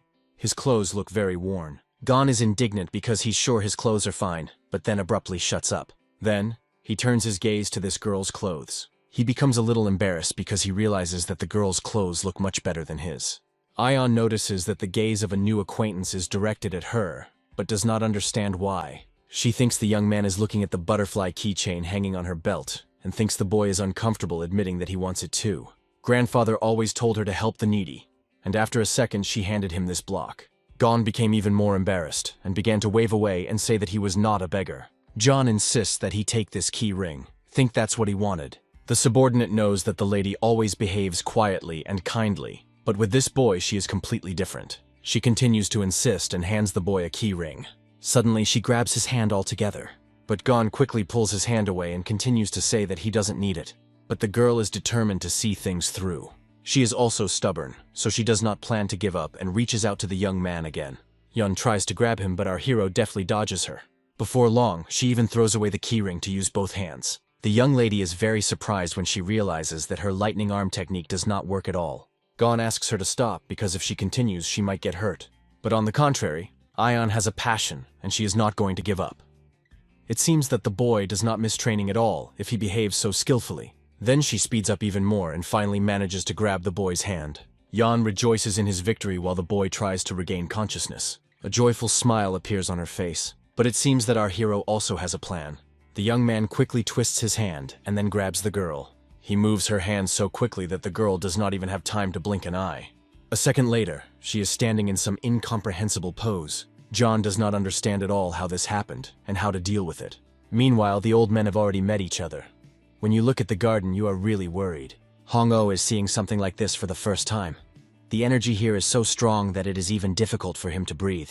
This is completely different from what Lieb has faced before. It is important to understand who is behind it. For this, the old man can use his abilities, so they will be able to find the one who is guilty. Soon after they use their powers, they realize that neither option worked. One gets the impression that this person is on the border between life and death. It seems that more time will have to be spent on a more detailed investigation. Quen Mok realized that this was the place where Gon had eaten the medicinal and poisonous herbs. The man sighs heavily because he does not understand why these old men are so serious. He asks them what is so strange about it, but the mentor tells him to leave if he is not going to help. Lib explains that the grass is the same everywhere and it is like a lie of perception. Hong-Oh yells at his student because he doesn't understand how strange everything is. Don't let it get in the way. The clean-shaven man just sighs heavily and notices that the two look a lot alike. If the mentor does not know that our hero is involved in this, then why did he give him Fidokcha? The man wonders how much longer this will continue. He himself already wants to tear out all the plants from here and just leave. But it is better not to interfere in this. The mentor was so smug, but as a result, he fell into his own trap. Soon Quen Mok turns and walks away, leaving the grandfathers alone with their problem. Meanwhile, the subordinate runs up to the young lady to find out what just happened to her. The girl seems to be very angry now, but in any case, she started it first. A mustachioed man can't just punish a child that a Shaolin monk is responsible for. Gon immediately started apologizing. John wants to leave urgently because he doesn't want to stay close to this person anymore. The man asks to wait for the grandfather and then leave, but the girl does not agree because she feels humiliated. The mustachioed man said that the girl also went a little too far by calling the boy a beggar. Yon apologizes and admits that she seems to have been a bit wrong too. The subordinate sighs with relief. The boy tells that he is 15, but the girl does not believe him because she is 13 and he is only a little taller than her. This means that our hero is an oppa for a girl, but she will not call him that because they just met. Instead, she offers to bring the boy something tasty. Finally, a dialogue is established between the children, and the subordinate can calmly exhale and rest. Gong says he won't be able to return home until 3 years later, and he lives in Shanxi province while Yang lives in Hubei. Meanwhile, the men don't have any buckles, and Hong-O blames it on Lieb. It seems that he is not as majestic as they say about him. But the grandfather explains that this is a really difficult situation. He must sense something with his powers, but he has no ideas. The old man walks forward a little and says that he does not feel anything here at all. This makes the mentor even more annoyed, because despite everything, he wants to find the culprit. But in any case, the investigation should not be stopped. But it was already late, and they had to go back. They returned to the yard again and said goodbye to each other. When they were about to leave, the girl showed our hero her tongue, and he waved at her. Judging by the way the young man enjoyed himself today, he must return to the ordinary world again. It's evening time. The shaved man turned and walked away. And Gon remained on the street and looked after his new acquaintances a little longer. He hadn't felt such strong emotions in a very long time. The guy takes a broom and starts sweeping. When he returns home, he wants to ask Mom and Dad to give him a baby sister. Guys, you really wanted to meet this girl again. He is sure that their next meeting will be even more exciting than this one. On the way home, Yeon says that she thinks she doesn't have enough skills because when she and Gon had a duel, she couldn't beat him. Yeon earnestly begs her grandfather to teach her a more powerful martial arts technique because she wants revenge on Gon. If the girl didn't think Chonri's technique was strong, then what would be powerful enough for her? John says that that boy's technique was cooler. Lieb is very interested in what kind of technique Gon had. It seemed to the subordinate that it was a Shaolin technique, namely Yongjutsu. It's a little different from the regular Yongjos, but overall they're similar. This technique is actually very well known. Yeon hasn't learned how to control her inner energy yet. Has this boy already learned it? The subordinate says that it is true, but the young man himself does not know how to use it. Grandpa promises that they will start training today and continue tomorrow. Yeon was very inspired about it. Enthusiasm is burning in the girl's eyes. She is determined to get revenge on her new friend. The next day, the morning began with work. Our hero noticed, and the husband is full of plants. Quen Mok noticed that the boy was behaving strangely. He walks all day and smiles. The man says that if a guy wants to meet this girl, he can just go down to her place. Gon began to make excuses and said that it wasn't true. The teacher again told them to come, and he simply asked if this girl would come too. The man does not mind that the young man has a new girlfriend. But what will happen if he is caught? The main character still has to pretend that he has not recovered his powers. Suddenly, a mentor bursts into their yard, complaining that it's a complete mess. The man shouts loudly and talks about the fact that a protest was organized for him. Quen Mok does not understand what kind of protest it is about. This is all because the Jaegel family wants to meet with Gong, which is why they are now forbidden to come here. Our hero became a little sad when he heard that they would not be able to come today. Now even an ant will not be able to pass peacefully. Gon was very saddened by this news because he really wanted to see his new girlfriend. Quen Mok does not understand why everything happened like this. He is sad for our hero, because he just found a new friend. But Gon blames only himself for everything. It is his fault that he agreed to everything, although he had only 3 years left to live here. Previously, the boy thought that learning martial arts was of no serious importance. But in reality, it turned out that what seems to be completely insignificant to him can be very important to others. If this continues, after 3 years nothing will change until he returns home. Given that he is already familiar with the techniques of other styles, the current situation may repeat itself again. The young man understands that the problem must be solved radically, and he must find a way. Meanwhile, the young lady is already starting her training. The girl began to scream and cry, claiming that she was going to study the technique all night. It seems that there will be major changes in Shaolin. Despite the financial difficulties, Shaolin was able to withstand, but the change of generations was inevitable. When the man returned, he would have to tell his son to be ready. When night came, they went to the city.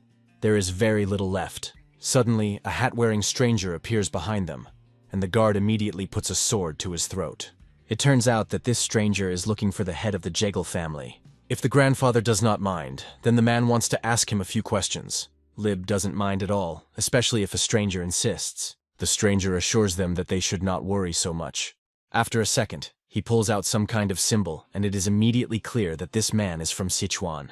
Grandfather understands that this stranger is hiding his aura, which means that he is most likely a flying petal from the flock. As expected, the grandfather immediately understood what was going on. Lib, I ask, what brought the elite unit all the way here? The stranger asks permission to use his watchful gaze for a moment. The old man definitely did not expect to see the Yahello symbol here. The Tang clan has a good ability to distinguish between friend and foe. If he owes someone, he will definitely fulfill his debt by handing over the medallion with the clan symbol. And if the debt is repaid, the medallion is taken back. With regard to enemies, the situation is similar. If the grandfather agrees to this, then the clan will surely repay him for his kindness in the future. Lib is ready to listen to him, and then the stranger begins his story. He heard that they met a child with Shaolin.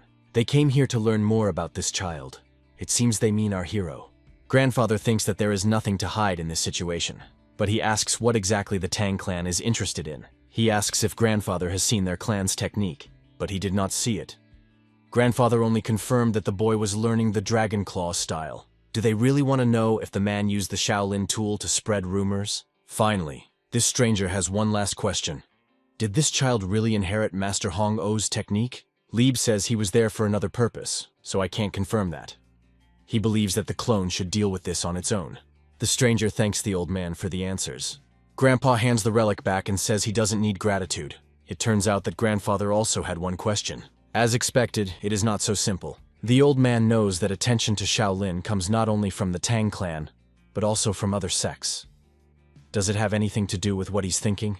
He tells them that the leadership of their clan is interested in this matter and maybe the master is right. When they are done talking, the man quickly disappears. It is obvious that it is precisely for this reason that poisonous factions cannot be a child. So, the case is related to Master Hong O. John runs up to his grandfather and asks if her new friend is really that famous. After a second, the grandfather says that the girl better not meet this boy anymore and not fight with him. Since he comes from the secular world, sooner or later he will appear in the fighting circles. But you must stay away from him. And it was not a request, but an order. Hearing about this, the girl was very upset, because she had just found a friend. They had to hurry to the city. Apparently, it was really important, because it wasn't just the Tang clan that was watching it. This is also followed by the sects of the Union of 10 Elements. Several days passed. Our hero sat on the street and thought about something. The man noticed it and asked what it was about. It seems to Parubku that the monks from Shaolin are not satisfied with the fact that he studied the techniques of other sects, but that shouldn't bother him. The guy just has to spend 3 years here and come home. Do not interfere in this and add complications.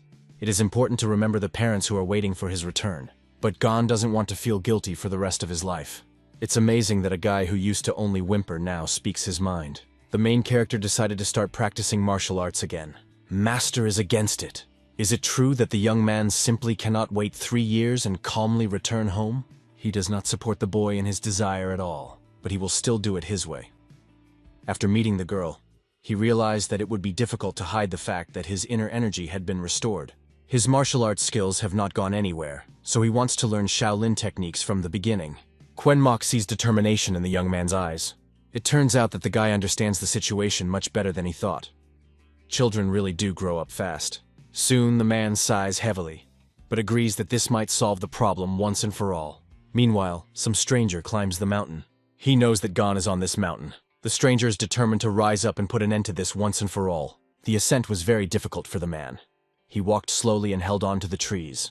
The mountain path turned out to be very difficult. Does Jiang Gong walk this way every time? The more the stranger thinks about it, the more angry he becomes. This stranger strongly disagreed with the fact that Gon had learned this very quickly. He didn't know what happened at the time, but he was talking about a serious injury. The man plans to beat Gon beyond his control. At first he decides to wait until the boy is alone. Suddenly, he notices something in front of him. In the distance, he notices our hero, who is calmly walking through the forest. He is shocked to see our hero here, and immediately chased after him. The man had not run with such enthusiasm for a long time. Now it remains only to master the martial arts of other schools. The man learned to use energy in such a way that it is imperceptible to others. The main character cannot get John out of his head. Now he really wants such a little sister. For some reason, Gon feels more grown up now. Suddenly, he notices a man in front of him, who stared at him and stared. The boy cannot understand how the man ended up here. The man is shocked that Gon is moving so quickly because he heard that the young man was badly injured. In fact, our hero is very happy to see his old acquaintance. but the man thinks that he wants to beat him up. It turns out that the young man wanted to say that he did not ignore him during their fight. Did the guy say that specifically to humiliate him? But everything is not like that. This was his first experience using martial arts, so he didn't know how to act properly. He apologizes to him and promises that if they fight again, he will do better. But the man is afraid, because he is sure that he will lose in this fight. He quickly tries to think of a way out of this situation, but does not understand what to do. Now, the guy is quickly trying to come up with an excuse for what he's doing here. Suddenly, he remembers that he has a song potato and thinks that he brought it especially for our hero, because he had wounds. Gon definitely did not expect to receive such a gift from an old acquaintance. He thought that he hated him.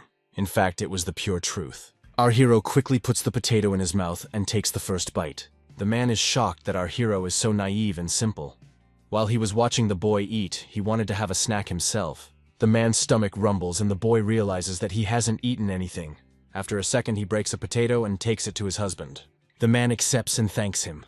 After that, they sit down on stones and start talking. It turns out that the young man is not as bad as the man thought. Gon thought that it would be great to find a true friend. A second later, he smiles sincerely and shares the news that he has made his first friend in Shaolin. When the man found out that our hero was going to the mentor, he was shocked. Can he communicate directly with the monk? The young man is really impressive. Then he offers him to go down with him so that he can make sure that the boy is all right. The man wants to make friends with him. Meanwhile, a letter arrives at the monk's house from Quen Mok. The man rehearsed in the room because he still couldn't believe that the guy wanted to study martial arts. This means that the young man really recovers after everything. The letter states that the goon is again seeking to master the martial arts, and the author of the letter asks the men to help him. The teaching of this boy in martial arts will be very different from the guidelines of others, because the Clan 1 does not love this child much. If the old man wants to hear a man's opinion, he says that a positive answer should not be expected. But the old man does not understand why he thinks that it will be difficult for a Shaolin student to study martial arts. So, his grandfather acknowledges that the young man studied the martial arts of other schools. Judging by the boy, he simply repeats what Han Monk showed him, but now he tries to achieve the true martial art of Shaolin.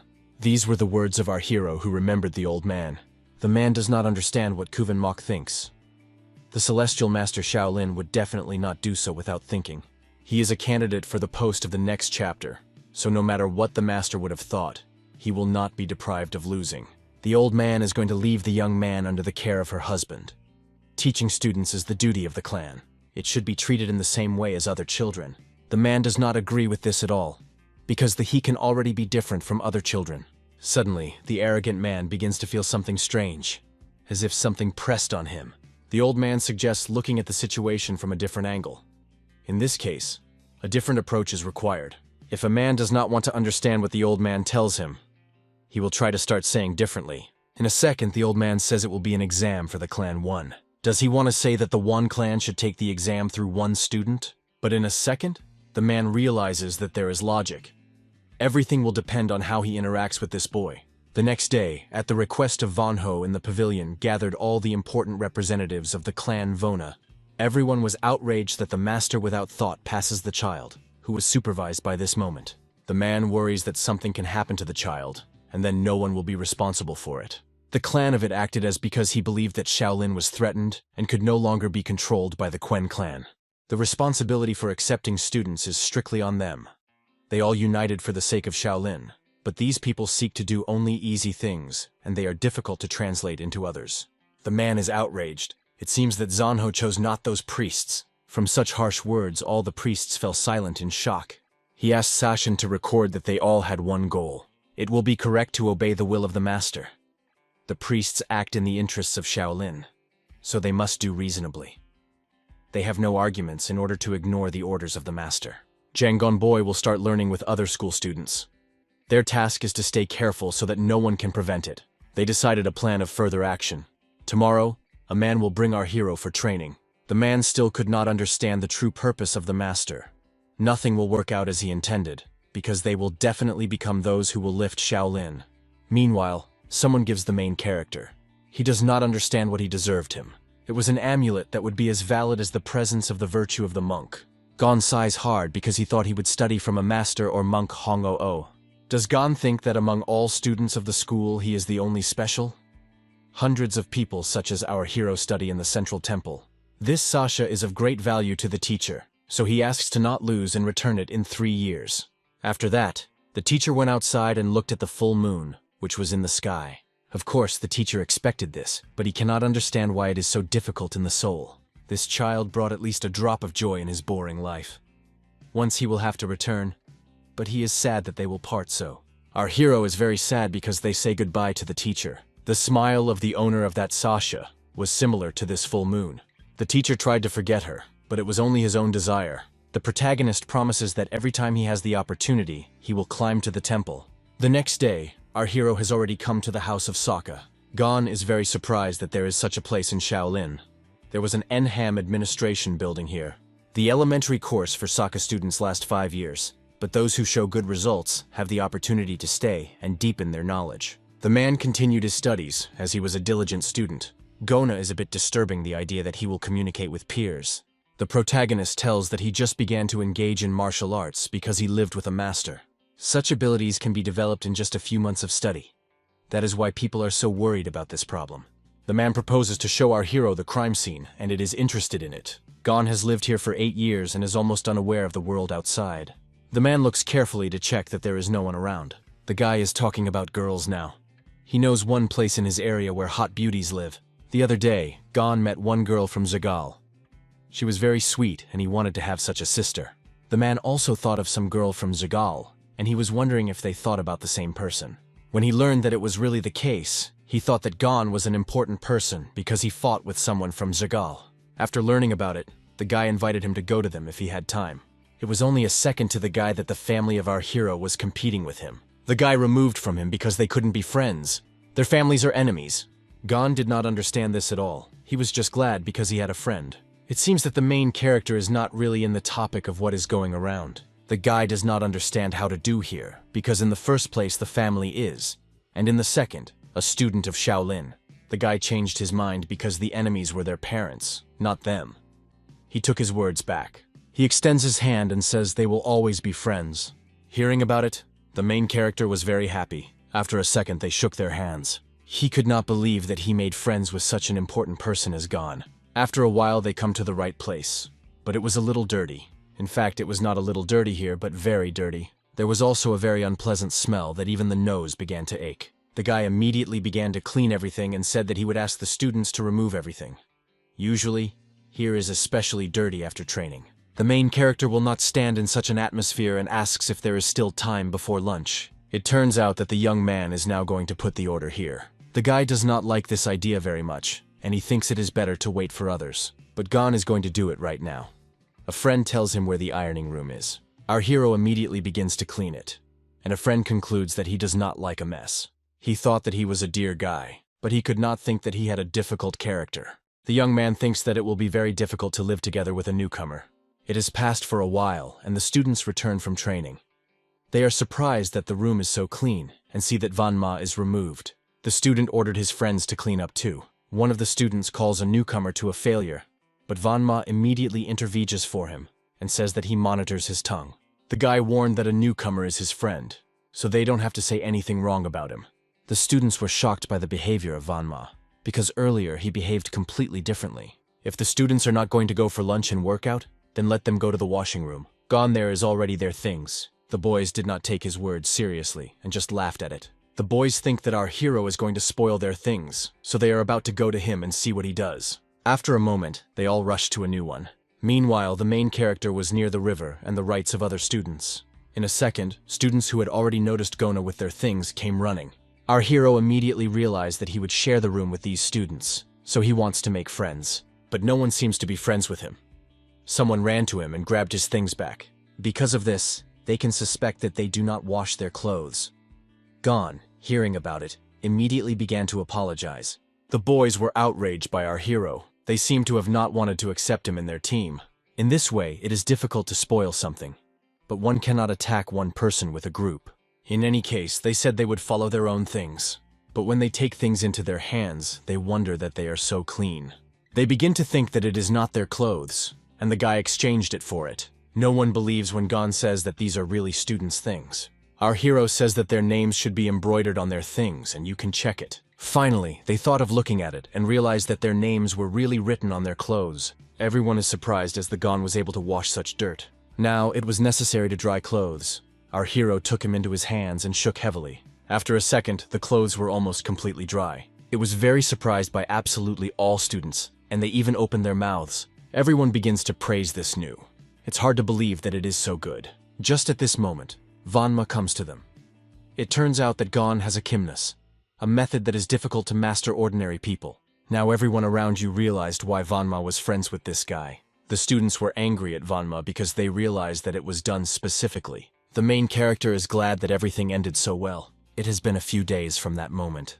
The teacher was worried about his student, but was sure that Gon was well settled there. If there are no problems, then no news will come to the teacher.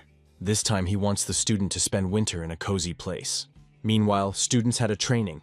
Everyone was seriously trained, and they were annoyed by the Gon because it raises stupid questions. Our hero apologizes, but the master said to ask the teacher all that he would not understand. Everyone was angry. They did not think they should suffer through our hero. Because of this, the teacher was very angry and gave everyone a very difficult physical task. Vanma addressed them and said that they did not get into a conflict. The guy began shouting at Vanma for constantly interfering with their affairs. To ask the teacher what is not clear to you is normal, so you do not need to quarrel. The guy was very angry and could no longer control emotions because he was called an idiot. Apparently, Vanma's confidence is based on one of the victories at the previous festival. A few seconds, the young man approaches Vanma, but he still continues to perform the exercise. He offers Vanma to beat today. This time he will definitely win him. Vanma says that the boy has only a void in his head, so he can say such nonsense. Our hero became a little anxious from what was happening here. Lightning really flew between the boys. They seemed right now they would throw on each other. Gon ran to them and tried to calm down. He tried his best, but if it interferes with others, now he will be more careful. Vanma says that our hero is not guilty of it all, and he may stop asking the teachers questions. Meanwhile, the administration building. Employees think that they need to take a decision to stay here, but he does not understand why, because the boy did absolutely nothing wrong. But because of it, occupation with other children is ineffective. The guy constantly asks a lot of questions. The teacher does not even have time to answer, but the questions continue. Gon is not even familiar with the basics, and the teacher has the desire to simply give him a book to study at his pace. It is wrong to think that you can practice martial arts for a long time without having any knowledge. The duty of the teacher is to monitor their students and control the learning process. If he has a complicated student, then you need to think about the methods of correction instead of making a scandal. If his behavior is harmful to others, then the teacher should solve this problem. A man will not become a well-known person if he cannot handle even such a problem. It took a while, and finally the teacher allowed to finish the exercise. This is a physically difficult exercise, but it should give them a lesson. There is no point, he is the only one who did it. The next time he tells to help those who are behind. It was to prevent them from having any questions. Now they can continue the lesson. The inner flow of energy that runs between the inner points plays a large role. Holding his emotions and showing respect for the opponent, he does not allow him to lose confidence and makes him retreat. To do this, use the meridian of the energy system to send it in the palm after absorption. Mabo is definitely not critical, but in the beginning there will be enough Pubo. As the teacher noticed, the energy flow contributes to many inconveniences. The teacher notices that our hero does and thinks that he is not able to concentrate. He is sure that the master will soon make a decision, and he only has to wait. He orders students to get into a couple and try this technique. Vanma approaches our hero to offer to work in pairs. They are approached by another guy who says it is his place and they should go away. Gon tries to reassure them and says it is a regular workout, but no one is going to listen to it. It seems that this abomination wants to do something during the workout, but he has never won Vanma. Thus, this brazen gets up with the main character. Now he is going to check all the abilities of the guy. In fact, the protagonist is already very tired of all students, so he is now going to punish him. After a second, the abomination is struck by our hero. He seems to have not expected it. The teacher sees perfectly what is happening there, but is not going to interfere. He decided to watch. The protagonist fell to the ground with pain. He has never felt such a strong blow. The freak only mocks the enemy and tells him to stand up to continue. Gon, I do not understand where such a powerful blow came from. If it is a regular workout, our hero is barely raised. He is disappointed that the guy specifically hit him so much, though it was a workout. But the abomination laughs again and says it is just a workout. Gon acknowledges that his mistake was that he was distracted, but the enemy really crossed the line. The guy only laughs at him and says that if I consider it unfair, this time it can start one. In fact, it is difficult for our hero to engage in martial arts, because it is constantly necessary to participate in fights. But when he sees this brazen face, he realizes that I will be able to hit him. And so, after a moment, our hero rushes to the enemy and beats him without any regret. He draws a series of blows until the guy can close from them because he was not ready. Other students watch their battle closely. They cannot believe that a beginner is so fast. The abomination is not going to delay and encroaches again. But Gon won with his hand, blocked the enemy's blow, and just grabbed his fist. The master always emphasized the importance of energy flow. This is not the case. Suddenly, the abomination began to feel his energy gradually disappear.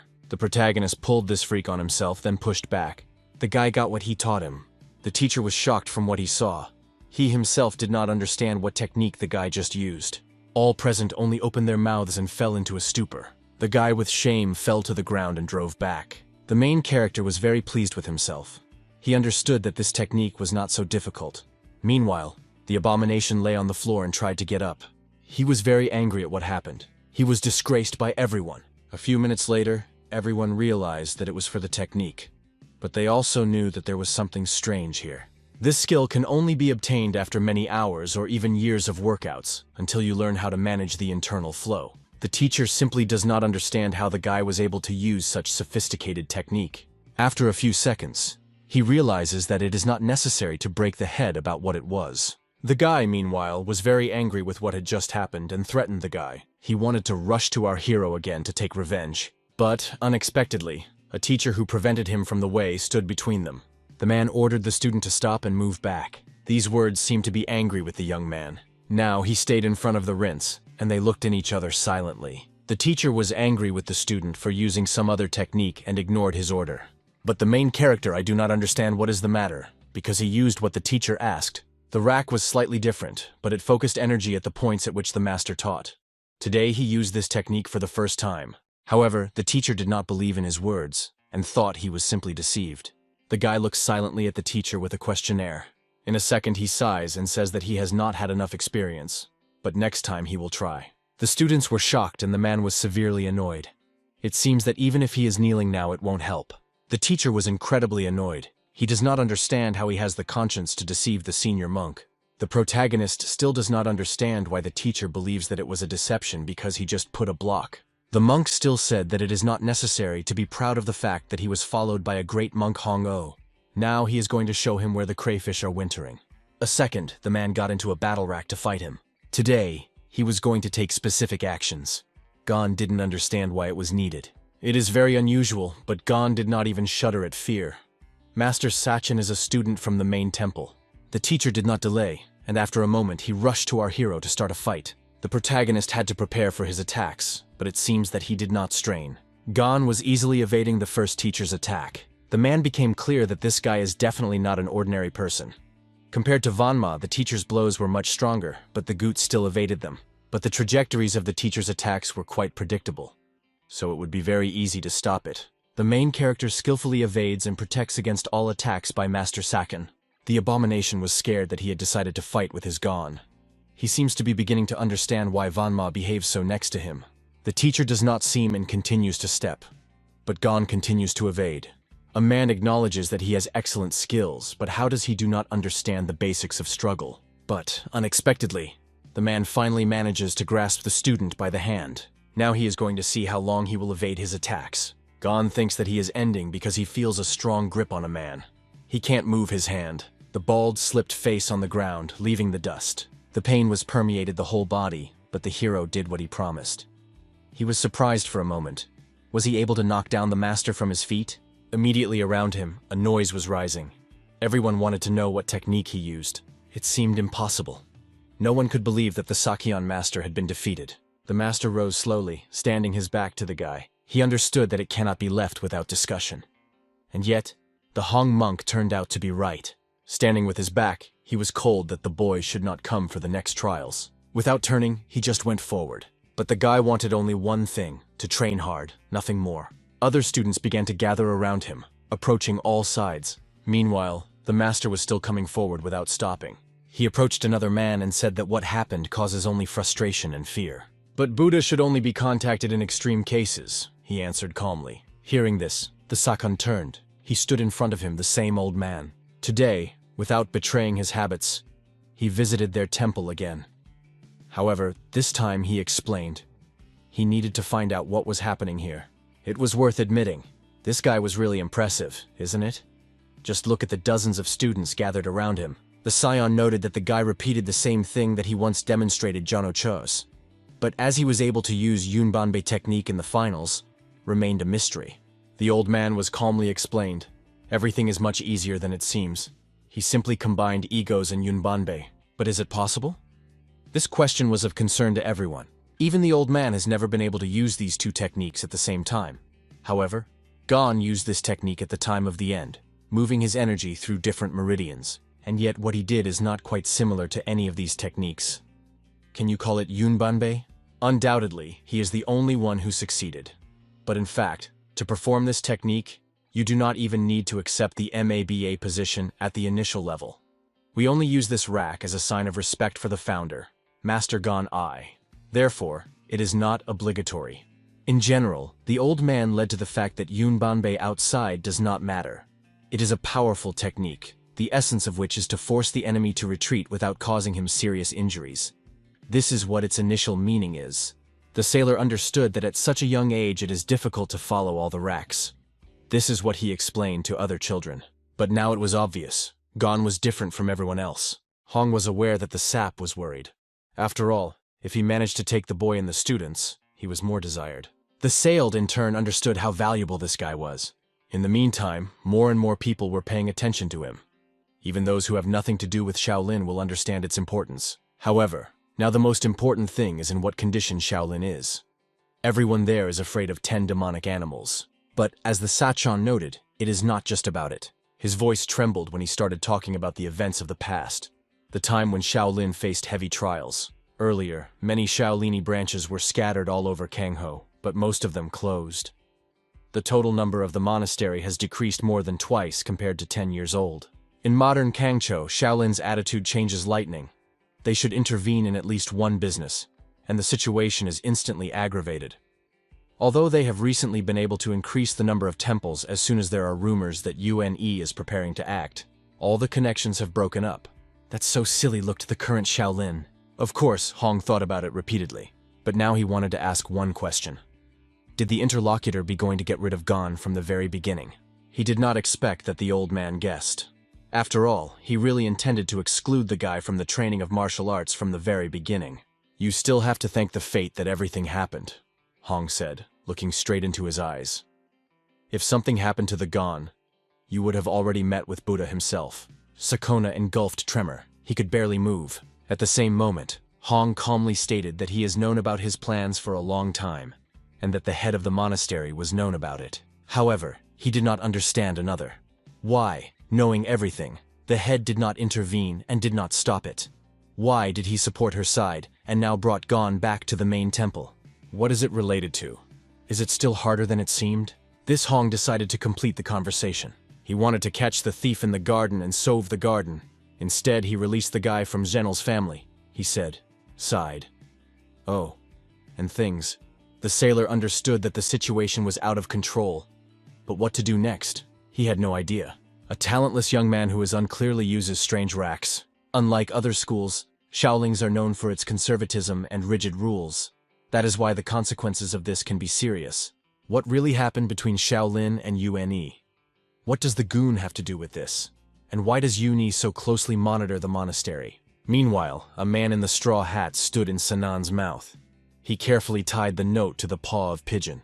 In a moment, the birds straightened their wings and flew into the sky, disappearing in the distance. The children argued with each other, and Vanma, without holding back critics, called Gona senseless, because his actions seemed too unreasonable and unjustified. Gon watched the movements of his hand carefully, feeling unusual vibrations that seemed to open the door to unknown forces. In his mind, the question of whether he could accept the defeat if he had faced him with the true force of the enemy. Gon was rumored that there was a mysterious force in Kangcho, but he did not seek to resolve conflicts solely by force, doubting the opportunity to get closer to this guy, as it once happened between him and Vanma. Suddenly, Gon decided to interrupt the quarrel and to speak for reconciliation, feeling the need to settle old misunderstandings. Exchanging with a handshake, they felt a real relief that removed the heavy burden of image and misunderstanding, giving a new breath of trust. Vanma, watching this gesture, found the situation absurd, not understanding how such unexpected shifts could appear between them. The spectacle was almost comical.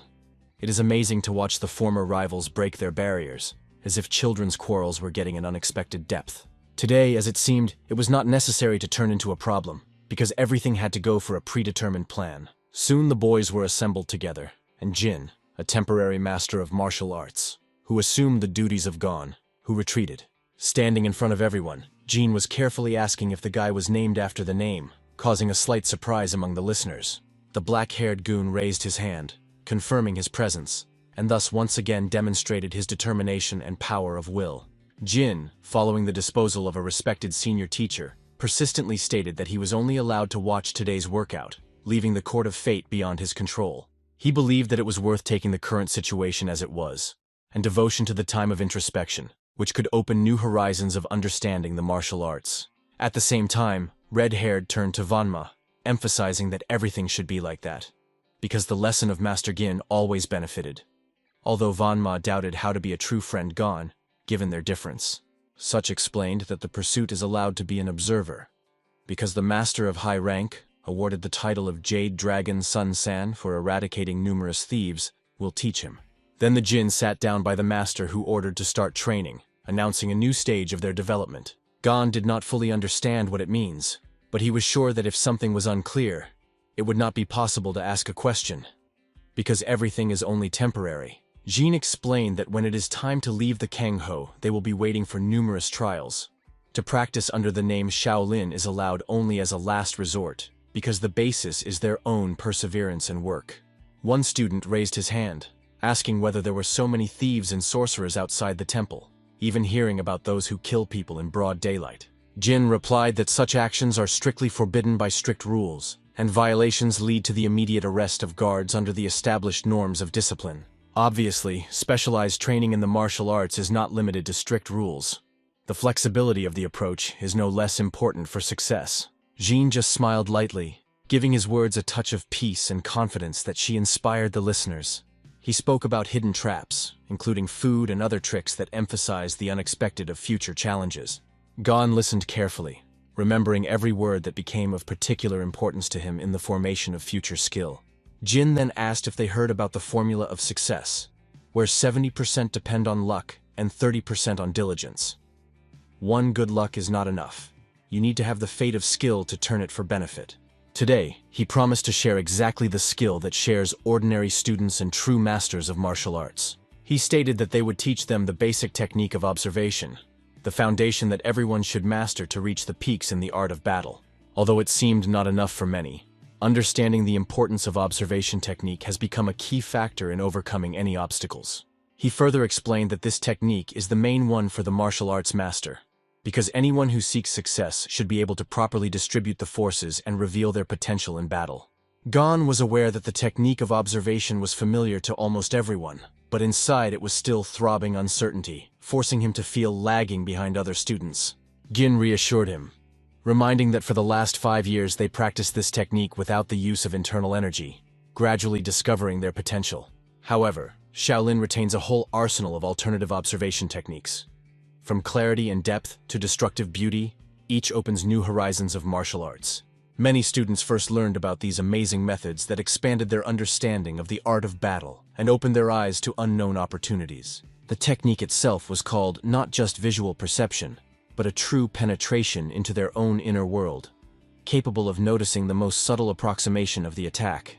It allowed to feel the approach of the impact instantly, when the heart erupted the true intention of the enemy, which prompted an immediate response. From that moment on, each student had to master this technique, using an internal force that opens the opportunity to see even in complete darkness. Internal energy allows you to see in the dark and accurately calculate the distance to objects, which provides timely defense and confidence in their own. However, Gin warned that their eyes are not yet ready to fill in energy, so first you should train the spirit, concentrating breathing in the lower abdomen.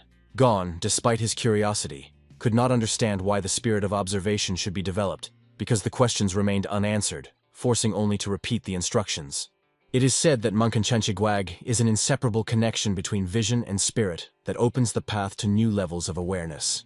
Therefore, when training in the use of internal energy, You first need to concentrate breathing in the abdomen to achieve a balance. To strengthen the vision as soon as they develop their spirit, students will be able to see even in the most intricate darkness. This was explained by the Jinn, repeating the importance of the technique. Suddenly, Jean drew attention to the fact that Gon carefully repeats every exercise, which caused him an unexpected surprise. He even wondered whether he should find mercy to Gon, watching his tireless work. He then said that after the end of the breathing practice, an energy flow from the Kimunhel region should be directed to accumulate internal force. If a saliva is formed in the mouth, do not rush to swallow it. Let it insist, and then open your eyes. This is a method known as observation technique. At that moment, Gon literally flashed his energy, following the advice of Gin, holding his breath and collecting inner strength. He felt a rush of fresh energy in the ribs, as if every cell of his body came to life with new power. In the mouth began to accumulate salta, which was a sign of deep immersion in the process of internal concentration. This prompted him to open his eyes and feel the impact of technique on himself, giving new feelings and insights. And then, opening his eyes, he saw the world around the world with new, bright colors, as if he came to life under the influence of his inner strength. In a moment, everything returned to normal. The technique was quite simple. However, keeping internal energy without allowing it to scatter is not easy. Keep the concentration until the eyes open again, without giving the strength to flow. The hog again focused on a particular object, preventing the concentration of disappearing. At the same time, all the students saw the surrounding light shone, although some could not open their eyes. Durzin warned those who suffer from vision problems or liver disorders. This technique can be too loading, so you need to hold the breathing between the ribs to accumulate force, which will allow you to instantly overcome difficulties. Wrap his head. He watched the Gon looked extremely confident, as if everything were under his control. At that moment, Gon realized that the more inner strength he accumulates, the further and clearer his vision becomes. However, the question was, what would happen if you direct internal energy directly to your eyes? Unable to withstand curiosity, he decided to try and ask questions. Only by doing this did he immediately feel the piercing pain that he covered his eyes. The pain was so unbearable that it seemed as if his eyes had broken. Was this the result of excessive sharpness of the movements or imperfections of the technology itself? In any case, he decided to try again, realizing that in case of failure, the approach would need to be changed. But for a moment before his eyes, a dark spot appeared that testified to the lock of a part of consciousness. Perhaps the exercise was simply done incorrectly. At the same time, Gin walked past Gon, watching his movements carefully. He thought that this guy has hidden something unique, which immediately distinguishes him among other students. Is not Samanadiano believed that Shaolin's fate is laid on the shoulders of this young man? That is why the Jinn was here, having received permission to check the one who was spoken by Mugen, because the fate of the school depended on his future actions. However, he was immediately warned. If, as a future leader, he is defeated by Gon, the hierarchy can break up. Recalling this conversation, Gin thought that the masters were too worried about young students, in vain for their fate. He decided not to be distracted, keep vigilance, and wait for the right moment, announcing that the workout can be completed today. The students opened a new world of feelings, and their eyes needed time to adapt. Later vision is accustomed to, so you should not worry. After a few days, the goal was in the backyard when Vanma approached him, not understanding where his friend disappeared. Then Gon said that during the practice of observation technique he saw a dark point. At first considered it a mistake, and later it began to appear constantly.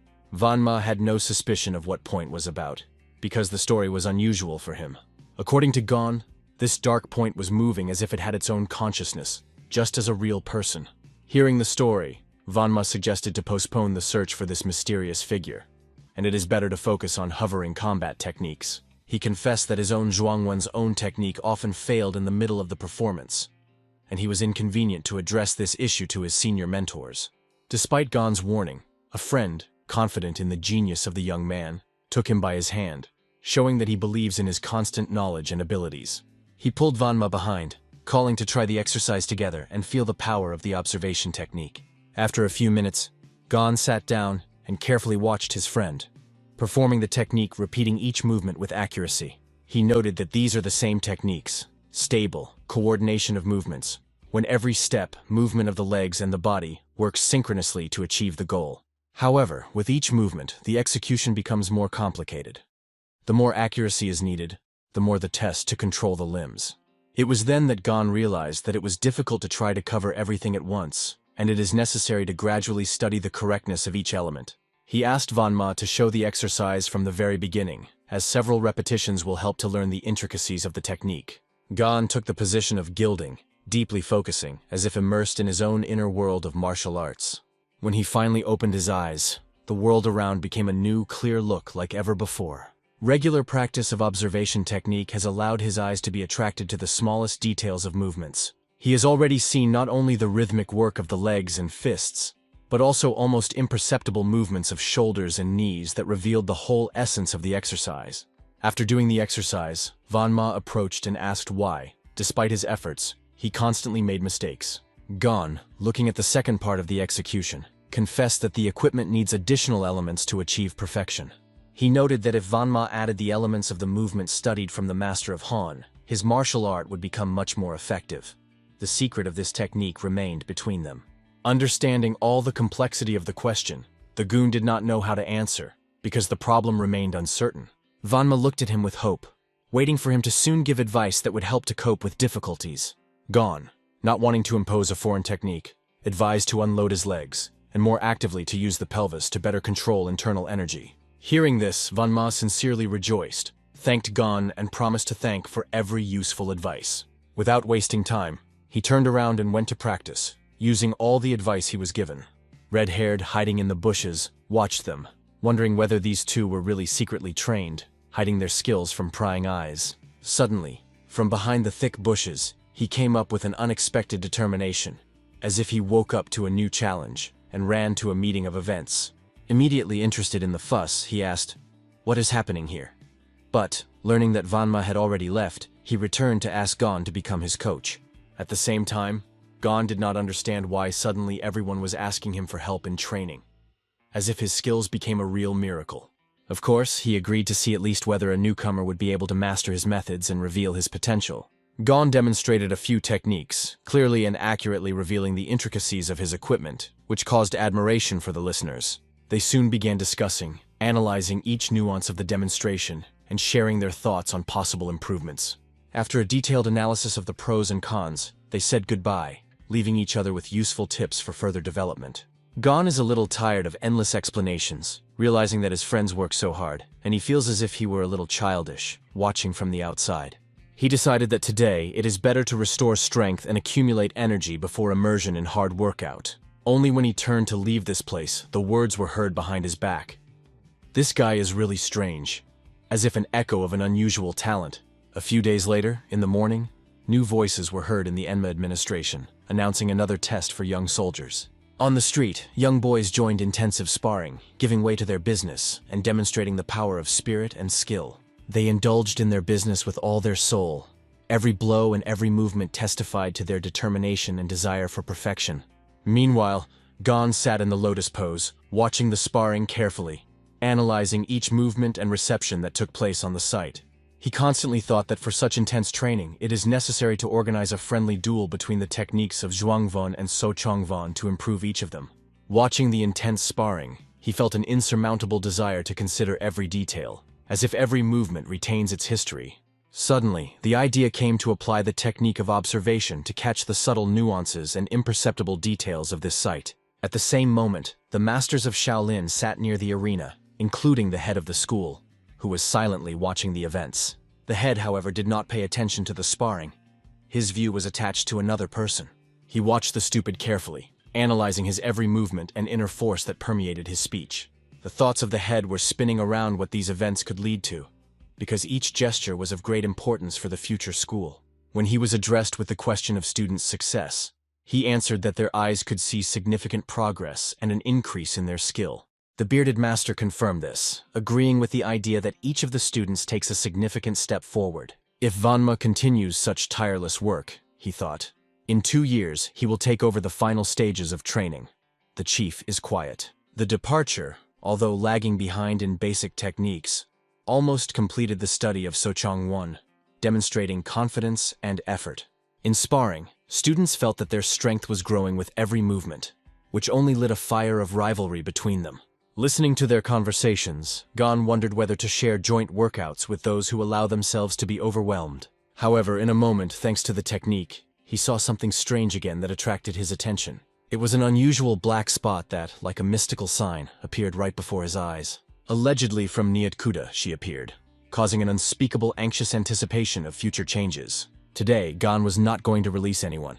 He kept the situation under strict control. Suddenly, as he rose, he rushed to run towards the events, decisively approaching the arena of the dispute.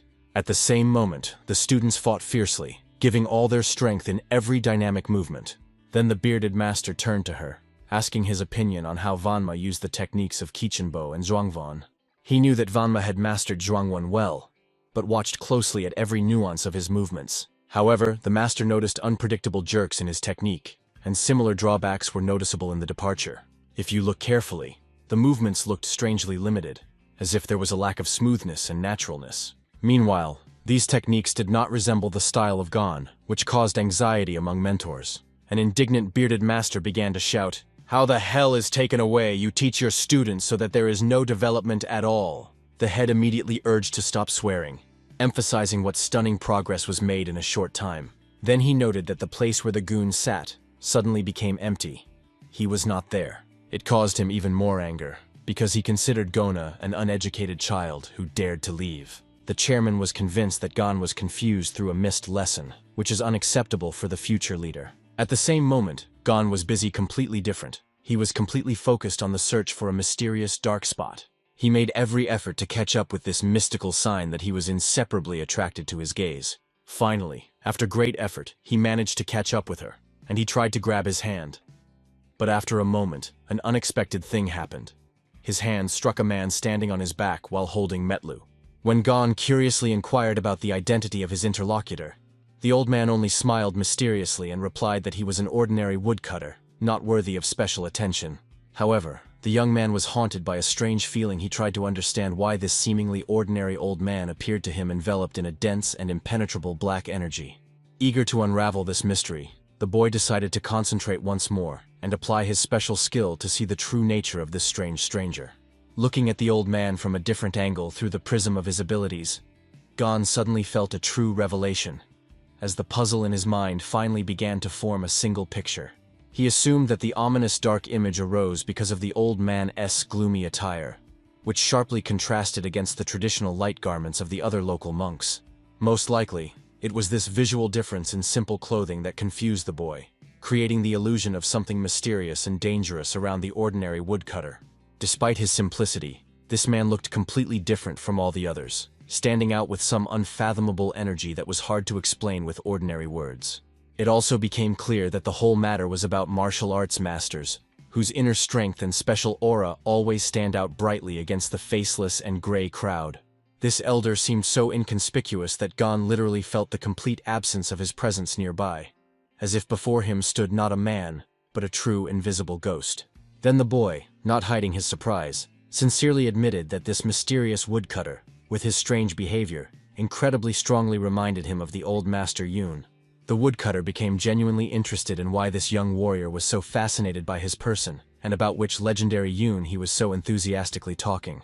Without any secrets, Gon began the story that on the sacred mountain, Hwasun lives a remarkable person, whom everyone around knows by the respected name Yoon Enkang. He even recalled an impressive incident when Yoon, with one lightning-fast movement, peeled an apple for him, which looked like a true display of supreme skill and control of strength.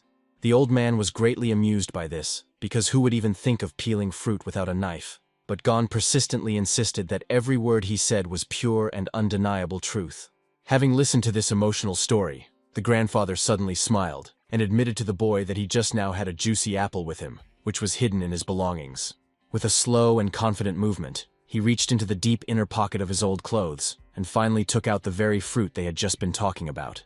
Then the old man began diligently rubbing the apple against his clothes, and little Gon watched every gesture with great curiosity and anticipation of something amazing. Handing the fruit to the boy, the elder noted that actually the easiest thing is simply to rub the apple well against your own clothes, and immediately start eating it with pleasure.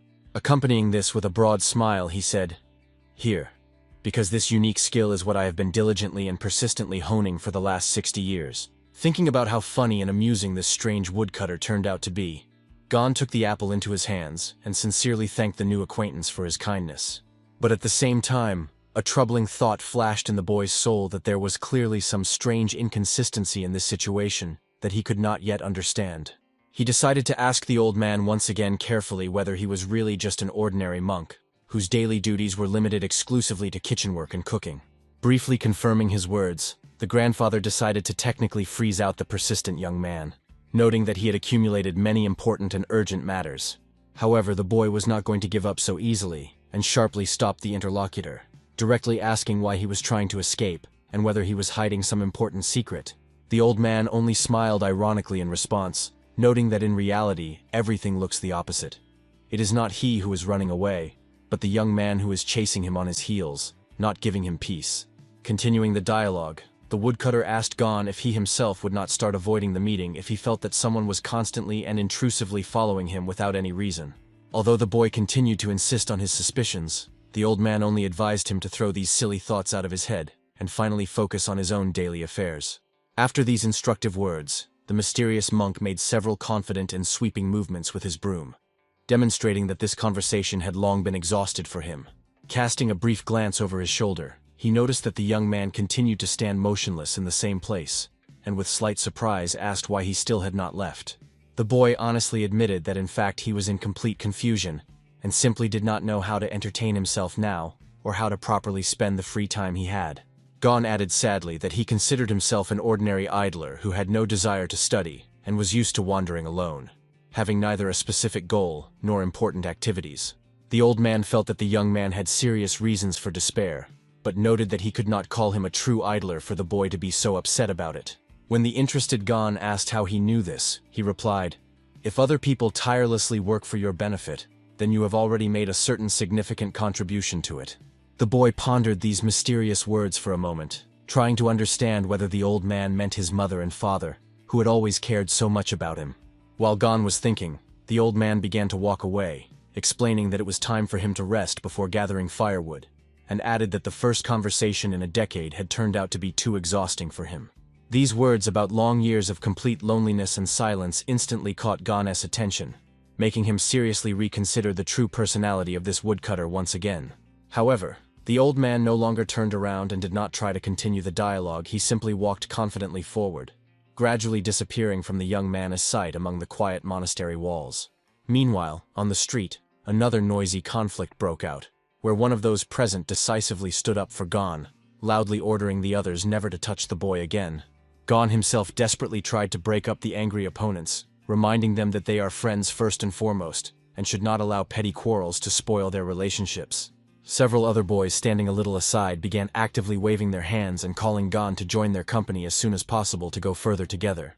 Gon awkwardly addressed one of the boys, asking with anxiety in his voice whether all this noise and another loud argument had arisen again, solely because of his presence in the building. However, the comrade hurried to calm him down, explaining that there was no need to apologize, since during the short duel, those two were able to demonstrate their extraordinary skills in practice.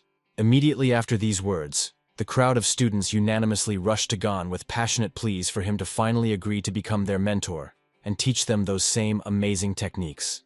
The two fighters who had just competed instantly stopped their dispute and stood frozen in surprise, watching as a whole line of eager ones quickly gathered around Gon. Looking at this chaos, Gon involuntarily wondered whether he now had some new urgent tasks that he would have to deal with in the near future. True madness began to unfold again inside the building. The children shouted threats in unison to anyone who dared to offend Gon, promising that any offender would bitterly regret it. While these endless disputes and emotional discussions continued, deep night quietly fell outside, enveloping the entire monastery courtyard in thick and mysterious black darkness. Despite the nighttime silence, the overall situation around the boy and his new followers only worsened, creating a tense atmosphere that became increasingly dangerous with each passing hour. At this time, the senior monks were having a serious conversation, during which their leader noted that today, two children demonstrated a technique during the competition that closely resembled Gon's distinctive style.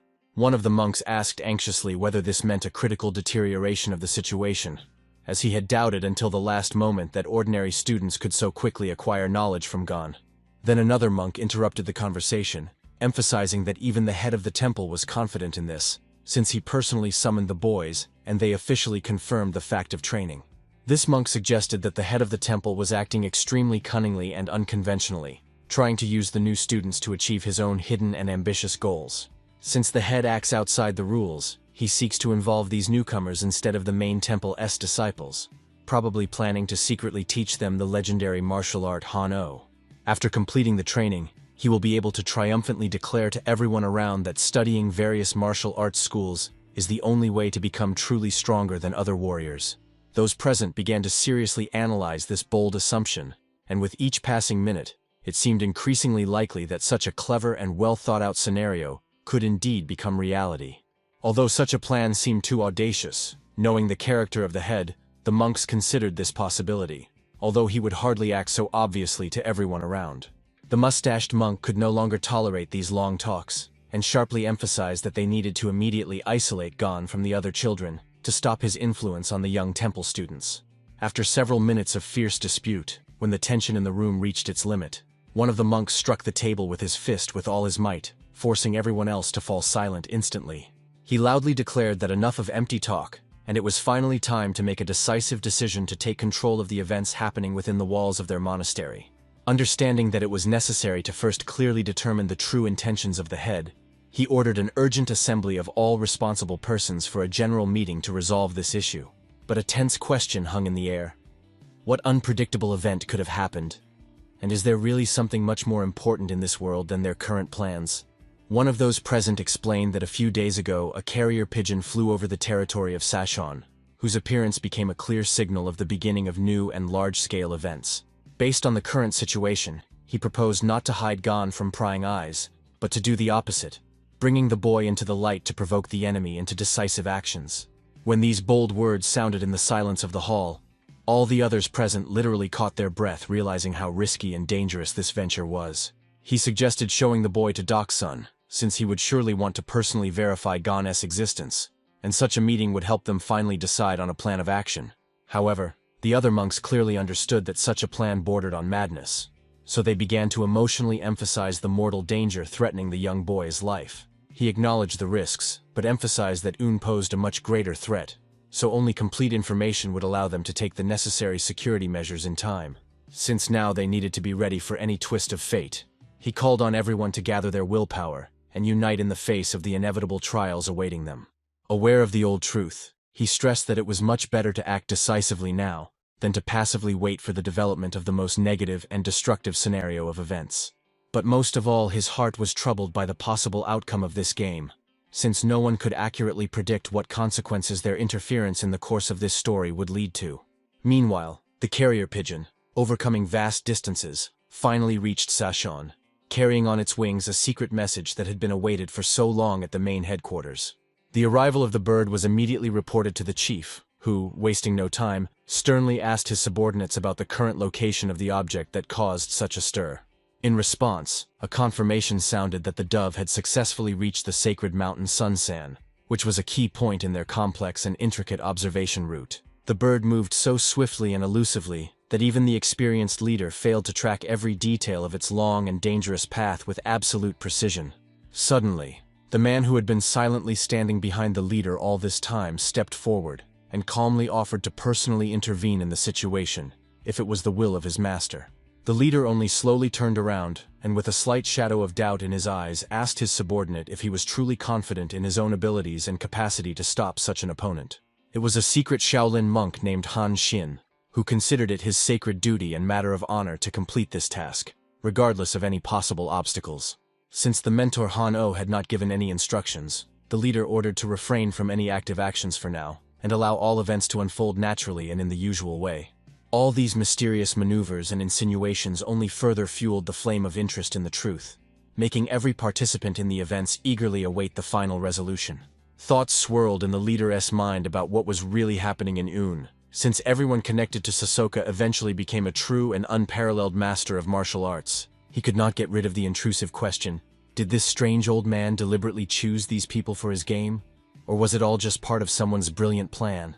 Or perhaps all these incredible events were just a coincidence, strangely intertwining the fates of completely different people in one place and at the same fatal time.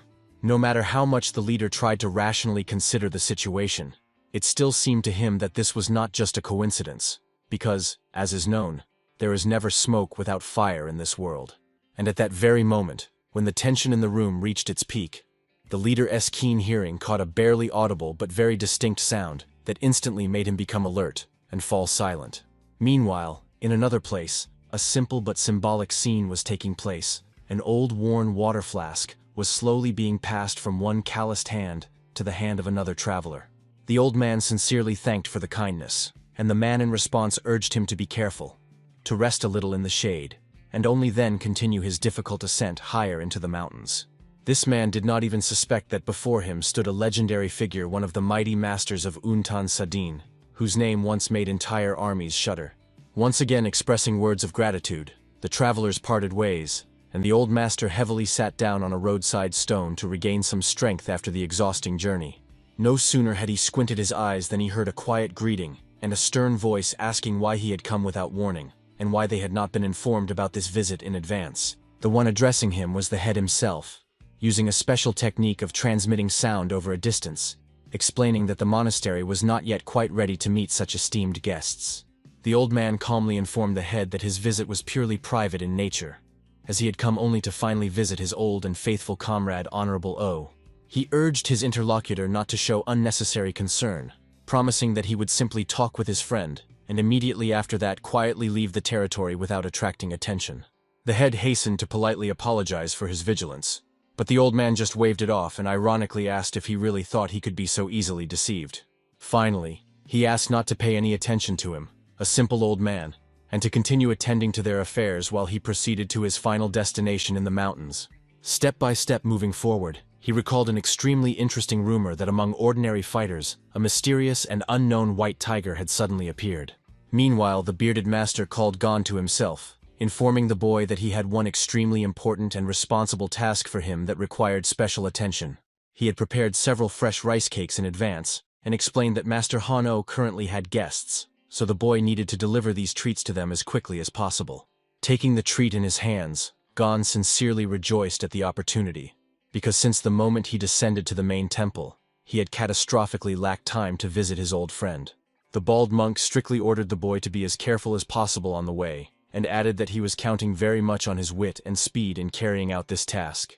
Heading forward, Gon involuntarily wondered whether Master Quen Mok loved rice cakes as much as others, and if it were not for the order, he would gladly have shared them with him too.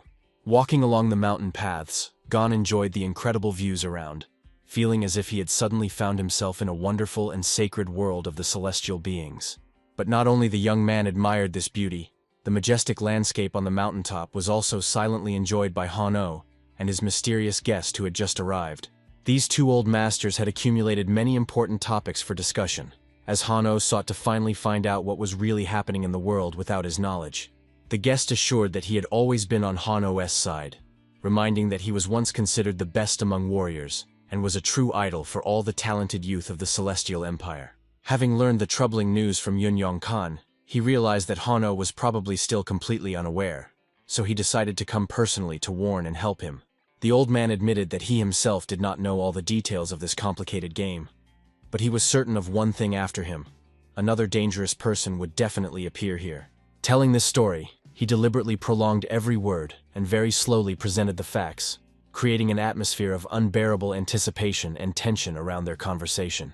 Master Hano could no longer contain his irritation and literally began to boil with anger at the interlocutor's slowness, who could not get to the point. Finally, the old man decided to reveal the true essence of the matter, but as soon as he began to speak, their conversation was suddenly interrupted by someone's cheerful voice sounding very close by. It turned out to be Gon, who had finally reached the summit and brought the promised rice cakes, interrupting the serious dialogue of the two masters with his unexpected and very timely appearance. Han-O was absolutely unprepared to see the boy in such a place and at such a time, so his face momentarily reflected genuine surprise at this unpredictable meeting. Meanwhile, the other old man began to scrutinize the youth very closely and critically, as if trying to see through his appearance the hidden power or secret signs of a great destiny. Gon politely addressed those present, noting that the mentor truly had a respected guest, and added that he was personally ordered to deliver these delicious rice cakes especially for them. Having spoken these words with respect in his voice, the boy carefully extended the package of food to the old man, demonstrating his upbringing and full adherence to the monastic etiquette. Suddenly, the second elder literally jumped forward, loudly admiring how charming this boy turned out to be. which greatly embarrassed and surprised Gon. Then he officially introduced himself, stating his name and emphasizing that he was an old and faithful friend of Han-Oh, with whom they had gone through many shared trials. The guest literally overwhelmed the young one with a huge amount of information, so Gon had no choice but to politely name himself in response to such sincere openness. As soon as the boy said his real name, Tan instantly understood everything. Now all the details came together, confirming every word previously told to him by the experienced Yun Yang Kang. He addressed Honorable O, asking if this youth was really to become his official successor, to which the mentor briefly replied that due to certain circumstances, the plans had somewhat changed. However, Tan noted that these were only minor details, after which he took a special item from his pocket and asked the boy to accept this gift in honor of their first and so significant meeting. Mentor Han-Oh immediately began to scrutinize the treat, suspecting treachery, but Tan calmed him down, explaining that he had simply bought these sweets at the market to avoid boredom on the road. Despite the explanation, Han decided to personally check one of the cakes, since in the world of martial arts it is said for a reason that any gift from the Tan clan may carry deadly danger. After a brief reflection, the old master finally dared and confidently tossed one of the cakes into his mouth, trying to detect even the slightest taste of foreign additives or poison. To Han-Oh's surprise, the treat turned out to be truly exceptionally tasty, and he was forced to reluctantly admit that old Tan this time really brought only ordinary and very high-quality sweets from the market. The old man continued to eat with pleasure, paying no attention to the fact that only one last cake remained in the package, which was intended to conclude their small meal. Seeing that the treat was coming to an end, young Gon also decided not to miss the opportunity and quickly tossed the last piece into his mouth, enjoying the sweet taste of the rice product. Since the important task was successfully completed, the boy decided that he should no longer disturb the adult masters and began to get ready to finally set off back to his usual home. Now that the youth had left, two great masters remained alone to continue their serious conversation. The first topic of which was the extraordinary cleverness and remarkable mind of this little boy. However, old Tan decided to change the direction of the conversation and touch on a much more serious and dangerous topic that had long troubled him and forced him to remain constantly vigilant. He spoke about the legendary sword Qin Cheng, which became famous for its incredible power and boundless cruelty, earning among the warriors of the Celestial Empire a gloomy and formidable nickname, Demon Yaksha. Reminding Han-Oh of his long-standing hatred for this enemy, the old man added that soon another dangerous man, known to all masters by the name Fen Zhen, would arrive here after him. Tan persistently urged Han to realize the full seriousness of the moment, reminding him that Fen Zhen was so fanatically devoted to his path that he once cut off his own hand for a higher purpose. Han-Oh began to recall vague rumors about this event. As in the past, there had been many talks that the master supposedly completely lost his mind during another exhausting and extremely difficult training. The most terrible thing in this situation was that even young Gon now faces mortal danger, and there are significant reasons for this rooted in the distant and bloody past of their schools. Meanwhile, Gon, having moved some distance away, pondered whether he should now visit his other mentor, since they had not seen or spoken to each other for quite a long time. Suddenly he stopped and began to suspiciously sniff his own hand, feeling a strange and unusual aroma, the nature of which he could neither understand nor logically explain to himself. A thought flashed through the young man's mind that this persistent and specific smell might have appeared because of the same sweet rice cakes with which the mysterious old guest had just so generously treated him. Because this sharp aroma was becoming increasingly irritating, the boy decided to immediately change his route and headed to the nearest mountain stream to wash thoroughly as soon as possible. At that very moment, on the mountain peak, old Tan slowly stretched out his hand and took his cup of fragrant tea, preparing to demonstrate something truly amazing and at the same time frightening to his comrade. Unexpectedly for everyone around him, a powerful green energy began to pulse rapidly, flying out in different directions at great speed, saturating the air with a tangible weight and tension. The drink poured into the cup suddenly began to boil and foam violently under the influence of the Master's inner power, creating the impression that the water itself obeyed his will and changed its properties. Han-Oh immediately understood that before him was a manifestation of truly terrible and uncontrollable inner energy, which only the strongest and most experienced warriors of this world can demonstrate. The mentor was even afraid to guess what such a display of power could lead to, and only silently watched every movement of his old friend, awaiting further explanations of the situation. When the energy disturbance finally subsided and calm reigned again around, old Tan with an impassive face extended the filled cup to Han-Oh, offering him to personally assess the result. He ironically called this drink poisonous tea, from which at that very moment began to emanate such a gloomy and eerie aura that any ordinary person would feel genuine animal terror. Han-Oh instantly covered his face with the wide sleeve of his garment, demanding to immediately remove this deadly mixture far away, as he had no desire to even touch such a dangerous liquid.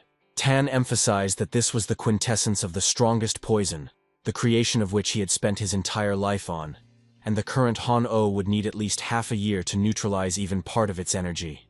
The reason for such a difference in strength was that while Han-Oh remained confined within the walls of his school and was practically standing still, other masters continued to relentlessly develop and move forward. We traveled the world, learned secret techniques from higher schools, and never stopped improving for a moment, so the fame of the 10 Lords of Yoon is absolutely deserved and justified, Tan proudly declared. The same words fully applied to his own formidable nickname, the Willful, which he earned thanks to his rebellious character and ability to always act by his own rules. The old master finished his explanations, then with a decisive gesture raised the cup to his lips and began greedily drinking the deadly mixture, showing no fear of its effects. He swallowed the burning liquid gulp after gulp, enjoying its power as if it were the most expensive elite drink, not a concentrated poison capable of killing any ordinary person. Having finished his strange meal, he loudly placed the emptied glass back on the wooden table, causing the dishes around to tremble slightly from the powerful mechanical impact. Then he called on Han in the most serious tone not to ignore his warning, because the ruthless Fen, known as the Soul Sword of Qinshan, was already making his way straight to the walls of the Shaolin Monastery. It was on this ominous note that their tense conversation was finally concluded, leaving a heavy residue in the air from gloomy prophecies and inevitable challenges awaiting them ahead. Now Han-Oh tried to comprehend the true intention of his late teacher. Could it be that he foresaw such a development of events, and that was why for years he forbade his student to leave the sacred Shaolin boundaries? Could it be that once the greatest and most revered order of the Celestial Empire now evokes only such blatant contempt and disdain from former allies, as this old master so boldly recounted? While they were still on this lonely mountain peak, the masters managed to discuss another important topic that trailed behind them, like a long shadow from the past, and required immediate resolution. This new topic, brought by the mysterious old Tan, forced Han-Oh to delve even deeper into his own thoughts, trying to find a way out of the trap that fate itself had set for him. Looking at Han-Oh's deathly pale face, Tan finally felt how a fragment of that ancient grievance and burning hatred, which he had nurtured in his heart for years, was finally beginning to slowly release him. It seemed the Holy Sword was right, having found himself in voluntary exile within the walls of Shaolin by the last will of his teacher. Han-Oh had completely abandoned daily training and lost his former legendary power. Tan bitterly thought about how difficult it had been for him to restrain his fighting impulse and not end the life of this former hero with a single precise strike to forever end their confrontation. Just the mention of Han made the uncontrollable thirst for killing boil again in Tan's heart, since all 10 Lords of Yoon had reached their current heights fueled solely by hatred for this man. He was firmly convinced that their story would not end here, as ordinary revenge for past sins could no longer fully satisfy his ambitions and thirst for justice. Suddenly, at this tense moment, he began to catch a familiar scent in the air that instantly made him alert and start analyzing the surrounding situation with his characteristic vigilance. The master quickly realized that young Gon had most likely run exactly in that direction, not even suspecting that every step he took was now easily tracked using the Clan Tan's hidden methods. The thing was that the unbearable stench had been deliberately sprinkled on the boy to have the ability to control each of his movements and know the target's location at any moment in time.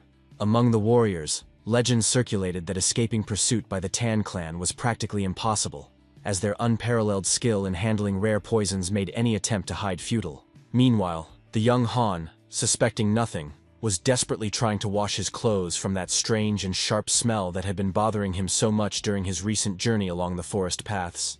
The youth sincerely hoped that after thorough washing in cold water, this persistent aroma would finally disappear forever, allowing him to feel comfortable again and not attract unnecessary attention. It seemed that the task was almost done, and now he only had to wash himself well to finally get rid of the remnants of that unpleasant smell that had literally soaked into his own skin and hair. Without hesitation for a second, he took a decisive step and boldly jumped from a high rocky cliff straight into the embrace of a turbulent mountain river, which swiftly carried its cold waters far down the slope. His body rapidly approached the water surface, preparing to plunge into the very depths of this powerful current, which promised to give him the long-awaited cleanliness and true refreshment. With a loud splash, the boy dived into the water, causing thousands of tiny droplets to scatter in different directions under the sun's rays, filling the surrounding air with moisture and the noise of falling drops. However, this old master, whom many considered a true bastard because of his cruel methods, was already very close, silently observing the youth's actions from his secret position. He was intently looking ahead, trying to calculate the next steps of his victim. But one important detail still remained a complete mystery to him, which he could not solve at this fatal moment. Tan could not understand how the unique aroma of Thousand Xiang could suddenly disappear, since he had been perfecting this technique for years so that no opponent could hide from his scent. Why the magical smell suddenly dissipated in the air remained a complete surprise to the old man, as he could not even imagine that the boy would simply think to bathe in the river to wash off his mark. Even the experienced elder refused to believe that this young boy could so quickly sense the specific smell that is almost impossible to catch with an ordinary human nose. He realized the absurdity of the situation, since finding the target using the sense of internal energy key would only be possible if the boy possessed an aura equal to Han-Oh himself. Suddenly, an important thought flashed through his mind. Han-Oh recalled that he had sent Gon to the secluded Kunmok Monastery, which was a tiny hut on the steep slope of the sacred mountain. The old man clearly understood that if the boy was not in that place, it meant he was still continuing his slow descent from the very summit, and he could be intercepted somewhere halfway down to the foot. Wasting no time, he rushed with all his might to search for the boy, fully understanding if Han-Oh found out about his secret presence here, he would definitely suspect something bad and intervene. Meanwhile, the carefree Gon was calmly standing by the riverbank, where he had just thoroughly bathed and finally completely washed off that strange and intrusive smell that had irritated him so much. The young man sincerely did not understand where this specific scent on his clothes had come from at all. But now he felt only the pleasant freshness of the mountain water and the long-awaited relief throughout his body. However, suddenly, in a moment of complete silence, the boy caught a barely audible sound nearby, which made him instantly become alert and focus all his attention on the surrounding dense thickets. He felt that this place was perfect for slightly recharging with the energy of Qi, since in the temple itself there were so many people now that pure power seemed catastrophically insufficient for everyone. And at that very moment of deep meditation, Gon's stomach treacherously growled, reminding him that the physical body needed nourishment just as much as his internal energy channels. Realizing that this process would not take much time, the boy decided to properly feast on the surrounding natural energy to restore his strength before the long journey back to his mentors. He slowly approached a gigantic ancient tree that had spread its mighty branches over the water itself, and calmly sat down under its dense shade, immersing himself in a state of deep calm. Sitting more comfortably, Gon carefully looked around, trying to feel the harmony of this place, and notice any details hidden among the stones and roots of the old forest giant. Suddenly, his gaze stopped on the amazing grasses growing nearby, standing out among the other greenery with their unusual appearance, as if they possessed a special, hidden power. But the boy began to decisively shake his head in different directions, convincing himself not to touch the find, since at first glance it was clear that this bright plant was extremely poisonous and dangerous. Although the mentor strictly forbade him even to touch such herbs, Gon literally salivated from the feeling of that powerful concentration of energy hidden in these dangerous fruits. The boy did not even suspect that at that very moment, the old cunning bastard from the Tan clan was approaching him with incredible speed, turning into a real shadow among the mountain forest. And then the pursuer suddenly stopped in place, feeling something with his supernatural senses that made his predatory smile even more expressive and confident in victory. The same scent of Thousand Xiang that he had so carefully prepared reached his nostrils again, and now no water could hide from the poison master the presence of his little victim. Clearly realizing from which side the smell was coming, the old man without hesitation rushed in that direction, covering the distance with one powerful leap, like a hungry beast that finally smelled its prey. And little Gon at that moment had finally fed on energy, and decided that now he needed to return as quickly as possible, and greet his mentor so that he would not start worrying about his long absence. But at that very moment, right in front of him, as if from under the ground, appeared the same old grandfather, whose gaze promised nothing good, despite all his feigned friendliness and calm voice. From the very beginning of the conversation, he stated that he found Gon not by accident, but simply remembered that in his haste, he completely forgot to give the boy one very important and valuable gift. The old man began slyly telling that any student of his ancient friend Han-Oh was like a native grandson to him, so he was simply obliged to show his sincere care. Gon politely acknowledged that it was very kind of the elder, but modestly noted that he had studied with his mentor very little, and it was hard to call him a full-fledged student of the great master. These sincere words of the boy greatly surprised the old trickster, while Gon continued to say that during all that time he had only learned to skillfully dodge stones and some techniques of the diamond fist. Feeling this, the old bastard spread into an even wider and more satisfied smile. For now, he had a formal reason to carry out his insidious and long-planned scheme. Although Gon was not considered an official student, the very fact of his training in martial arts could easily be interpreted as a direct violation of an ancient and very strict sacred prohibition. With these thoughts, he slowly reached into his deep inner pocket and began to search persistently for something, not taking his vigilant and dangerous eyes off the confused boy. He perfectly understood that Honorable O was very close by, so he had no time for long ceremonies, and needed to finish this matter as quickly as possible before anyone intervened. The old man slowly took a mysterious object from the wide sleeve of his clothing, and, with feigned kindness, extended it to the boy, carefully watching his reaction. Gon did not hide his sincere admiration, for it was the first time in his life he had seen such an incredibly beautiful and bright object that shimmered so strangely under the rays of the sun. He began to explain the enormous value of the item, assuring that it was an extraordinarily rare bead that needed to be treasured as the greatest treasure in one's life. When Gon awkwardly called it an overly generous gift, the old man just waved it off, saying it was a trifle he was not at all sorry to give to such a fine boy. He persistently asked the youth not to refuse the gesture of goodwill, but simply to take the gift into his hands as a sign of their unexpected but pleasant meeting by the river. In a moment, the magical bead was in Gon's palms, shining with a cold light that momentarily blinded the boy's eyes with its unusual and mysterious beauty. But as soon as the boy squeezed the find tighter, it suddenly cracked, and before his eyes turned into a dense, shimmering liquid that began to rapidly spread over his skin. At that moment, Gon was completely confused, unable to comprehend what exactly had happened and why the solid object so suddenly changed its form, becoming a liquid substance. But on the face of the old bastard, an increasingly distinct and cunning smile began to appear, revealing his true intentions and satisfaction from the successful plan. When the amazed boy exclaimed that the bead had simply melted, the old man with hypocritical concern asked for permission to look closer at what remained in the palm. But looking at his own hand, Gon noticed with horror that it was beginning to disappear in a strange way, as if dissolving into space under the influence of that incomprehensible energy. Meanwhile, all the mysterious power that had recently been concentrated in his palm began to flow uncontrollably upward along the arm, penetrating deep inside the body. The boy, completely stunned, watched his body, not understanding the nature of the terrible process engulfing every cell of his young and strong body. Something dark and inevitable was rapidly rising through his channels, heading directly to the very center of energy, his sacred and vulnerable dantian.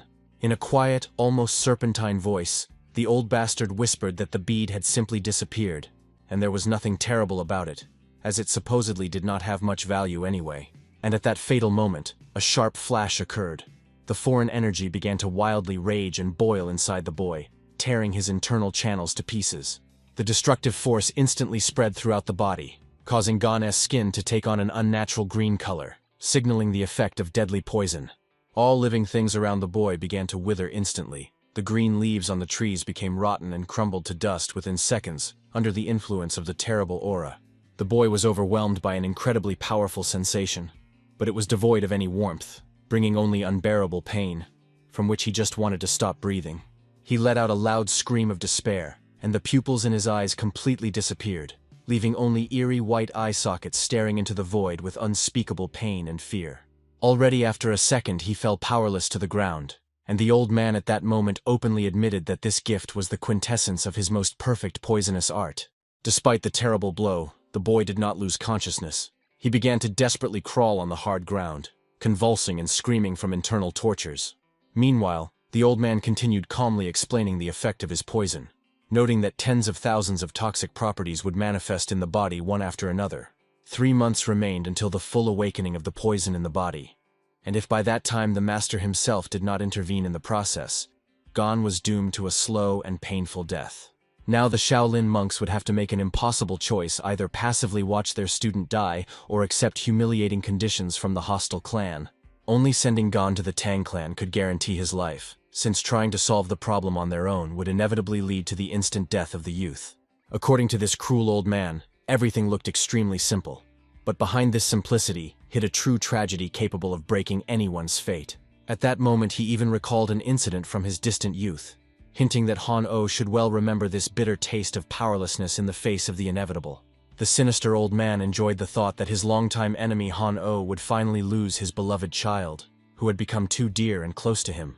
This treacherous bastard did all this only to finally take revenge and deprive his rival of the person with whom he wanted to spend the rest of his life. This fatal story began exactly 15 years ago in a small village spread near the majestic and impregnable walls of the Shaolin Monastery. The events unfolded in the local tavern, which was packed with noisy people, creating the illusion of an ordinary evening that promised nothing extraordinary. In those times, Tan Sedin was a very young guy who had just turned 20 years old, and he was full of ambition and a desire to prove his superiority to the whole world.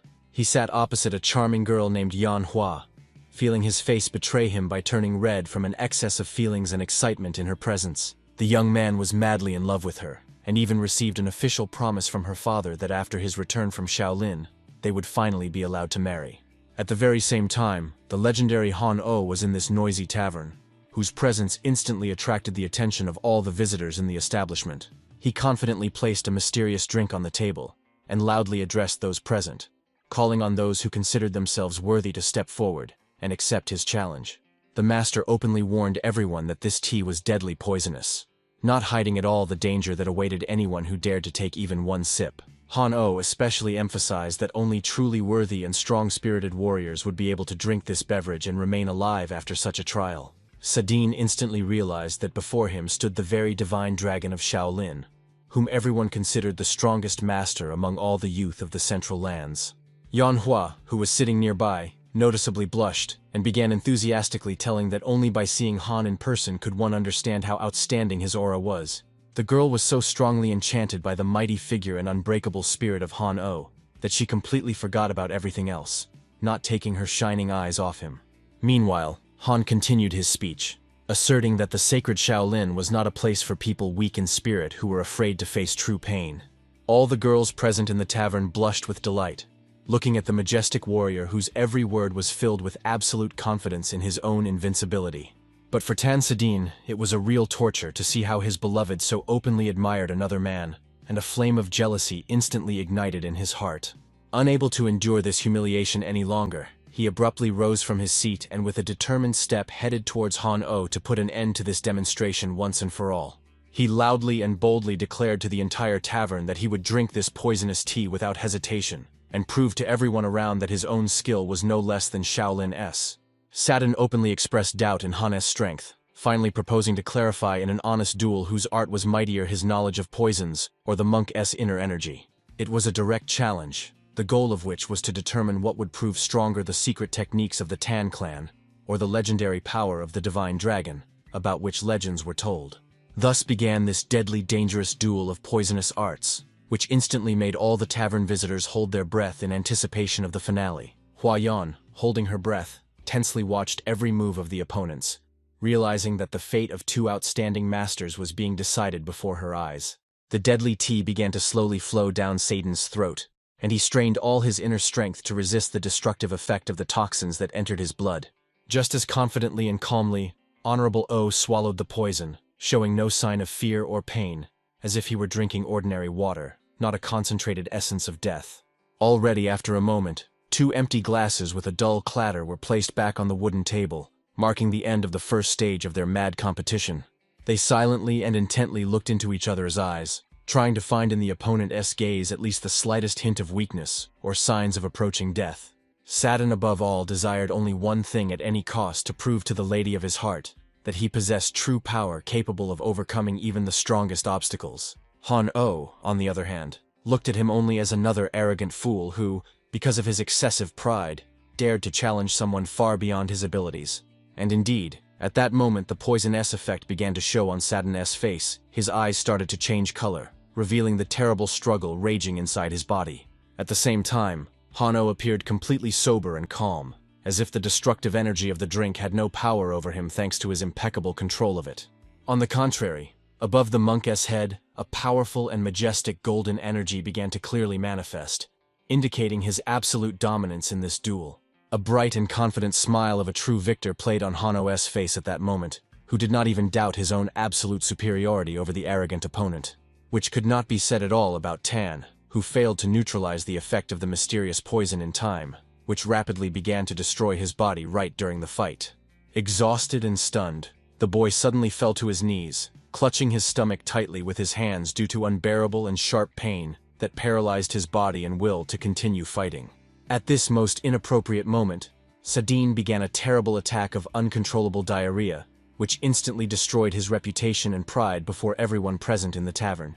Hanno remarked with obvious contempt that the loud claims about the greatness of the Tan clan as unsurpassed poison masters turned out to be empty words not worthy of any respect. The worried girl wanted to immediately rush to help her beloved, but Sadine, in despair, held out his hand, begging her not to come near him in such a shameful state. It was at this fatal moment that Sadine experienced the same sudden and uncontrollable lower chakra opening, which became the beginning of his greatest life disgrace before the whole world. Holding her breath, Manhwa watched in complete shock the unheard-of shame and humiliation that befell Sadine in front of the crowd that just a minute ago admired him. Without a doubt, to every visitor of the tavern this spectacle seemed an incredible abomination, which provoked only feelings of disgust and deep disappointment in the once promising young master. The situation looked truly terrible. He not only lost spectacularly to the divine dragon, but also publicly soiled himself, forever losing any dignity in the eyes of those around him. With loud cries of despair and pleas to never approach her again, Manhwa ran out of the tavern in tears, forever severing any relationship with the disgraced representative of the Tang clan. Seeing the horror and undisguised disgust in the eyes of the only beloved person, Sadine felt his heart shatter into 1,000 small fragments, leaving behind only cold emptiness and pain. After this incident, he was shamefully expelled from his native family, and the humiliating nickname stuck to him like a magnet, while Lady Manhwa married a representative of a completely different clan. For him, it was incredibly unfair and painful, as he believed he had suffered an honest defeat in an open duel, although the consequences of this loss turned out to be too harsh. That is why he was able to come to terms with the loss of status itself. But in his wounded soul flickered one question, which he could neither endure nor forget throughout all those long years of wandering. 10 years of exhausting training in the dangerous southern jungles, where he perfected his art of poisons, did not help him understand exactly which technique Hanno used. Over time, he came to the bitter realization that surpassing Hanno in direct combat was practically impossible due to his colossal level of internal energy and mastery. Having no other way to unravel the mystery, Sadine chose a completely different path, deciding to pose as an old friend in order to finally get answers to the questions that tormented him. The last day came when Hanno came to say goodbye, and it was then that Sadine again asked about that very poison, declaring that he would not leave him alone until he heard at least some truth. Hearing the same question over and over again for many years was a real trial for Honorable O, which caused him only fatigue and deep incomprehension of such persistence. When Sadine literally began to beg for the truth, Han finally told how he managed to defeat the master of the Tan clan, who from birth consumed only poisonous snake venom instead of milk. The monk admitted that that day he simply poured into the drink everything he had with him, and among other things there was definitely an extremely powerful laxative, which caused such a violent reaction in the body. This information, heard firsthand, instantly paralyzed Sadine with genuine shock, making him freeze in place, realizing how vile and mean they had treated him. After that, he began to consider Han a real bastard, who even now could not fully understand why Sadine was so furious about events that the monk considered just a funny story from the past. However, for Sadine, it was not a simple adventure, because it was precisely because of this dirty trick that he lost forever the woman he loved above all in the world, and his right to a happy future in the clan. Because of the shameful nickname Shitty Dog, he never managed to marry, spending 10 years in lonely travels to the most remote corners of the world, burning with shame and thirst for revenge. What troubled him most was the realization that his whole life was destroyed, not because of losing in an honest duel of masters, but because of using the most vile and primitive trick. It was for this reason that Sadine was not ready for a second to forget or forgive that old insult, which had been burning his soul throughout all the time spent in exile and constant training. Now he stood with a triumphant smile on his face, feeling that his long-awaited revenge had finally come true, and the insidious plan regarding young Han worked perfectly. Now all that remained was to calmly wait for the difficult choice that the Shaolin monastery would be forced to make, finding itself in a dead end in the face of his most perfect poison. Tan already imagined how he would personally raise this child, who carries his unique poisonous essence, turning the boy into the most powerful and dangerous warrior of his native clan. He dreamed of seeing how the same monks who once despised him would watch in horror as this exile crushes the world of martial arts and glorifies the glorious name of the great Tan clan. But at that very moment of triumph, something absolutely unexpected happened, which made even such an experienced poison master instantly become alert and change his further plans. This treacherous bastard suddenly felt on himself someone as strange and incredibly powerful pressure, which literally pressed him to the ground with its monstrous and unbreakable inner strength. He could not comprehend who nearby could pose such a serious threat to him, since it definitely was not Han-Oh, whose energy he had learned to recognize among thousands of other masters. And at that very moment he realized that the ancient rumors about the existence of a secret and powerful hidden master within the walls of Shaolin most likely turned out to be pure truth. The only thing that somewhat calmed old Tan was that they were now not on the territory of the main temple, where the influence and power of the monks would be simply unsurpassed and devastating. Casting one last glance at the unconscious boy, he quietly spoke words of farewell, expressing hope that their next meeting with this unusual child would definitely take place. After some time, a bald monk arrived at the scene, but he found no one there except Gon, who lay helplessly on the ground, struggling against the effect of Tan's deadly and treacherous poison. The monk bitterly realized that some bastard had sneaked in here like a cowardly rat to pour out his hatred on an innocent child, right under the nose of the entire majestic Shaolin order. He perfectly understood that the nickname the Willful was given to Sadine not without reason, and now even he would find it incredibly difficult to find a way to neutralize the effect of this terrible and rare poison. The bald man began to scold himself for his slowness, thinking that if he had come even a few minutes earlier, such a terrible tragedy would never have happened to this innocent child. With trembling hands, he opened the boy's clothes and carefully placed his palm on his neck, trying to catch a weak pulse and understand how deeply the poison had managed to penetrate the body. Suddenly he noticed and took out what made his heart beat faster from shock. It was the legendary Pearl of Poison Suppression, which somehow ended up in the hands of little Gon. For the monk, this became a true glimmer of hope, as thanks to the magical properties of this item, the spread of toxins significantly slowed down, giving the boy one more chance for salvation. However, time was running out, so at first he decided to immediately take Gon to a safe and cozy place, and only then start urgent searches for the medicine needed for treatment. Picking up the child in his arms, the monk rushed forward through the dense thickets, trying to reach the shelter as quickly as possible, where the boy could be given the first necessary aid. Although the pearl restrained the effect of the poisonous essence, he still feared whether the fragile childish body could withstand such colossal pressure from the dark and destructive energy of the enemy. Whether a person could survive after such direct contact with the power of the Tan clan remained a complete mystery, the answer to which was known only to time and Gon's unbreakable will to live. Meanwhile, Honorable O, who was still standing on the mountain peak, felt slight anxiety, as not long ago he distinctly sensed in the air the specific and unpleasant energy of that very Sadine. Troubling thoughts began to creep into the mentor's mind that the Saren might have planned some new treachery to take revenge for his old defeat in that ill-fated tavern near Shaolin. But in the end, he convinced himself that the idiot was unlikely to dare open hostile actions on the sacred territory of the monastery, where every stone is saturated with the power of hundreds of generations of masters. Casting aside all doubts, Honorable O simply turned around and calmly walked toward his dwelling, to finally rest a little after the exhausting conversation with the uninvited guest from the past. Meanwhile, Tan Sadine, who was disdainfully nicknamed Sirun in the monastery, had already crossed the border of Shaolin's domain, feeling complete satisfaction from the successfully executed treacherous plan. Suddenly, a man emerged from the shadows of the trees, politely greeted the Master of Poisons, and eagerly asked whether he had managed to achieve the desired goal during this dangerous and secretive expedition. Tan confidently confirmed the success of his mission, noting that without the help of the man dressed as a Shaolin monk, it would have been much more difficult to accomplish, for which he expressed his sincere gratitude. The bearded monk called his assistance only a small favor, but a clear interest in the further development of events, which he himself had so carefully helped to plan, could be read in his gaze. It was he who on the eve entrusted Gon to deliver rice cakes, deliberately putting the boy in harm's way, and now this traitor awaited the promised reward from Tan for his dirty work.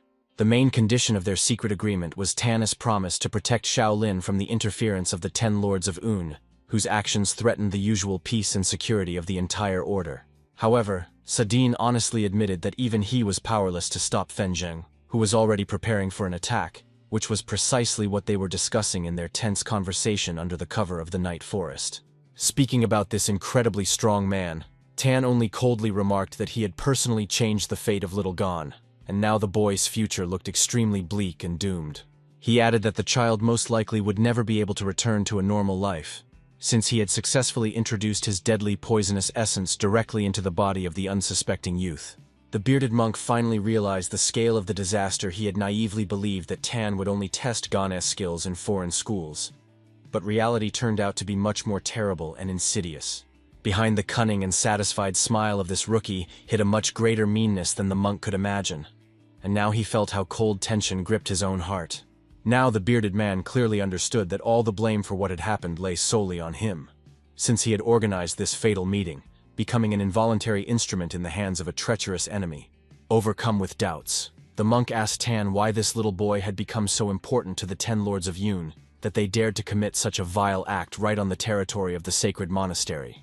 The answer was cruel. For decades these outstanding masters had lived focusing all their hatred on one Hong-O, and now their rage sought any outlet for final revenge. The bearded man noted that it would have been more logical to deal directly with his enemy, rather than doing such terrible things to a defenseless child who had not even had time to learn the true world of martial arts. However, Tan replied that the current events are merely the inevitable consequence of the very oath once given by the great mentor Mugak, trying to save his wayward disciple from deserved punishment. The monk had previously heard these legends about how the great Mugak, despite his venerable age, went from one school to another, trying to atone for the numerous sins and misdeeds that Hano committed in his past. It was then that Honorable O was strictly forbidden to leave the boundaries of Shaolin and to take disciples, so as not to allow the leakage of secret techniques of other schools, which he so brazenly appropriated during his bandit travels. Siren added that if it were not for this sacred protection of the monastery walls, Han would have long ago been torn to thousands of pieces by enraged masters who sought justice for the insults and humiliations of past years. In Tan's opinion, Shaolin showed terrible ingratitude by deciding only formally not to consider Gon a disciple, while allowing him to effectively inherit the martial path and all the unique knowledge of Han-O. Now the bearded monk finally understood why the willful Tan and the only Sword Fen were so obsessed with this boy, seeing in him the living embodiment of everything they so sincerely hated. Since Quen Mok officially renounced the mentor and martial arts of Shaolin, an attack on him by the lords would be a gross violation of the laws. But Gon, who accepted Han's legacy, became a legitimate target. It is precisely because of this that all the rage accumulated over many decades now fell as a huge burden on the shoulders of a child who simply had the misfortune to become the heir of the path of the great Han-O. However, the bearded man could not understand the root of this monstrous and bottomless hatred, so he directly asked the elder Tan about what exactly once happened between him and the divine dragon. Tan answered briefly and grimly, noting only that Han once took from him the most precious thing he had in life, leaving only a scorched desert and an endless thirst for revenge in his soul. He added that a Shaolin follower should not delve into conversations about the complex feelings between a man and a woman, since the monk would not understand the pain of losing the one who was dearer to him than anything else. That is why now he answers Han-O in exactly the same way, destroying the life of the one who became dearer to the mentor than his own life, and feels only cold and sweet satisfaction from revenge. The bearded monk was already painting terrible pictures in his imagination of how Han-O once encroached on the wife of the willful one, and perhaps even cold-bloodedly killed her, creating this bottomless abyss of enmity. He was struck by the depth of this hatred, which seemed to him a true endless abyss, capable of swallowing anyone who dared to approach the secrets of these two great masters. But the real truth was much more prosaic and amusing. He did not even suspect that this whole tragedy began with Han simply making Tan disgrace himself in front of a girl in a tavern.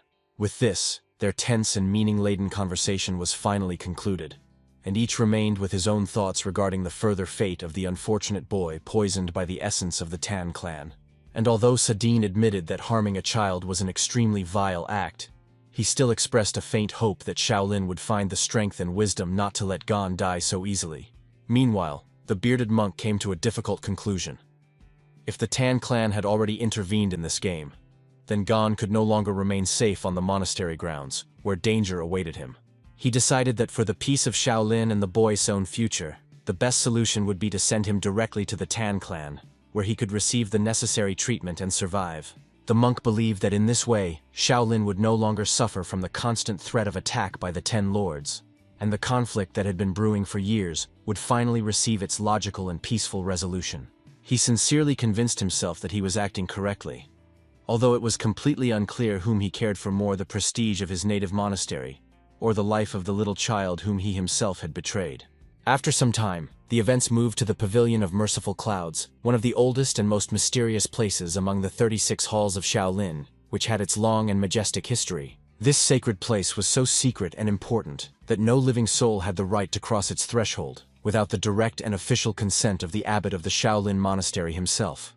At this time, the old master bent over the helpless Gon in the depths of the inner chambers, which were already almost completely filled with the dense, ominous, and deadly poisonous energy of the Tan clan.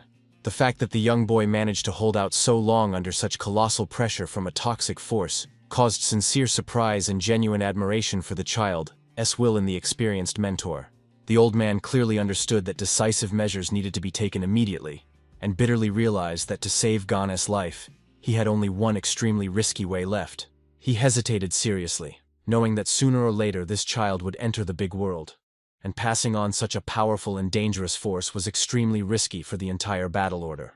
However, in the end, the understanding that human life is the highest value outweighed all doubts, and the master finally dared to take this desperate and fateful step for the sake of the boy. After some time, the old man decisively headed to the head of the monastery, intending to ask him only one direct question and express one extremely important request that could not tolerate delay. His first question was sharp and direct. He wanted to immediately find out whose exactly foolish idea it was to involve the treacherous troublemaker from the famous and dangerous Tan family in this dangerous matter. Hearing these harsh words, the head of Shaolin seemed momentarily tongue-tied, not knowing how to respond to such a direct accusation that instantly exposed his own enormous short-sightedness.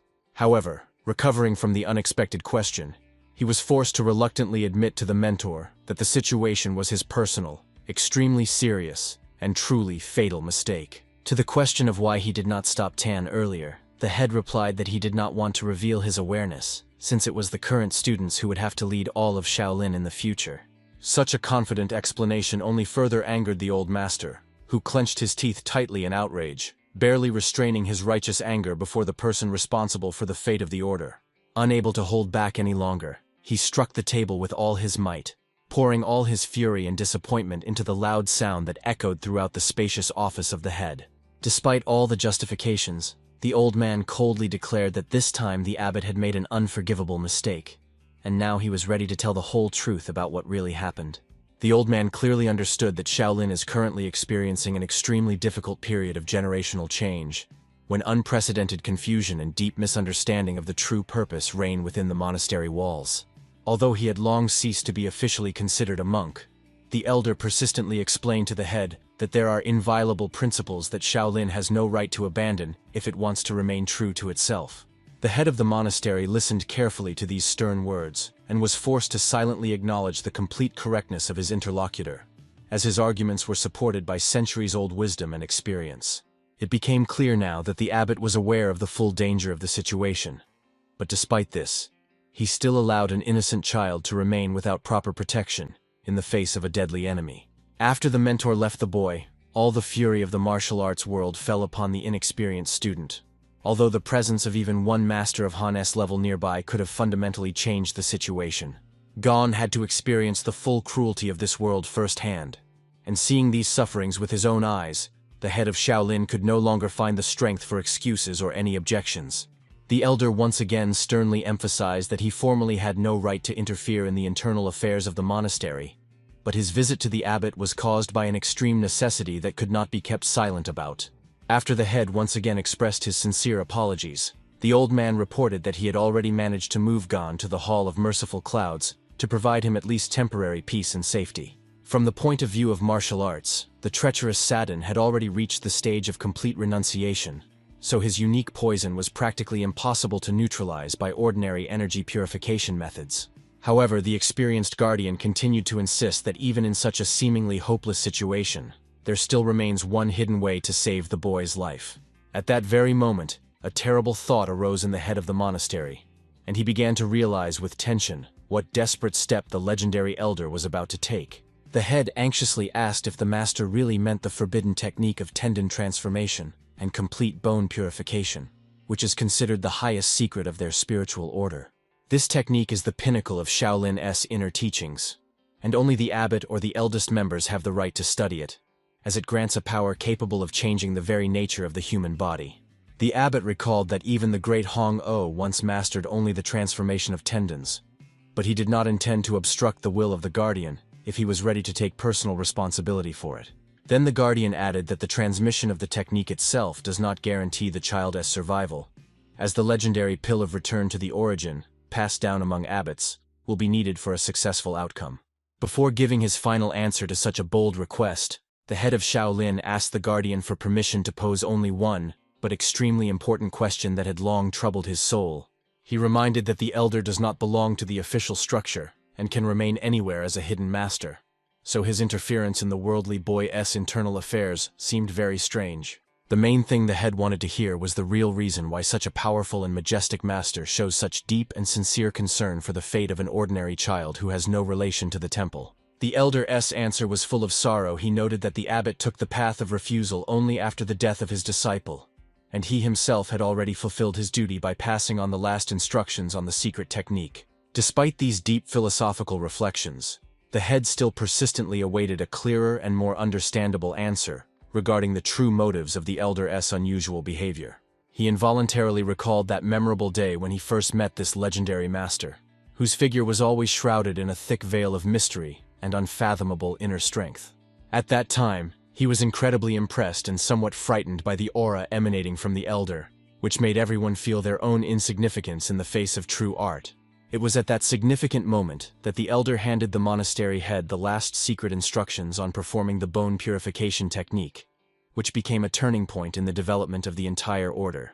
After receiving this invaluable knowledge, the abbot's progress accelerated significantly, and soon he had no equals among all martial arts masters within the central lands of the country. Since their first significant meeting, a long 10 years have passed, during which the elder never once showed active interest in the affairs and events of the surrounding world.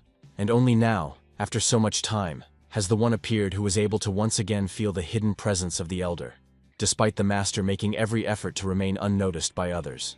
The elder openly admitted that it was the young Gon who became that unique person who felt his aura, and this discovery made the master look differently at the potential of this unusual boy. He emphasized that after such a manifestation of supernatural sensitivity from the child, he simply cannot remain indifferent and passively watch as this incredible young life fades away. This became especially unbearable now, as the talented child was slowly and painfully dying right before his eyes, becoming a victim of insidious revenge and ancient quarrels of the great masters of the past.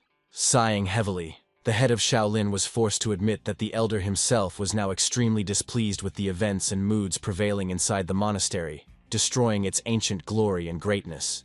The elder sternly remarked if the head considers his help to the child merely a manifestation of personal sympathies, then he has too low an opinion of the true motives and high spiritual values of his brother-in-arms. Having heard these words, the abbot asked hopefully whether this mysterious boy could really become the force that would finally pull the current Shaolin out of the deep quagmire of decline and internal strife. Then the elder silently turned his head away, making it clear that he had never thought about such global consequences, focusing exclusively on saving a specific human life. However, he was absolutely certain of one thing. If the unfortunate boy is left in such a terrible condition without proper help, he will inevitably die within the next few hours under the influence of dark forces. But the head of Shaolin continued to insist on his question, seeking to understand whether this decision would be right for the safety of the order itself, and what exactly the mentor intends to do to protect the temple. The elder replied that he does not know what exactly the abbot is contemplating, but he simply cannot leave the child who is right now fighting a desperate and painful battle for survival with his last strength. He added that he was personally ready to sacrifice himself for the good of Shaolin at any moment, but did not consider it possible to demand such sacrifice from other people, especially from an innocent boy. This sincere answer made the leader barely smile under his thick gray beard, for he finally saw before him a person of truly high virtue, acting according to the call of the heart. At such a moment, any further reflections on who was right and who was guilty in this situation seemed absolutely superfluous and unimportant in the face of the mortal danger threatening the child. Then the abbot decisively approached the old cabinet and began carefully taking out the very legendary pill, which was the last hope for restoring internal energy and cleansing Gane's body. He silently handed the priceless artifact to the elder, asking him to act as he deemed necessary, fully trusting his wisdom and impeccable skills in treating combat injuries. The abbot could only sincerely pray after the mentor when he quickly left the building with the pill in his hands, preparing to begin the complex process of neutralizing the terrible poison of the Tang clan. Left alone, the leader pondered that due to the insidious actions of the willful one, a real storm was beginning to rise in the very heart of Shaolin, capable of forever changing the usual way of life of the monastery. The poison master surely knew about the secret techniques and the great pill of revival, so he arranged a meeting with Hong-O to confirm his suspicions, and only after that start his destructive game. In the end, the abbot had to admit that now they could only closely monitor the cunning plan of the willful one, trying to anticipate his next moves in this dangerous game. Meanwhile, in his chambers, Gon suddenly fell from the bed onto the cold floor, feeling his body shudder from another attack of unexplained weakness and severe internal pain. The boy tightly held his head with his hands, which hurt incredibly from the throbbing pressure, trying at least for a moment to calm this terrible sensation that was tearing his consciousness to pieces.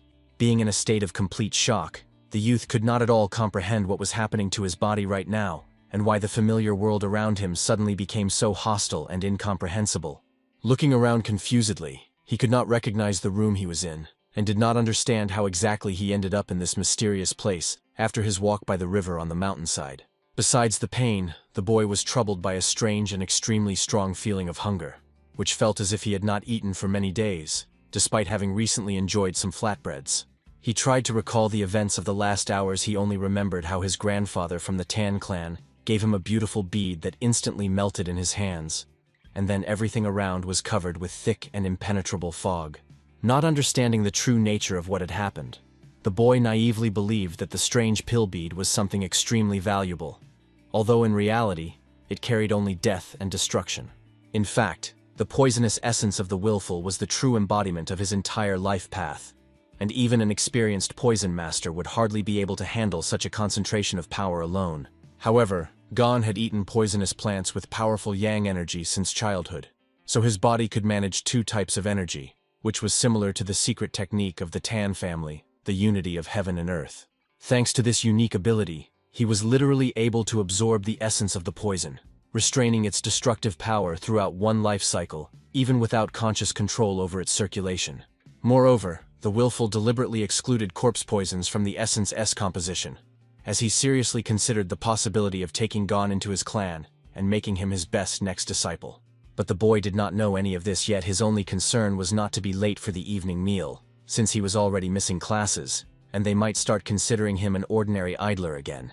Gathering the last of his strength, he decided to go to the mentors as soon as possible to explain that his long absence was connected with fulfilling an important assignment from the bearded monk. Gon was already about to leave the room to make it to dinner and at least somewhat satisfy his hunger. But suddenly, he stopped sharply, feeling some strange inconsistency in the surrounding space. The boy slowly turned his head back and looked intently once more at his empty bed, trying to understand what exactly in this familiar setting made his heart beat with anxiety. Gon suddenly realized that he would not be able to leave this mysterious place just like that, because every cell of his body felt a strange resistance and an incomprehensible heaviness that shackled his movements. Meanwhile, the elder was already hurrying to the boy's room, tensely pondering the difficult situation and trying to find a way to neutralize the terrible poison he had encountered. Having come to a difficult conclusion, the master understood that it was simply impossible to immediately remove such a concentrated poison, so the only way out was to allow the boy to fight this force himself. He secretly feared that this exhausting process of internal cleansing could drag on for many years, or even entire decades, testing the limits of human capabilities. However, when he finally opened the door to the inner chambers, he discovered with horror that the bed was empty, and Gon himself was nowhere to be found, which was absolutely impossible for a person in his current state. A disturbing thought immediately crept into the elder's mind that the boy might have been treacherously kidnapped, as he did not believe that a poisoned child could get up and go somewhere on his own. But looking closely at the bed, he noticed that the bedding was folded extremely carefully and neatly. which eloquently indicated that the boy had definitely not been forcibly taken from there against his will. However, common sense suggested to the master that the young man simply could not have left on his own in such a critical condition, making this situation even more mysterious and dangerous for the entire monastery. Realizing that every lost minute could cost the child his life, the elder decided to immediately begin the search and find the fugitive as quickly as possible before it was too late to save him. Meanwhile, the sun was slowly setting toward the horizon, painting the sky in crimson colors and heralding the approach of twilight, which could significantly complicate the search for young Gon in the mountainous terrain. Gon himself accidentally stumbled upon a secret passage he had never noticed before, and hoped that this path would finally lead him to the main gates of his native Shaolin monastery for rescue. Moving forward, he keenly felt that something extremely strange and frightening was happening to his body, as if every muscle suddenly filled with unbearable weight, preventing him from even taking a normal step. The boy felt as if he had suddenly become incredibly heavy, and his own limbs no longer obeyed as skillfully as they had before during daily training or walks along forest paths. Despite this strong discomfort and inexplicable weakness, Gon still decided to hurry to make it in time for the evening meal and avoid unnecessary questions from the strict mentors. Moving forward, the young man had no idea what terrible and deadly energy was now emanating from him, poisoning all living things around him within seconds of his presence nearby. The poison S effect was so powerful that even the juicy green leaves on the trees instantly withered and fell right behind his tracks, leaving only a dead desert instead of a forest. Suddenly, a group of pilgrims appeared on the narrow path ahead of him, and Gon was very surprised by this unexpected encounter, as he did not expect to see strangers here at such a late hour. Seeing the crowd, he was momentarily confused, but quickly pulled himself together, realizing that he needed to pass by them as inconspicuously as possible to avoid attracting any unnecessary attention. He decided to slip through the group of people so quickly and skillfully that they would not even have time to see his face, or at least understand who had just run past them in the shadow of the trees. Meanwhile, the pilgrims calmly said goodbye to each other, discussing the beautiful evening service and feeling spiritual uplift, completely unaware of the deadly danger nearby. Gon slipped past the crowd with incredible speed, remaining only a vague shadow in the eyes of the people who did not even pay attention to the strange boy, who was so desperately rushing somewhere. However, within a second, those closest to him suddenly began to fall to the ground, suffocating from an invisible and extremely aggressive poison that instantly struck their internal organs. The pilgrims standing a little further away turned around in horror at the screams and saw this terrible sight, completely not understanding what force had so suddenly and cruelly struck down their friends on the path. One elderly man was the first to suffer. The color of his face instantly changed to a sickly shade, and his breathing became heavy and intermittent under the influence of the invisible toxic aura of young Gon. Already in a moment, the old man helplessly fell to the hard ground, barely restraining the unbearable pain that tore his body from within, and vainly trying to understand the cause of his sudden ailment. The mustached monk who was nearby immediately rushed to help the victim, trying to find out the cause of the tragedy, and at least somewhat ease the suffering of the unfortunate pilgrim dying in his arms. However, soon he himself felt a strange smell, so he quickly covered his mouth with his sleeve, only guessing what kind of terrible danger was now hovering in the air and killing all living things around them. Realizing the seriousness of the problem, the monk decided not to waste time and immediately report this terrible incident to the head of the reception hall, so that urgent and decisive safety measures could be taken. After some time, Master Quan Bo anxiously asked the mustached monk for details of what had happened. Seeing how upset and frightened he was by this incomprehensible event, the messenger began to nervously explain that there were no external wounds on the bodies of the pilgrims, but all signs clearly indicated extremely severe poisoning by an unknown and very potent poison. Quan Bo deeply pondered the terrible consequences, since Shaolin was now overcrowded with ordinary pilgrims and students who did not possess techniques to protect their internal energy from poison. Most of the people on the temple grounds were ordinary laymen, whose bodies were absolutely unprepared to resist professional toxins, making them easy victims for the invisible threat. He understood if immediate measures were not taken, losses among people would be catastrophic, and Shaolin would not be able to avoid responsibility for the tragedy, although the identity and goals of the criminal remained a complete mystery. Quan Bo ordered the mustached monk to immediately deploy all fighters of the Mu generation to completely block the monastery entrances and gather the affected in one place to provide at least minimal assistance. His strict order was carried out instantly, and the temple grounds turned into a strict quarantine zone where every monk tried to act as precisely as possible, despite the growing anxiety and panic around. Rumors about the activity of the willful one in Sichuan province had already reached the master, and now he began to realize that these warnings were true, and the danger had come much closer to them. But Quanbo could not fully believe in such cruelty. After all, even the treacherous Tan Sadin would hardly poison hundreds of innocent pilgrims indiscriminately and without a specific purpose. Meanwhile, the unsuspecting Gon slowly approached the central gates of Shaolin, feeling a strange fatigue that with each step increasingly shackled his once light and skillful movements. Suddenly he heard the alarming toll of a bell, the sound of which did not at all resemble the usual signal after the end of service, which made the boy wary, although he did not understand that he himself was the source of the problem. After some time, a huge crowd of ordinary boys and visitors gathered on the street, who in complete confusion demanded explanations as to why they were not being allowed to go home to their families. Instead of clear explanations, they received only a stern request to unconditionally follow the instructions, since all passages were blocked solely to ensure the safety of the pilgrims in this troubling time. The monks asked people to be patient and wait a little, but a real chaos and dissatisfied commotion had already begun among the crowd, which became increasingly difficult to control by the security forces every minute. The young monk on duty did not know what to answer the angry people, as the agitated crowd before him increasingly resembled a pack of hungry dogs ready to break free from the chain at any moment. The guards themselves were also not given any clear explanations regarding the reasons for the emergency state, so they could only silently carry out the order, wondering why these strange events began immediately after the service. At that moment, Gon quietly approached the monk from behind and politely asked if he could now go inside, since he was delayed due to an important assignment and wanted to get to his cell as soon as possible. The boy explained his delay by carrying out an order and simply asked for permission to slip through the gates, not feeling at all the deadly aura that now invisibly trailed behind every one of his movements. The monk looked at Gon and, recognizing him as one of the secular disciples, decided that the delay of such a small one was not worth extra trouble with the higher authorities if he let him through without unnecessary formalities. It was precisely because of the unwillingness to escalate the conflict and write unnecessary reports that he decided to make an exception for the boy, thereby making a fatal mistake that put the lives of many people at risk.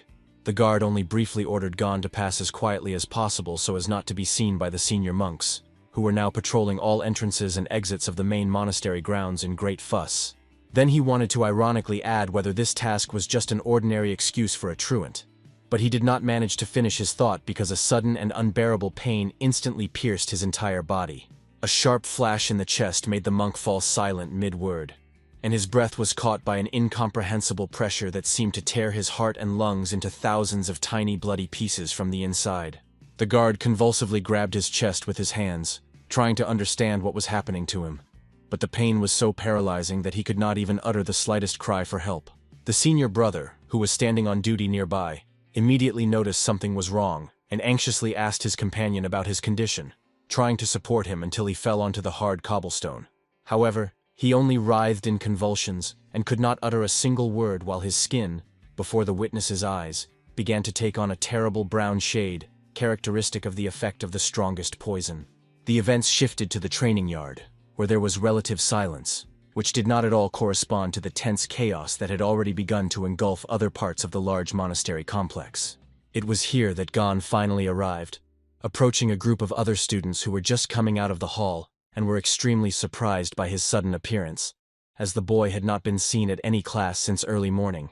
The young Van Mu was the first to run up to his friend, and with obvious concern asked what exactly had happened to him, as Gon looked extremely exhausted, and his face had an unnatural and very sickly appearance. In response, Gon could only mutter that he was incredibly hungry, as hunger became the only sensation that for a moment proved stronger than the strange pain that continued to tear him apart from the inside. Seeing that something was really wrong with his friend, Van Mu carefully placed his palm on Gon's head to check if he had a fever that could explain such strange behavior and appearance. And at that very moment, when the contact was made, the senior mentor appeared in the yard, who in a stern and anxious voice asked about the reason for the gathering and ordered all students to immediately return to their rooms. Seeing the senior mentor, Gon immediately approached him and anxiously asked if he was too late, to which he replied reassuringly, hoping to hear news about what was happening outside the temple. The boy said that the entrance to the monastery was completely blocked and there was real chaos around, so he himself did not fully understand the scale of the serious trouble that suddenly hung over the sacred abode. However, during this conversation, the senior monk began to closely examine the young man's face, noticing that his complexion had become unnaturally pale and sickly, which was extremely uncharacteristic for the energetic and healthy Gon. Since the mentor was already aware of the insidious plans to confront this innocent child with the dangerous willful master from the Tan clan, a terrible picture of what had happened instantly began to form in his mind. Understanding the deadly game unfolding right before his eyes made the old warrior's heart tighten with the anticipation of an inevitable catastrophe, which would now be extremely difficult to stop by his own strength. Confirming his worst suspicions, events began to occur right in the training yard that left no doubt that a real and extremely aggressive poison had penetrated the monastery grounds. Suddenly, the young Wanmu fell to his knees and began to writhe in unbearable internal pain, and Gon, not even realizing the danger of his approach, instantly rushed to his comrade to somehow ease his sudden suffering. The poor boy simply gasped for breath and could not utter a sound, vainly trying to explain to those around him what invisible force was tearing his internal organs apart and instantly depriving him of any ability to fight.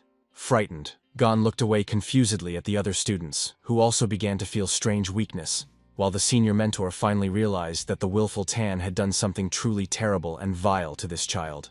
It became completely clear to the elder that the enemy had used Gon as a living instrument to spread the deadly essence, and now everyone who came near the boy automatically became the next victim of this treacherous game.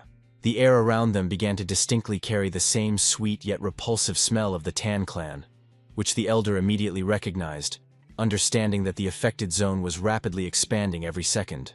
The monk realized if the situation continued to develop according to this bloody scenario, very soon even he himself, despite his inner strength, would find himself in mortal danger from this poisonous aura.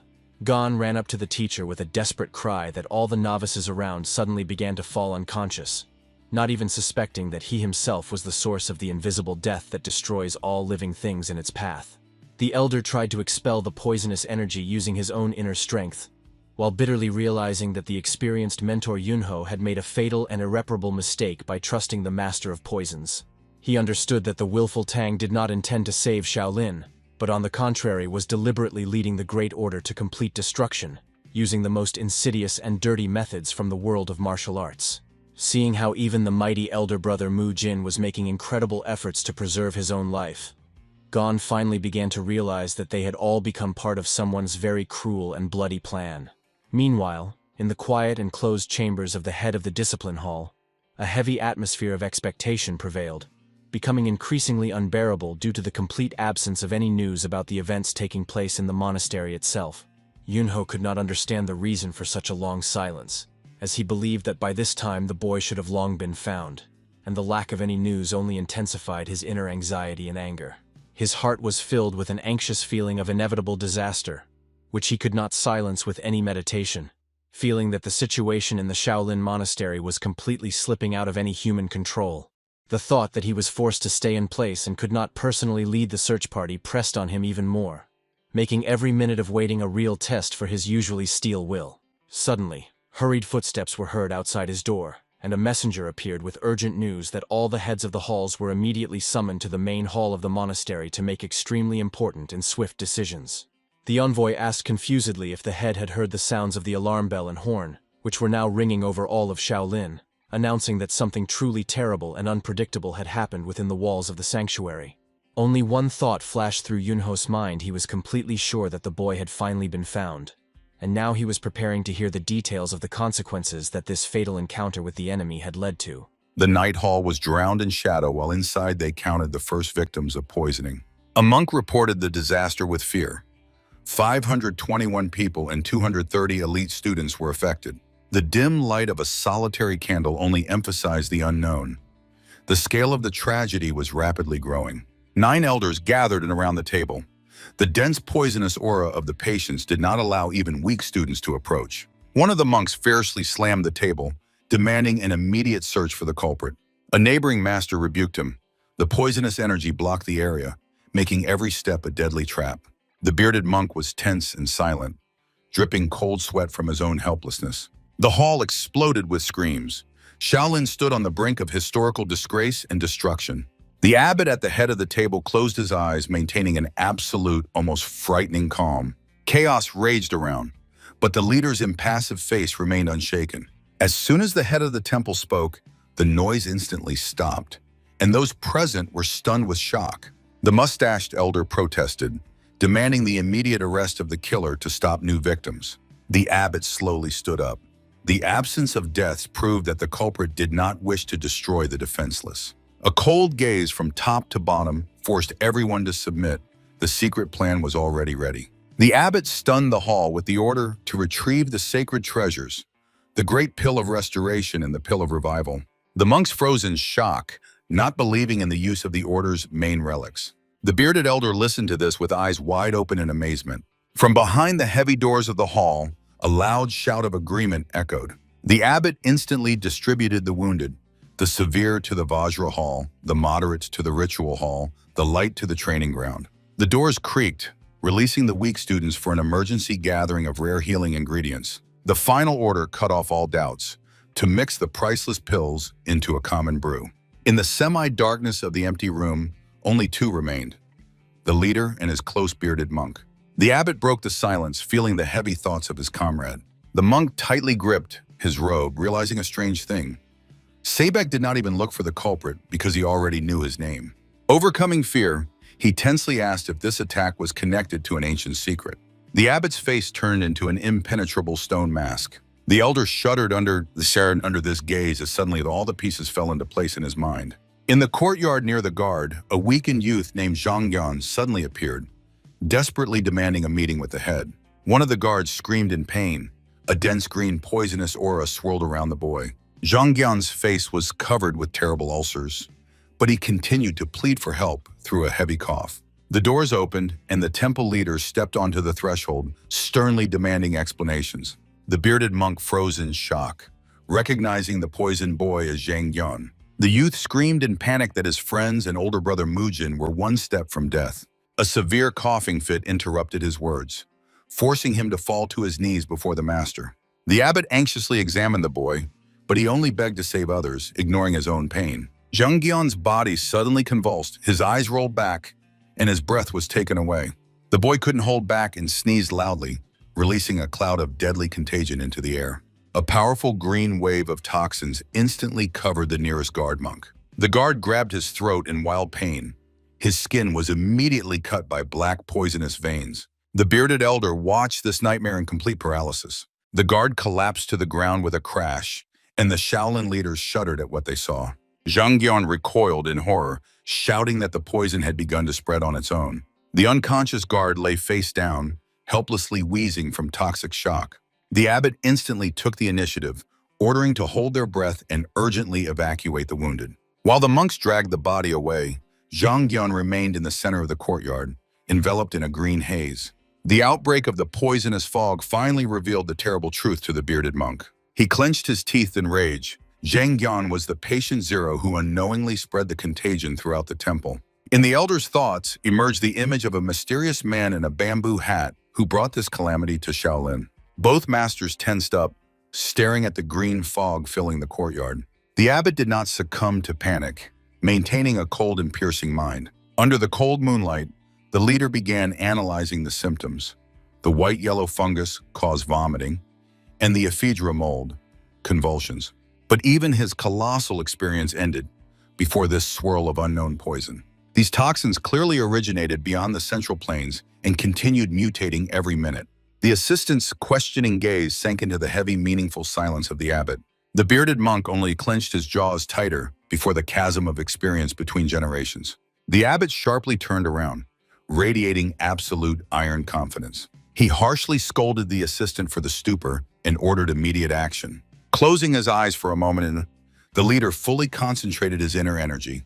A decisive step forward, in the order to isolate the infected child, cut off any hesitation. The bearded monk silently bowed before the courage and iron will of his master. The abbot approached the frightened Zhang Yan, promised to save his friends, and gently sent the boy to rest. Chang'an sincerely smiled and immediately offered the monks his help.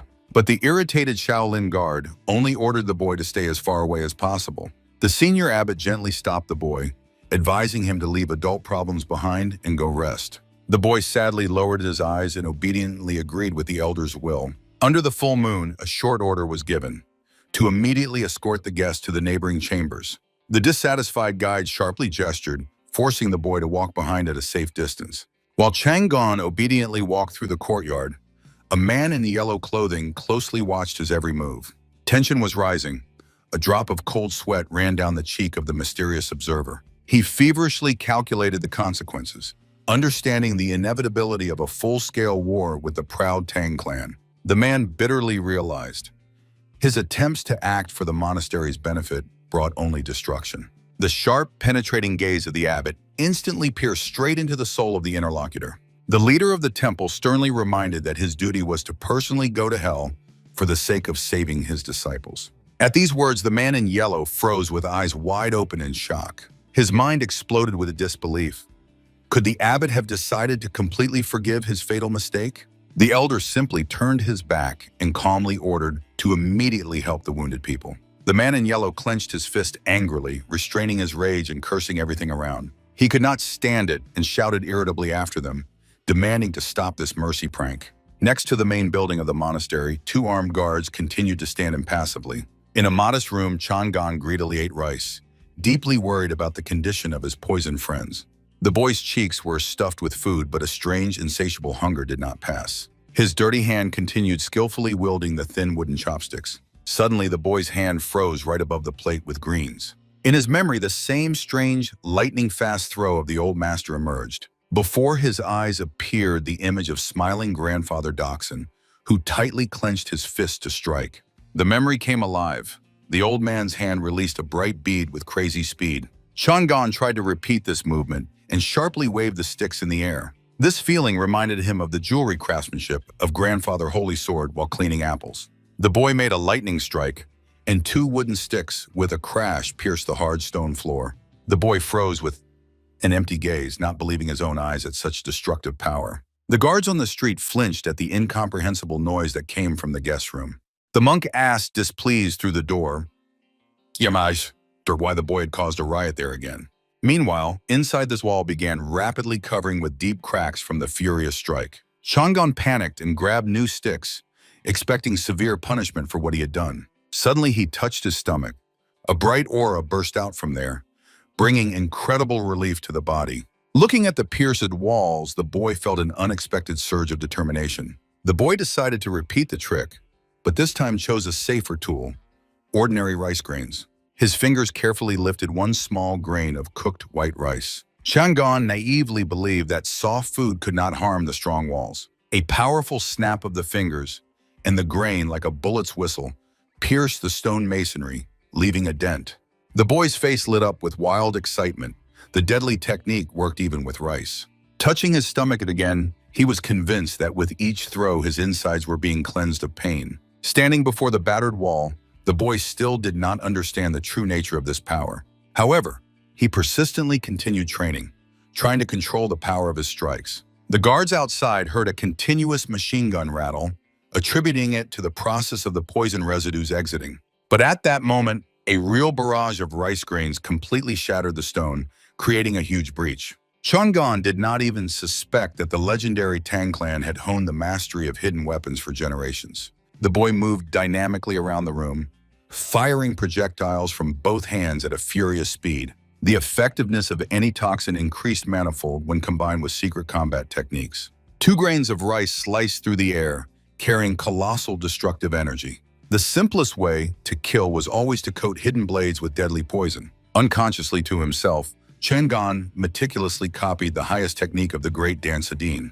The boy's face radiated pure childlike delight from the new funny game. Meanwhile, the sturdy wall turned into a sieve, covered with a web of critical cracks. The main secret was that the boy unconsciously invested his hidden inner strength into every throw. His hand flared with a bright green aura, releasing energy blocked inside the body.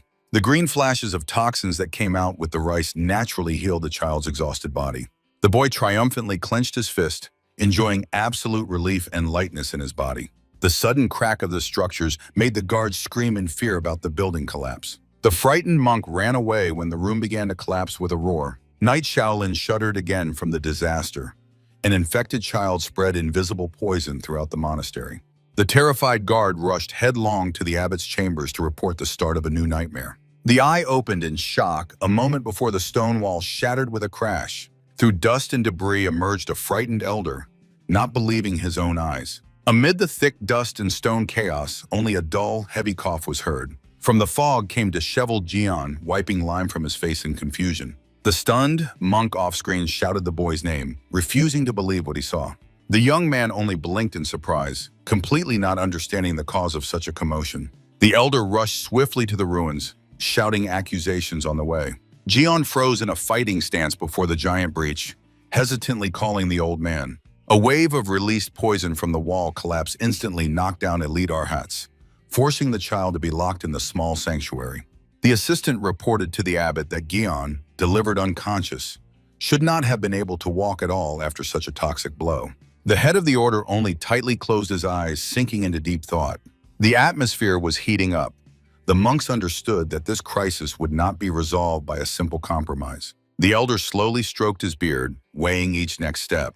The scale of poisoning of the civilians guaranteed swift intervention by the imperial government and the exposure of the puppeteer. The war with the powerful Tan clan became inevitable, regardless of Doxion's initial intentions. One of the masters gloomily admitted his own guilt for leaving the dangerous child unattended.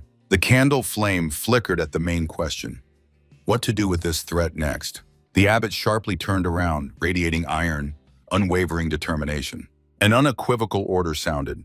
Immediately summon the mysterious master Sasukjo Hano. Against the backdrop of the harsh mountains, the elders cursed the mad Doxeon who had crossed all boundaries. The trio of high hierarchs stated, after such a crime, the path to Marim is forever closed to Doxeon. Sasukjo Hano himself recalled that the guest's behavior had seemed suspicious from the very beginning. Then the strange demand of Doxeon to drink pure poisonous essence seemed like ordinary boasting of strength. The elder voiced the main mystery.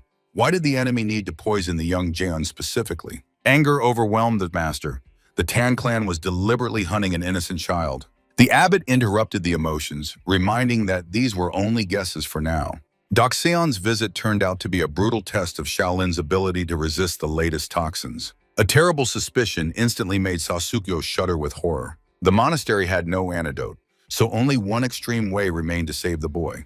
In the hall echoed the forgotten name of the legendary forbidden technique, the art of Changji Wenyang. This technique would have allowed Jian to control the toxins, but the opponent saw through the plan. The Tan clan was simply branding the boy as their heir. The trap was closing. The enemy sought to assimilate the genius, force Shaolin to admit defeat, and most importantly, destroy Sasukjo himself. Under the cold moon, Sasukjo did not understand why he was chosen as the target. The master, in despair, grabbed his head. The cursed amnesia had completely erased his past. The abbot demanded to hear the opinion of the silent expert with the black beard. The verdict was harsh. Without their own medical equipment, capitulation and sending Jian to the enemy clan was the only chance. Hano exploded with curses over lost pride, but harsh reality required saving the child's life, not reputation. Rage tore the master apart. Why should the great monastery pay for the sins of the killer from the Tan clan? The authoritatively raised hand of the abbot instantly stopped the senseless dispute. The elder warned, handing the boy over to the enemies would not stop the crisis, as Tan would make new demands. Sasukjo froze from the terrible realization. The predators would definitely demand a bloody price. The old man continued shouting, not understanding what else the monsters who had already received a unique genius wanted. For Doxeon, it was an all-in game involving the darkest aura, where absolutely everything was at stake. In despair, Sasukjo waved his hand, demanding to give any riches to the enemies for the sake of saving the little one. The abbot tightly clenched the prayer beads. The price turned out to be much higher than gold. Hano's eyes flared with a gloomy, suicidal determination. He turned away, trying to comprehend the true, deeply hidden motives of Doxeon's false friendliness. A sudden shout from a comrade reminded of an old sin, a ruined life, and a maimed bride from the Tan clan. The Blackbeard master harshly demanded a direct answer. Was Sasukjo ready to be executed for Jion's life? Hano, in a frenzy, confirmed his readiness to sacrifice his worthless life without hesitation. The abbot bitterly stated, the old master's amnesia only complicated the search for a peaceful solution. While Hano demanded an immediate fight on the cliff, the leader calmed those present. The enemy's plans had already failed. The final verdict and defense strategy were postponed to the Emergency Council of Masters of the Hall. Shaolin began preparing an official, harsh response to the audacious provocation of the killers. The scene abruptly changed. A worried monk rushed headlong along the forest path. His heart tightened with the anticipation of a new, even greater chaos around the isolated boy. A powerful explosion suddenly shattered the night silence, blinding everything around with a flash of pure energy. The shockwave rolled through the entire temple complex, causing the ancient pagodas to tremble. Disturbed monks feverishly searched for the epicenter, recalling the child block due to toxins.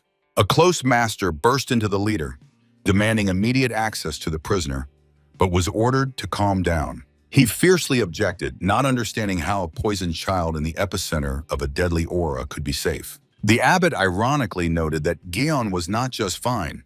He had just shattered a stone with a single rice grain. The elder froze before the hole, finally realizing the true culprit of the massive destruction. For ordinary people, it was a miracle, but for Shaolin, it had long been an axiom. If it concerned Gion, logic was powerless. One of the monks confusedly admitted his helplessness, to which the senior master suggested listening to his question. The elder's face radiated deep thought in absolute inner calm. Suddenly, his closed eyes sharply opened, flashing a stern and tense gaze. Sun rays pierced through the wooden lattice while one of the masters sincerely apologized for the mistakes. The abbot confessed that he still had not decided whether to give young Gon to the treacherous Tan clan. The interlocutor in despair begged to save the child from further hellish suffering. The gray beard of the elder trembled, and a heavy, oppressive silence hung in the room. However, the determined gaze of the younger monk proved he would stand by the boy until the end. In his memory, the image of the smiling Gon emerged, whom it was long overdue to set free. The monk could no longer endure how the boy suffered because of his master's ambitions, and the leader promised to do everything possible. For 7 years, the orphan relied only on himself, studying bloody martial arts against his own will. In memories, the weakened Gon burned with fever, and the assistant carefully changed his damp towel.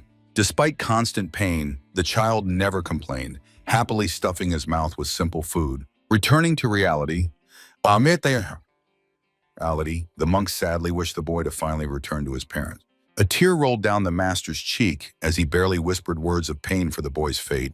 The chief monk, with traditional marks on his forehead, silently listened to this emotional confession. The door creaked, and the monk found Gon on the floor, where he fearfully justified himself for copying the old Tan's movements. The boy's face distorted with panic. He acted unconsciously and did not wish harm at all. While Gon blinked in surprise, the monk realized with horror, studying the techniques of a foreign clan is a deadly crime. Hiding his anxiety, the old man called himself an ordinary regular and kindly asked about the boy's well-being. Gon touched his neck, describing strange symptoms, from a slight tickle to sudden sharp pain in the throat. The master's eye widened in horror. Dozens of deadly toxins awakened simultaneously in the child's body. What was surprising was something else: how an ordinary organism managed to independently restrain such a colossal amount of poison. Gon's dark eyes seriously and maturely focused intently on the monk's face. At that very moment, his iris flared with a terrifying poisonous green shade.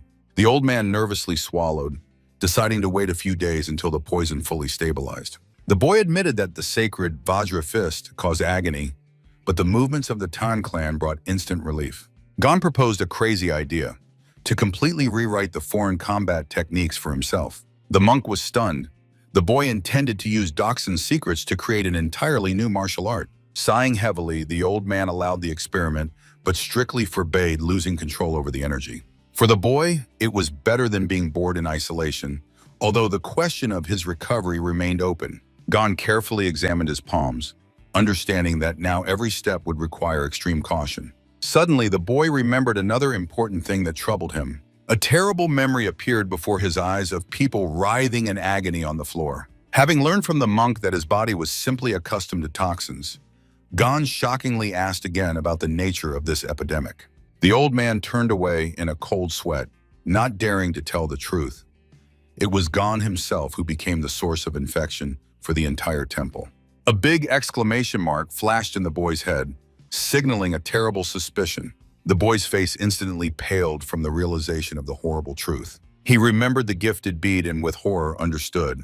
By breaking it, he personally poisoned hundreds of innocent people. The boy desperately grabbed his head, while the monk vainly tried to calm his pain cries. Covering his face with his hands, the boy cursed Grandfather Tan through tears for this dreadful gift.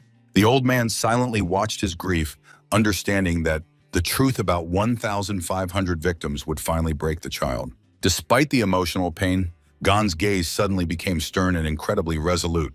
The monk's voice echoed, pleading with the boy to throw nonsense out of his head and think only about his own survival. Meanwhile, in the improvised infirmary, the medics fought around the clock for the lives of the patients. Fortunately, there were no deaths. The temple employed the rarest relics.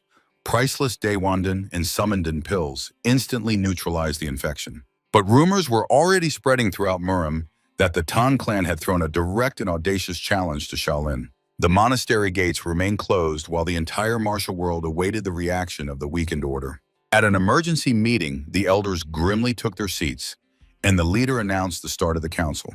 The chief monk's commanding gaze made everyone present fall silent instantly. The hall erupted with shouts. Some demanded immediate retribution, others shouted about the inevitable fall of Shaolin's authority. Moderate masters called first to extract the antidote from the enemies, and only then to start a full-scale war. But radical monks fiercely objected, branding any attempts at negotiations as shameful capitulation. The discussion reached a deadlock. Open confrontation threatened Shaolin with total destruction. Someone nervously fingered Buddhist prayer beads, filling the room with the dry crackle of tension. The chief monk acknowledged that the enemy must pay, but the main question was choosing the right method. Other masters in burgundy robes listened gloomily to every word of their leader. The elders froze in shock. The intervention of imperial authority was ruining all plans. Officials were looking for any excuse to establish control over the internal affairs of the religious order once and for all. The old master tightly closed one eye, feverishly searching for a way out of this dead end. The chief monk wisely summarized, the best outcome for them would be a clean victory without a single fight. Heavy, hurried footsteps echoed off the stone floor. A monk burst through the door with a crash, storming into the official meeting, his face contorted with barely restrained fury. The elders at the table turned in shock to the audacious newcomer. The rebel's eye narrowed with boundless rage. An attempt to calm Gyeonmok failed. He brutally demanded to reveal Doxon's whereabouts. The mustached master got angry. A renegade who hated and abandoned the monastery has no place here. Gyeonmok clenched his fist to the crunch, suppressing the desire to smash his opponent's head. A black haze clouded his gaze as he ordered everyone to shut up in an icy tone. The gray-bearded abbot sat impassively at the head, listening to the growing noise. The leader slowly opened his eyes and revealed Doxon's hideout, the Fyeonggyo Inn in the city of Icon. Hearing the coordinates, Gyeonmok fiercely promised to personally bring the killer to the temple. The mustached man shouted after him, "To conquer such a monster, an army capable of wiping out an entire clan is needed." The rebel proposed a deal. He would bring Doxon, and Shaolin in return would release Little Gon forever.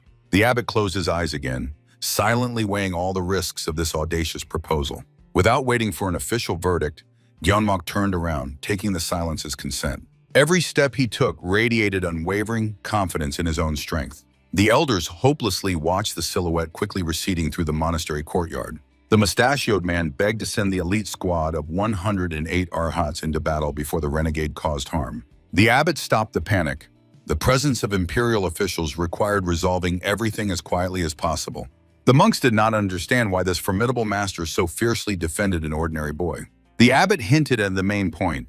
The condition of the poisoned Chang'an suddenly began to improve. While the boy successfully absorbed the bright aura in meditation, Gyeonmok was simply trying to save him from the intrigues of Murim. The news of the child's healing caused a wave of shock and distrust among the masters.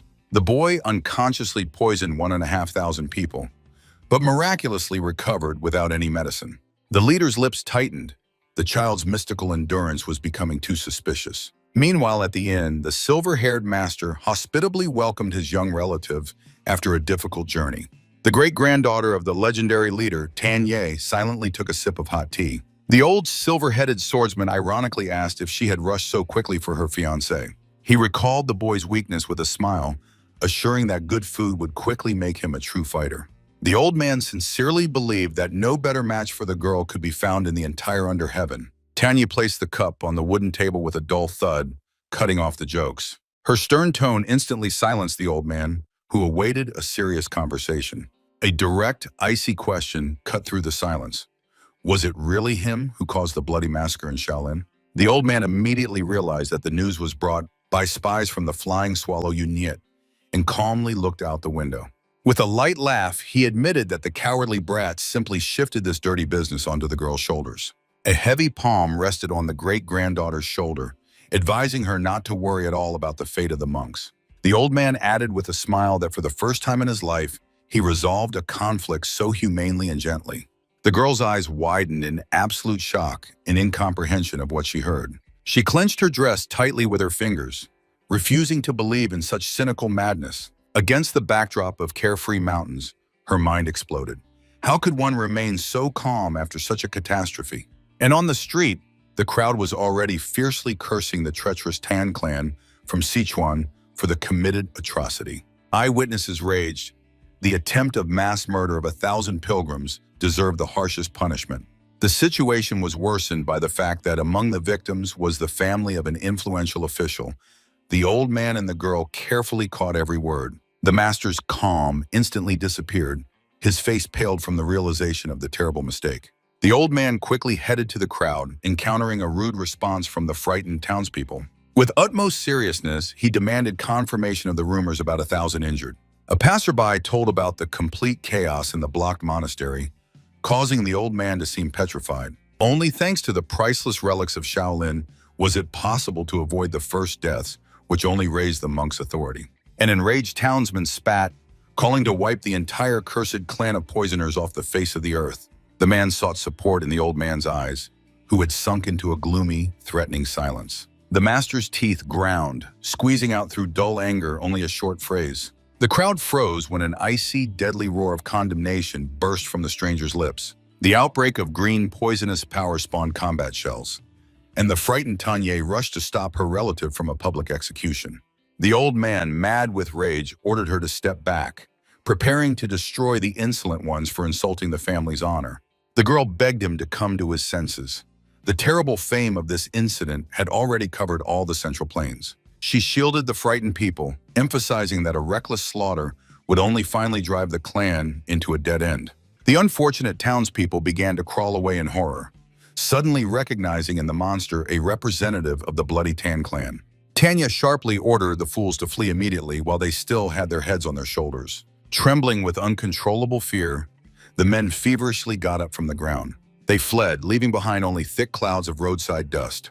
Tanya looked at the horizon with deep anxiety and a heavy premonition. The poisonous aura finally faded, but the stern and thoughtful gaze of the old master promised a new storm. Old Tan apologized for his outburst of anger, gradually calming his emotions under the evening sky. Tanya decisively stated that the rumors about the clan's cruelty were lies, and she would investigate the matter to the end. Doxin shared his anxiety. The squad of the Flying Swallow, which had infiltrated Shaolin, had not sent a single report yet. The old man clenched his fist tensely, understanding that the mass poisoning of civilians was turning the situation into a real disaster. The girl interrupted him in horror, suspecting her great-grandfather's involvement in this bloody massacre. The master confidently denied the guilt. Shaolin either used his name or a terrible mistake had occurred. Tanya froze, greedily catching every word of the elder. Doxin lowered his gaze, deeply worried about the fate of the poisoned boy Chang'an. His fist trembled with rage over the uncontrollable chaos that was destroying all plans. The narrator noted that after the death of the legendary monk, Shaolin had failed to raise worthy masters. It was precisely the helplessness of the monks that made the crowd pity them, prematurely branding the Dang clan as pure evil. Doxin mentally admitted that the late leader of the monks was a terrible tactician whom he had underestimated. The silhouettes of relatives froze in gloomy silence against the backdrop of the sunlit room. However, it was too late to retreat. Capitulation would forever cover the Dang clan with indelible shame. Tanya looked at the exhausted great-grandfather with a worried face. A sudden loud knock on the sliding door instantly shattered the oppressive silence. Both sharply turned around, tensely awaiting danger from the unexpected visit. A stern, bald monk appeared on the threshold, whose icy gaze made those present jump up. Doxin recognized Goengmok and was surprised why this renegade returned to Kanho instead of a peaceful departure. The monk, without unnecessary prelude, coldly stated that he came to conclude a secret agreement. Despite the surprise, the old master remained calm and prepared to listen to the terms. Guangmok issued an ultimatum. Doxin goes with him to Shaolin and hands over the secret art of poison manipulation. Tanya indignantly grabbed the grandfather's hand, shouting accusations of impudence. An ironic smile appeared on the old man's lips. The monk's demand crossed all boundaries. The master suggested that the guest had prepared an equivalent payment, and Guangmok confidently confirmed this. The monk promised to reveal the truth that would forever deprive the Dang clan of the reason to avenge Elder Hongo. Doxin exploded with anger, accusing the Shaolin executioner of cowardly forgetting his own sins. The old man raged, emphasizing that no excuses would wash the blood from his enemy's hands. A powerful punch shattered the table. Doxin shouted that the past cannot be erased with a sharp tongue. Guangmok resolutely cut off his scream, recalling the golden Naramil needle stuck in his master's head. The old man instantly lost control, flaring with a sinister green aura of pure poison. Clenching his smoky fist, he threatened to kill the audacious messenger on the spot. The monk did not even move, calmly reminding that Doxin was far from the only victim of Hongo's sins. A close-up of Guangmok's eye radiated only iron, absolute determination. Doxin stared intently at the monk's face, seeing only pure, genuine anger in his gaze. The poisonous haze faded. The old man realized that his enemy had become the greatest failure, betrayed by his own student. Doxin's fist relaxed, and the green toxic smoke silently dissipated into the air. The old man feverishly recalled legends about the forbidden Naramil needle, which now controlled his executioner's brain. The exhausted master bitterly admitted that all his 30-year plans for revenge had proven futile. He painfully closed his eyes, accepting the devastating blow of harsh reality. Guangmok gloomily lowered his head, confirming the futility of their shared past. Memories took them back 30 years when a cruel sentence was pronounced over Shaolin. Hongo was to be isolated forever on the main mountain. The young Guangmok stood before the former abbot, painfully listening to this terrible verdict. The elder monk's lips were tightly pressed before the announcement of the final will. A heavy hand rested on the boy's shoulder, reminding him that the sinner remained the sole heir of the leader. The old man asked to direct all anger at himself, for it was he who had failed to properly raise his successor. In memories, the young Guangmok's fist trembled with uncontrollable despair and resentment. The boy's face twisted with anger. He refused to accept such a mild punishment for the monster. A flash of light marked the gruesome ritual. The golden needle of Naramila entered Hongo's skull, forever erasing his bloody past. Guangmok, through clenched teeth, relived this nightmare again, barely holding back tears of despair. Turning back to reality, the monk stated that he was the only living bearer of this terrible secret. He suggested that Doxin personally verify the master's amnesia, understanding how wild it sounded. The old man was silent for a long time, considering the price for such a truth too high for his clan. Guangmok strongly objected. This was not a bargain. Bargain, but payment for the life of the child whom Doxin had accidentally poisoned. The books flew to the floor while the monk demanded only basic knowledge of toxins to teach the boy control over 2 years. The final price of the agreement was to be the complete and voluntary capitulation of the old master after teaching gone. Tanya raged inwardly, realizing that Shaolin would become a true land of death for her great-grandfather. The chair slid back with a dull creak. The monk prepared to end his visit. Guangmok sternly warned about the absolute secrecy of the agreement, removing responsibility for the old man's safety within the temple walls. Doxin's profile froze in deep, gloomy reflections in the face of inevitable fate. The door slammed shut. The monk left, leaving the relatives alone with this cruel choice. Tanya was outraged by the absurd agreement and suggested declaring war on Shaolin instead of sending her grandfather there. She assured that in such a case, no one from the main family would dare to reproach the old man. The elderly man calmly listened to the girl's cries and asked her to calm down. The old man guessed if any art worked against the poison for the monk, it meant the boy managed to independently conquer its crystal. Tanya stared at the grandfather in shock, refusing to believe in such an anomaly. The grandfather explained that the disciple Hanno came precisely because of this child, who now needed to be taught to control the poison. The girl instantly realized the old man refused the art of the main family so that the boy would not become part of it. The old man nodded, adding that Shaolin set a limit of 2 years, after which the secular disciple would simply be expelled. He noted that without poison in the Dantian, Shaolin's internal strength would dissipate its remnants in 10 years. Tanya still got angry, not understanding why her grandfather had to reveal secrets for the sake of some boy. The elderly man closed his eyes and quietly admitted that he himself did not know the answer. The girl jumped up, but the old man firmly decided to go to save the sick and protect the family's reputation. Tenye's eyes flashed with unwavering determination. The old man noticed this ardent gaze and was surprised by his granddaughter's persistence. He sternly warned that in Shaolin, everyone around would become their enemies. The girl stubbornly turned away, and the grandfather sighed and waved his hand, reminding that at first they were only going to heal. Tenya confidently objected that they would also definitely teach that child martial arts. The old man smiled warmly, amazed at how quickly this little girl had grown up. Agreeing to take her with him, the grandfather ordered to send a carrier pigeon to the head of the family before leaving. Tanya happily beamed and rushed to gather her things. She quickly ran out of the room, leaving the old man alone. Immediately outside the door, the girl became serious again. She simply could not let her grandfather go alone into such danger. She imagined the silhouette of the mysterious boy through whom Shaolin had raised such an uproar. Packing her things, Tanya was filled with determination to see the center of this chaos with her own eyes. The gloomy mountain ridges symbolized a hard and long journey. Soon 3 travelers set off along the path. A monk walked ahead, followed by the old man and Tanya. The monk hypocritically rejoiced that he had managed to drag the lonely immortal into this adventure. The old man and the girl silently moved through the dense bushes behind their guide. The monk counted on the lonely immortal, teaching Gon his poisonous techniques. Then the higher temple would believe that the boy had chosen the path of the Tan clan. The monk gloated. After this, the abbot and the elders would be forced to finally reject Gon. Seeing the temple gate, the conspirator declared the end of the journey, hoping that the next 2 years would go according to his plan. Meanwhile, on another path, the frightened disciple begged his master to stop and not go to Shaolin. The master cut him off, saying he did not leave Chongsun for that, although the disciple shouted that their appearance would only ignite this powder keg. The first sword of Chongsun, Peng Jin, fiercely exclaimed that he had waited for this day for 60 years and would not allow the Tan clan to outpace him. The disciple, in a cold sweat, reminded that now the whole world's attention was focused on Shaolin, and bloodshed there would provoke war. Peng Jin angrily gritted his teeth and with a sharp movement tore off his headgear. The long gray hair of the master epically flew apart in different directions. The apprentice froze in shock, looking at the master's disheveled hair with horror. Through the gray strands, the old warrior's eye flashed wildly, filled with rage.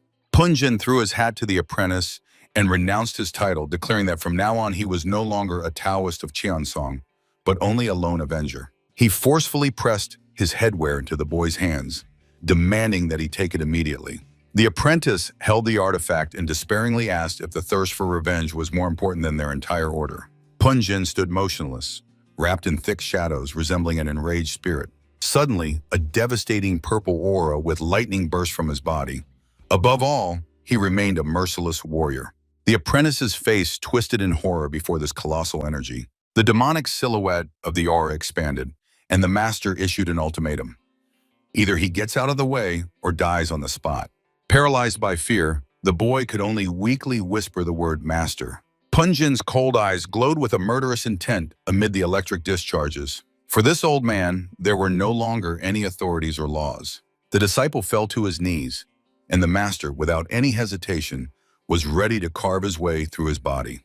In Peng Jin's icy gaze, there was not a drop of pity or former attachment left. He indifferently stepped over the broken disciple and continued his inevitable march to Shaolin. The boy remained on his knees in the deep shadow of his own helplessness. The warrior's gray hair fluttered in the wind as he confidently walked toward his bloody fate. Meanwhile, in Shaolin itself, the monks were checking the condition of the recovering culprit of the events. From behind the door of the room came the cheerful voice of Gon, who complained only of fierce hunger. The monk inside sighed with relief, convinced that the crisis had completely passed. Suddenly, he awkwardly asked the boy if he knew why Elder Gonmok had so urgently run to find the lonely immortal. Gon shuddered in shock upon learning that the monks had set out after Grandfather Tan.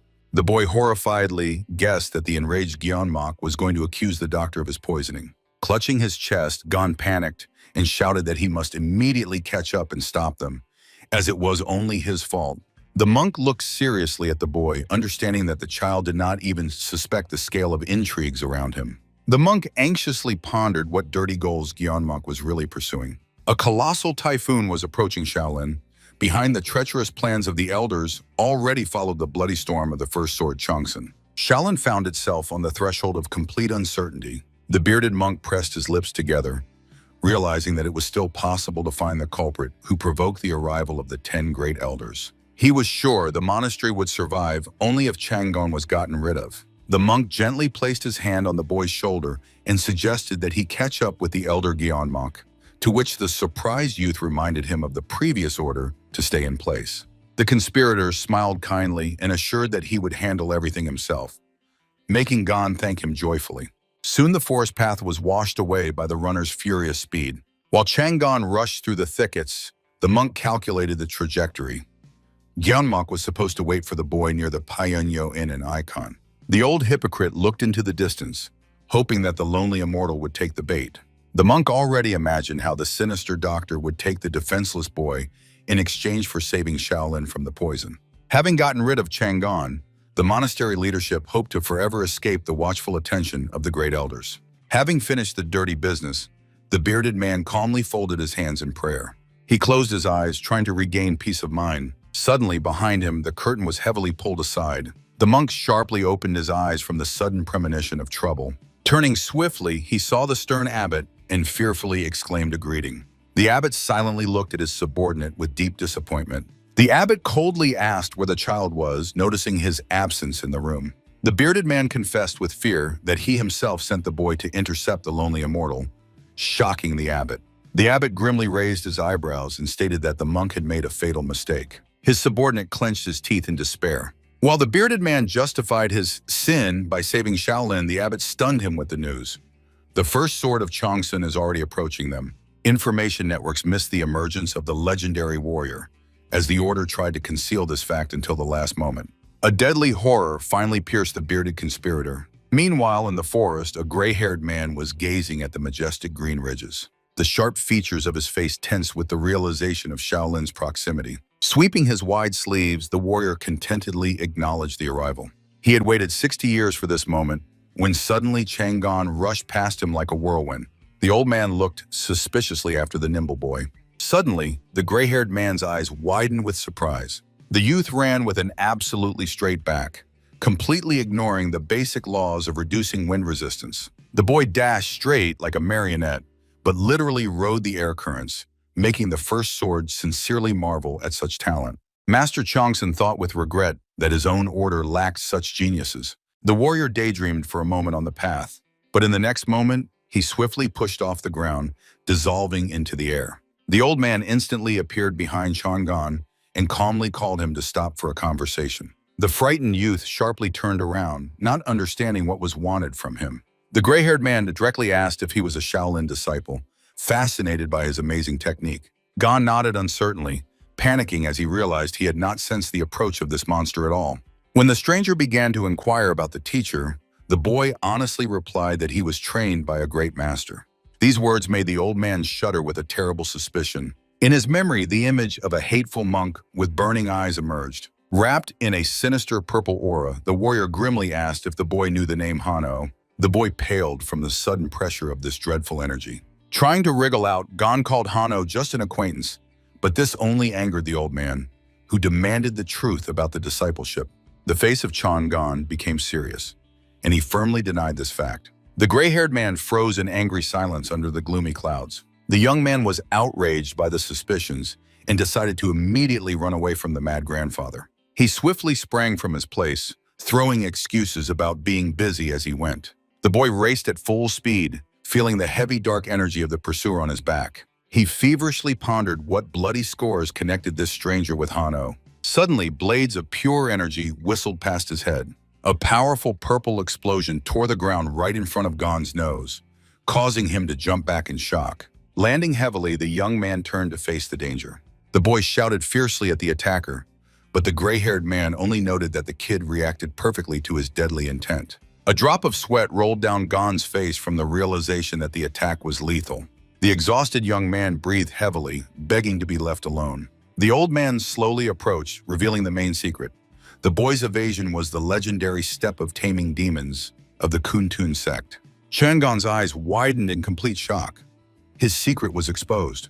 The gray-haired master smiled fiercely, realizing he had found exactly the one he was looking for. The identity of the key figure in this chaos was finally established. The boy nervously swallowed saliva, speechless in the face of mortal danger. At that moment, a heavy, gloomy downpour poured over the forest, setting the stage for the inevitable battle. The bald monk swiftly jumped off the cliff, and the hallmaster Lohani Goenso panikedly ordered to hurry to the mountain gate.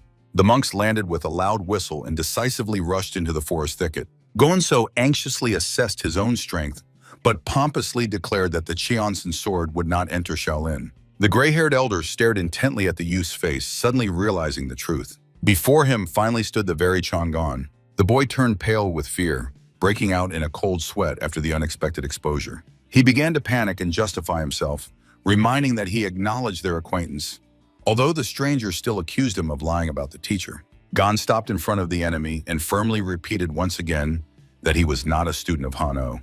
The old man smiled slyly, mentally praising Shaolin for raising such an interesting boy. The young man noticed with horror how the master's gray hair filled with purple energy. The old man, wrapped in lightning, rejoiced that he could achieve his goal without unnecessary bloodshed. Gon mentally concluded that he had met an absolutely crazy old man. He subtly shifted his feet, feverishly searching for an opportunity to escape. The old man instantly read his intention and forbade him to move threateningly, blocking the space with his presence. A purple energy web entangled the clearing, forcing the boy to dodge the deadly threads lightning fast. Master Chonsen noted with admiration that the boy did not keep his distance, but dived straight into his blind spots. After another somersault, Gon's foot hit the ground hard, raising dust. Taking a defensive stance, the young man angrily demanded to stop this senseless hunt. The old man kept an icy silence and simply closed his eyes. The next moment, he smoothly raised his right hand. His palm instantly flashed with powerful discharges of violet energy. A huge energy blade whistled straight at the head of the boy, frozen with horror. Gon miraculously managed to dodge, feeling death pass a millimeter from him. The old man lowered his hand again, waiting for the dust to settle.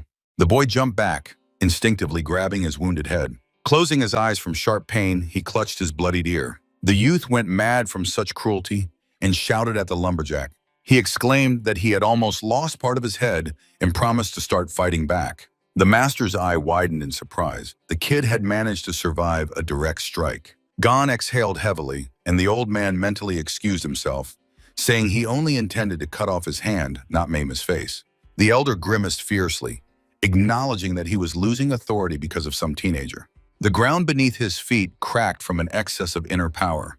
He decided to raise the stakes. Surrounded by an electric aura, the assassin stepped closer, declaring that this character definitely came to the boy from Han'o. Filling his fingers with destructive energy, the old man continued his pompous speech. He swung for the final blow, completely paralyzing his opponent with his thirst for murder. Suddenly, a thunderous command to stop sounded from the sky, and a squad of Shaolin monks attacked the aggressor from above.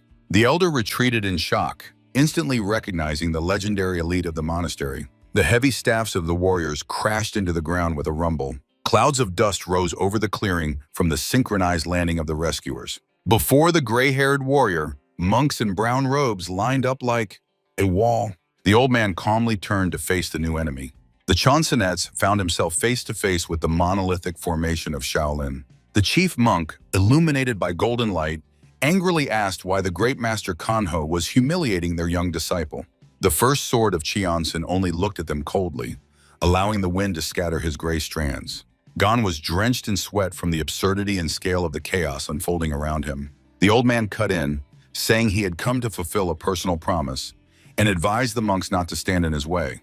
A sinister smile appeared on his face, and his voice warned that his weapon knew no mercy. The squad leader felt oppressive pressure, but struck with his staff forcefully, refusing to retreat. The monk boldly declared that on Shaolin territory, the abbot dictated the laws and demanded the immediate disarmament of the newcomer. Mocking the claims, the gray-haired man unexpectedly agreed to fulfill the condition. He confidently grabbed the hilt and with a metallic clatter removed the leg guards from his belt. Throwing the weapon at the monk's feet, the old man boldly asked if his path was now free. The chief monk remained unshaken and denied that this was anything but an appearance. He ordered his opponent to get rid of the main sword, the bloody thirst for murder in his own heart. The old man's clothing flickered again from the concentration of power, and he himself mocked the empty chatter of the monks. A powerful violet explosion of aura became his final response to the calls for peace. The Arhats exchanged worried glances, feeling the colossal might of the opponent. Gon trembled with horror, realizing that the situation was completely out of control and a massacre was about to begin. The chief monk flared with golden light and took a combat stance, preparing for a forceful suppression. Two fighters instantly vanished into the air, launching an attack. Another monk raised his staff and rushed forward swiftly. The Shaolin squad formed a wild, blurred whirlwind of wood and bodies around the frozen figures. The first sword of Chiyonsen smiled fiercely, recognizing the famous battle formation. His hand again filled with deadly electric energy for a devastating response. In the very heat of tension, Chang'an desperately jumped right between the ready-to-fight sides, begging them to stop. Chang'an panicked and spread his arms, trying to stop the slaughter, and shouted about the senseless misunderstanding. The first sword of Chiyonsen only fiercely flashed with red eyes, demonstrating unwavering determination. The chief monk with thick, white eyebrows focusedly controlled the positions of the fighters. The young man again desperately urged the sides to come to their senses and stop the conflict. The face of the gray-haired master remained icy and merciless. The Shaolin leader silently prepared for the worst-case scenario. Gon became a living shield between the enemies, trying to find out the reason for the old man's anger at Hong-O, but silence prevailed in response.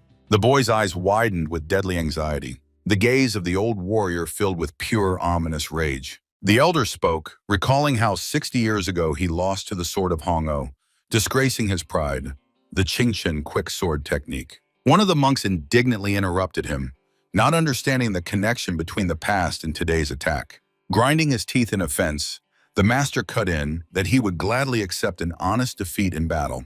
But instead of respect, a bucket of filth was poured on him. That humiliation was accompanied only by coughing and spitting into the dirt. In memories, the young warrior helplessly lay on his knees in a puddle, while the crowd and women with buckets mocked the loser. The young and self-satisfied Hono then cheerfully celebrated his triumph in a tavern in the arms of girls. The crowd glorified the new hero with kitchen cleavers, who boldly defeated the legendary cutting Yaksha. Lying in the mud, the defeated man listened to contemptuous advice to train for another 10 years to defeat at least the master's apprentice. Sticking his weapon into the ground, the disgraced warrior swore to avenge Hano for trampling the honor of martial arts. His fingers trembled on the hilt from wild, righteous fury. Standing under the contemptuous gazes of onlookers, he officially acknowledged defeat.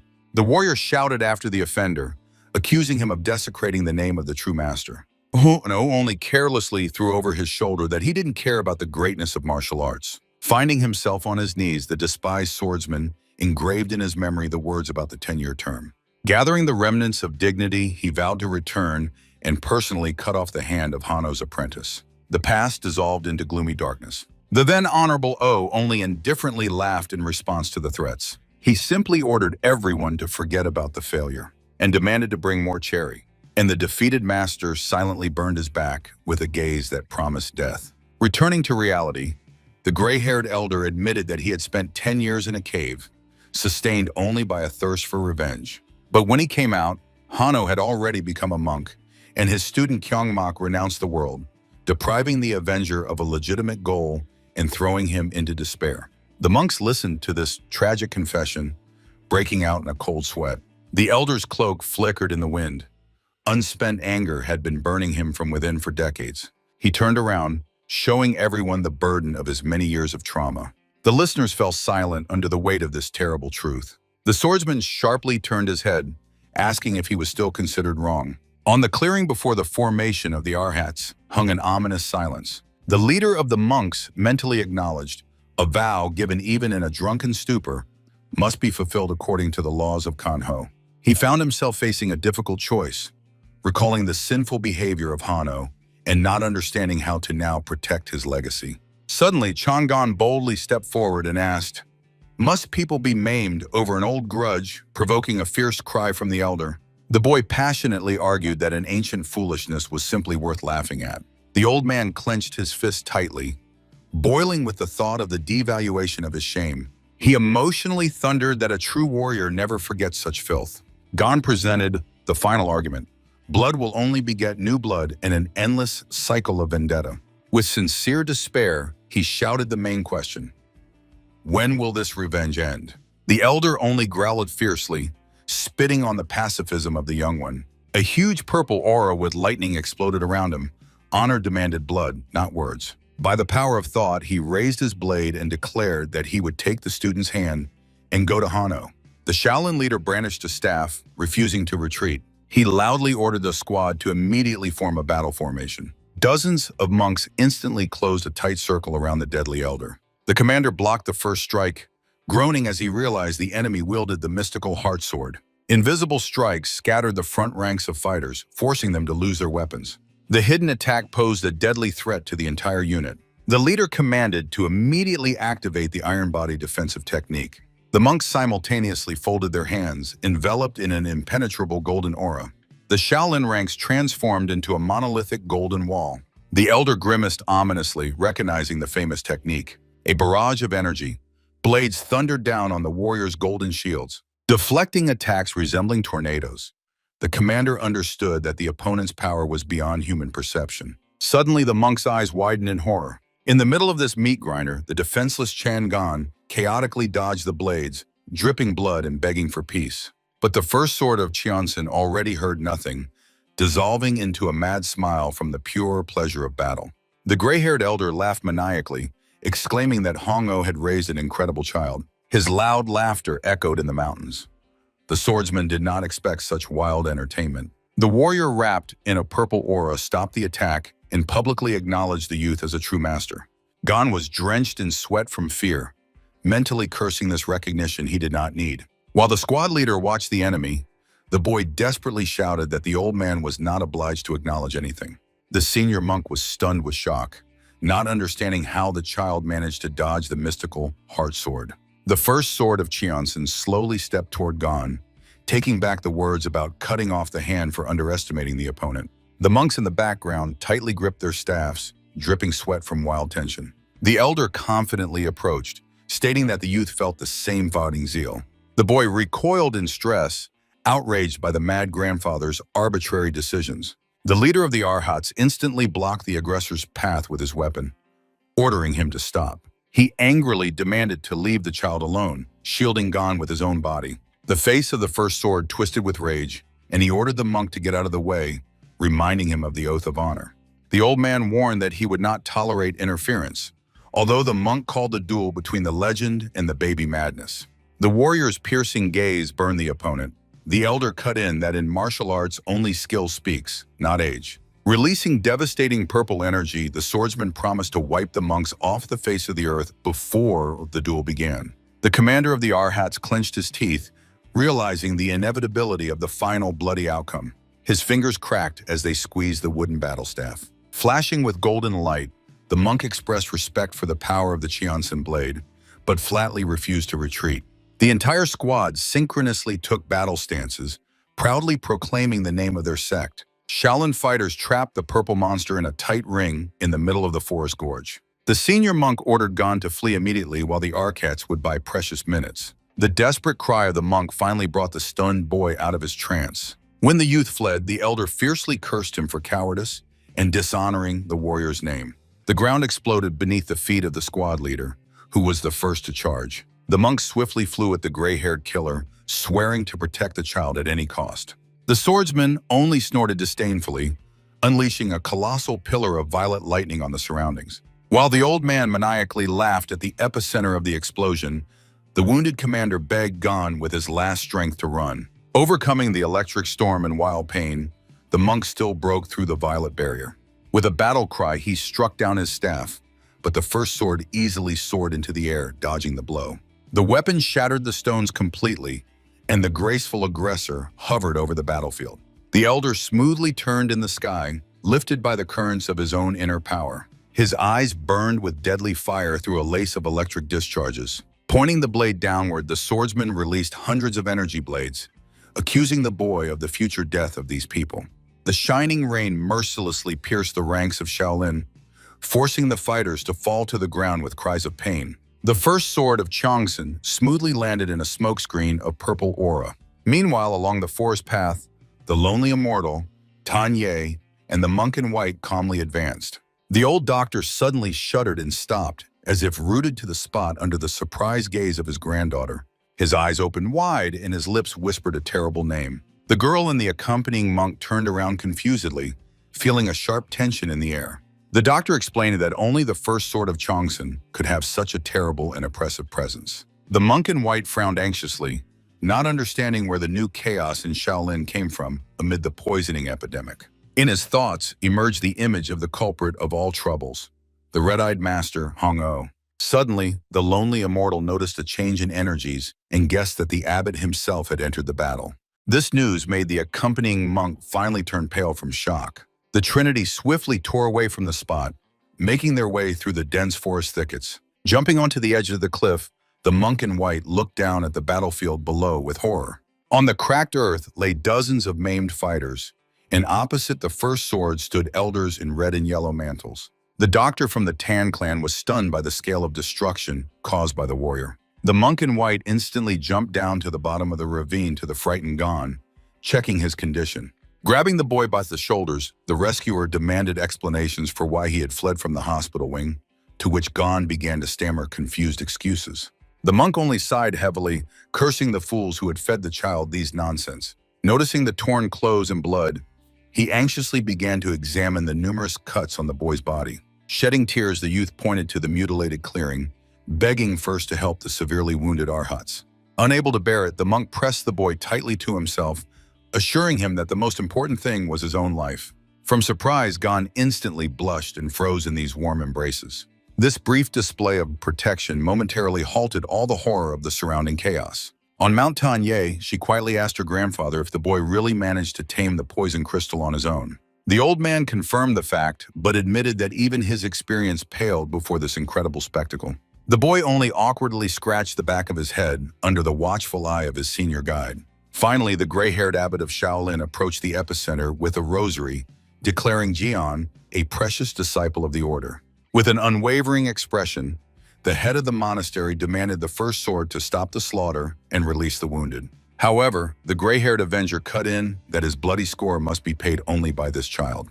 The abbot silently clenched the wooden beads, preparing for the inevitable religious confrontation. The Shaolin abbot grimly narrowed his gaze, reminding his opponent that before him stood only a child. The first sword of Qiansun squinted fiercely, asking if the head of the monastery still had not realized the true power of this boy. The elderly abbot, with sacred dots on his forehead, only tensely remained silent, overwhelmed by the scale of the threat.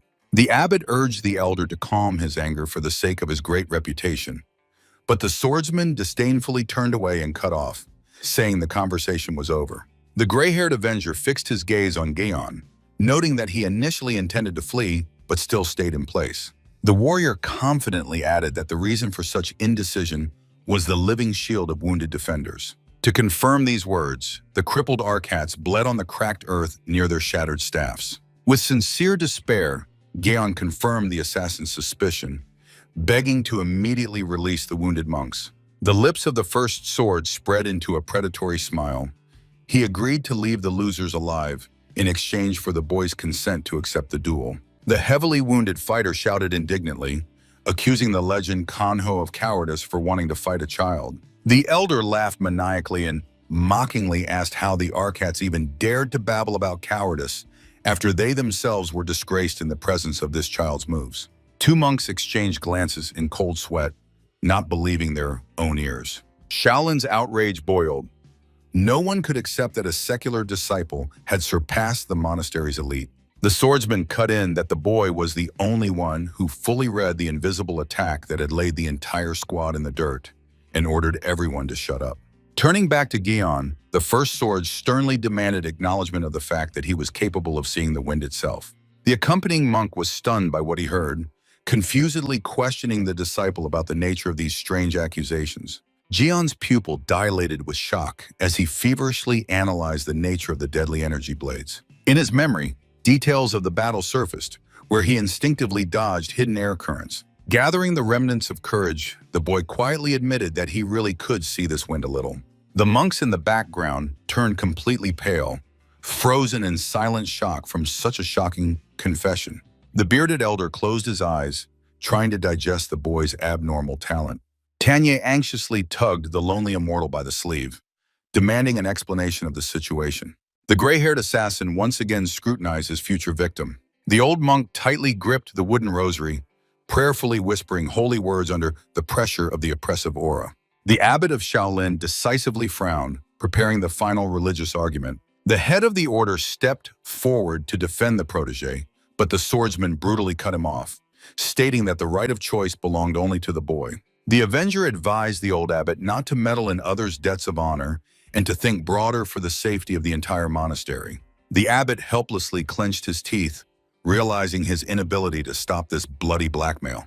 The first sword of Cheonsen again addressed Jian, demanding an immediate response. The next moment, with a piercing whistle, the cold steel of the blade pierced the throat of the defenseless monk. Cynically smiling, the executioner asked the stunned boy if this would hasten his thoughts. In complete panic, Jian shouted, agreeing to the duel, while the wounded guy desperately called his name. The boy capitulated before the cruelty of the enemy, shouting that he would fulfill any whim of the mad old man. The distorted perspective of the cliff emphasized the hopelessness. The boy stood at the bottom of the gorge, and above him, the shadow of death loomed the first sword of Cheonsen. Jian's face contorted with a scream of despair. He accepted the deadly challenge to save Shaolin from the inevitable massacre.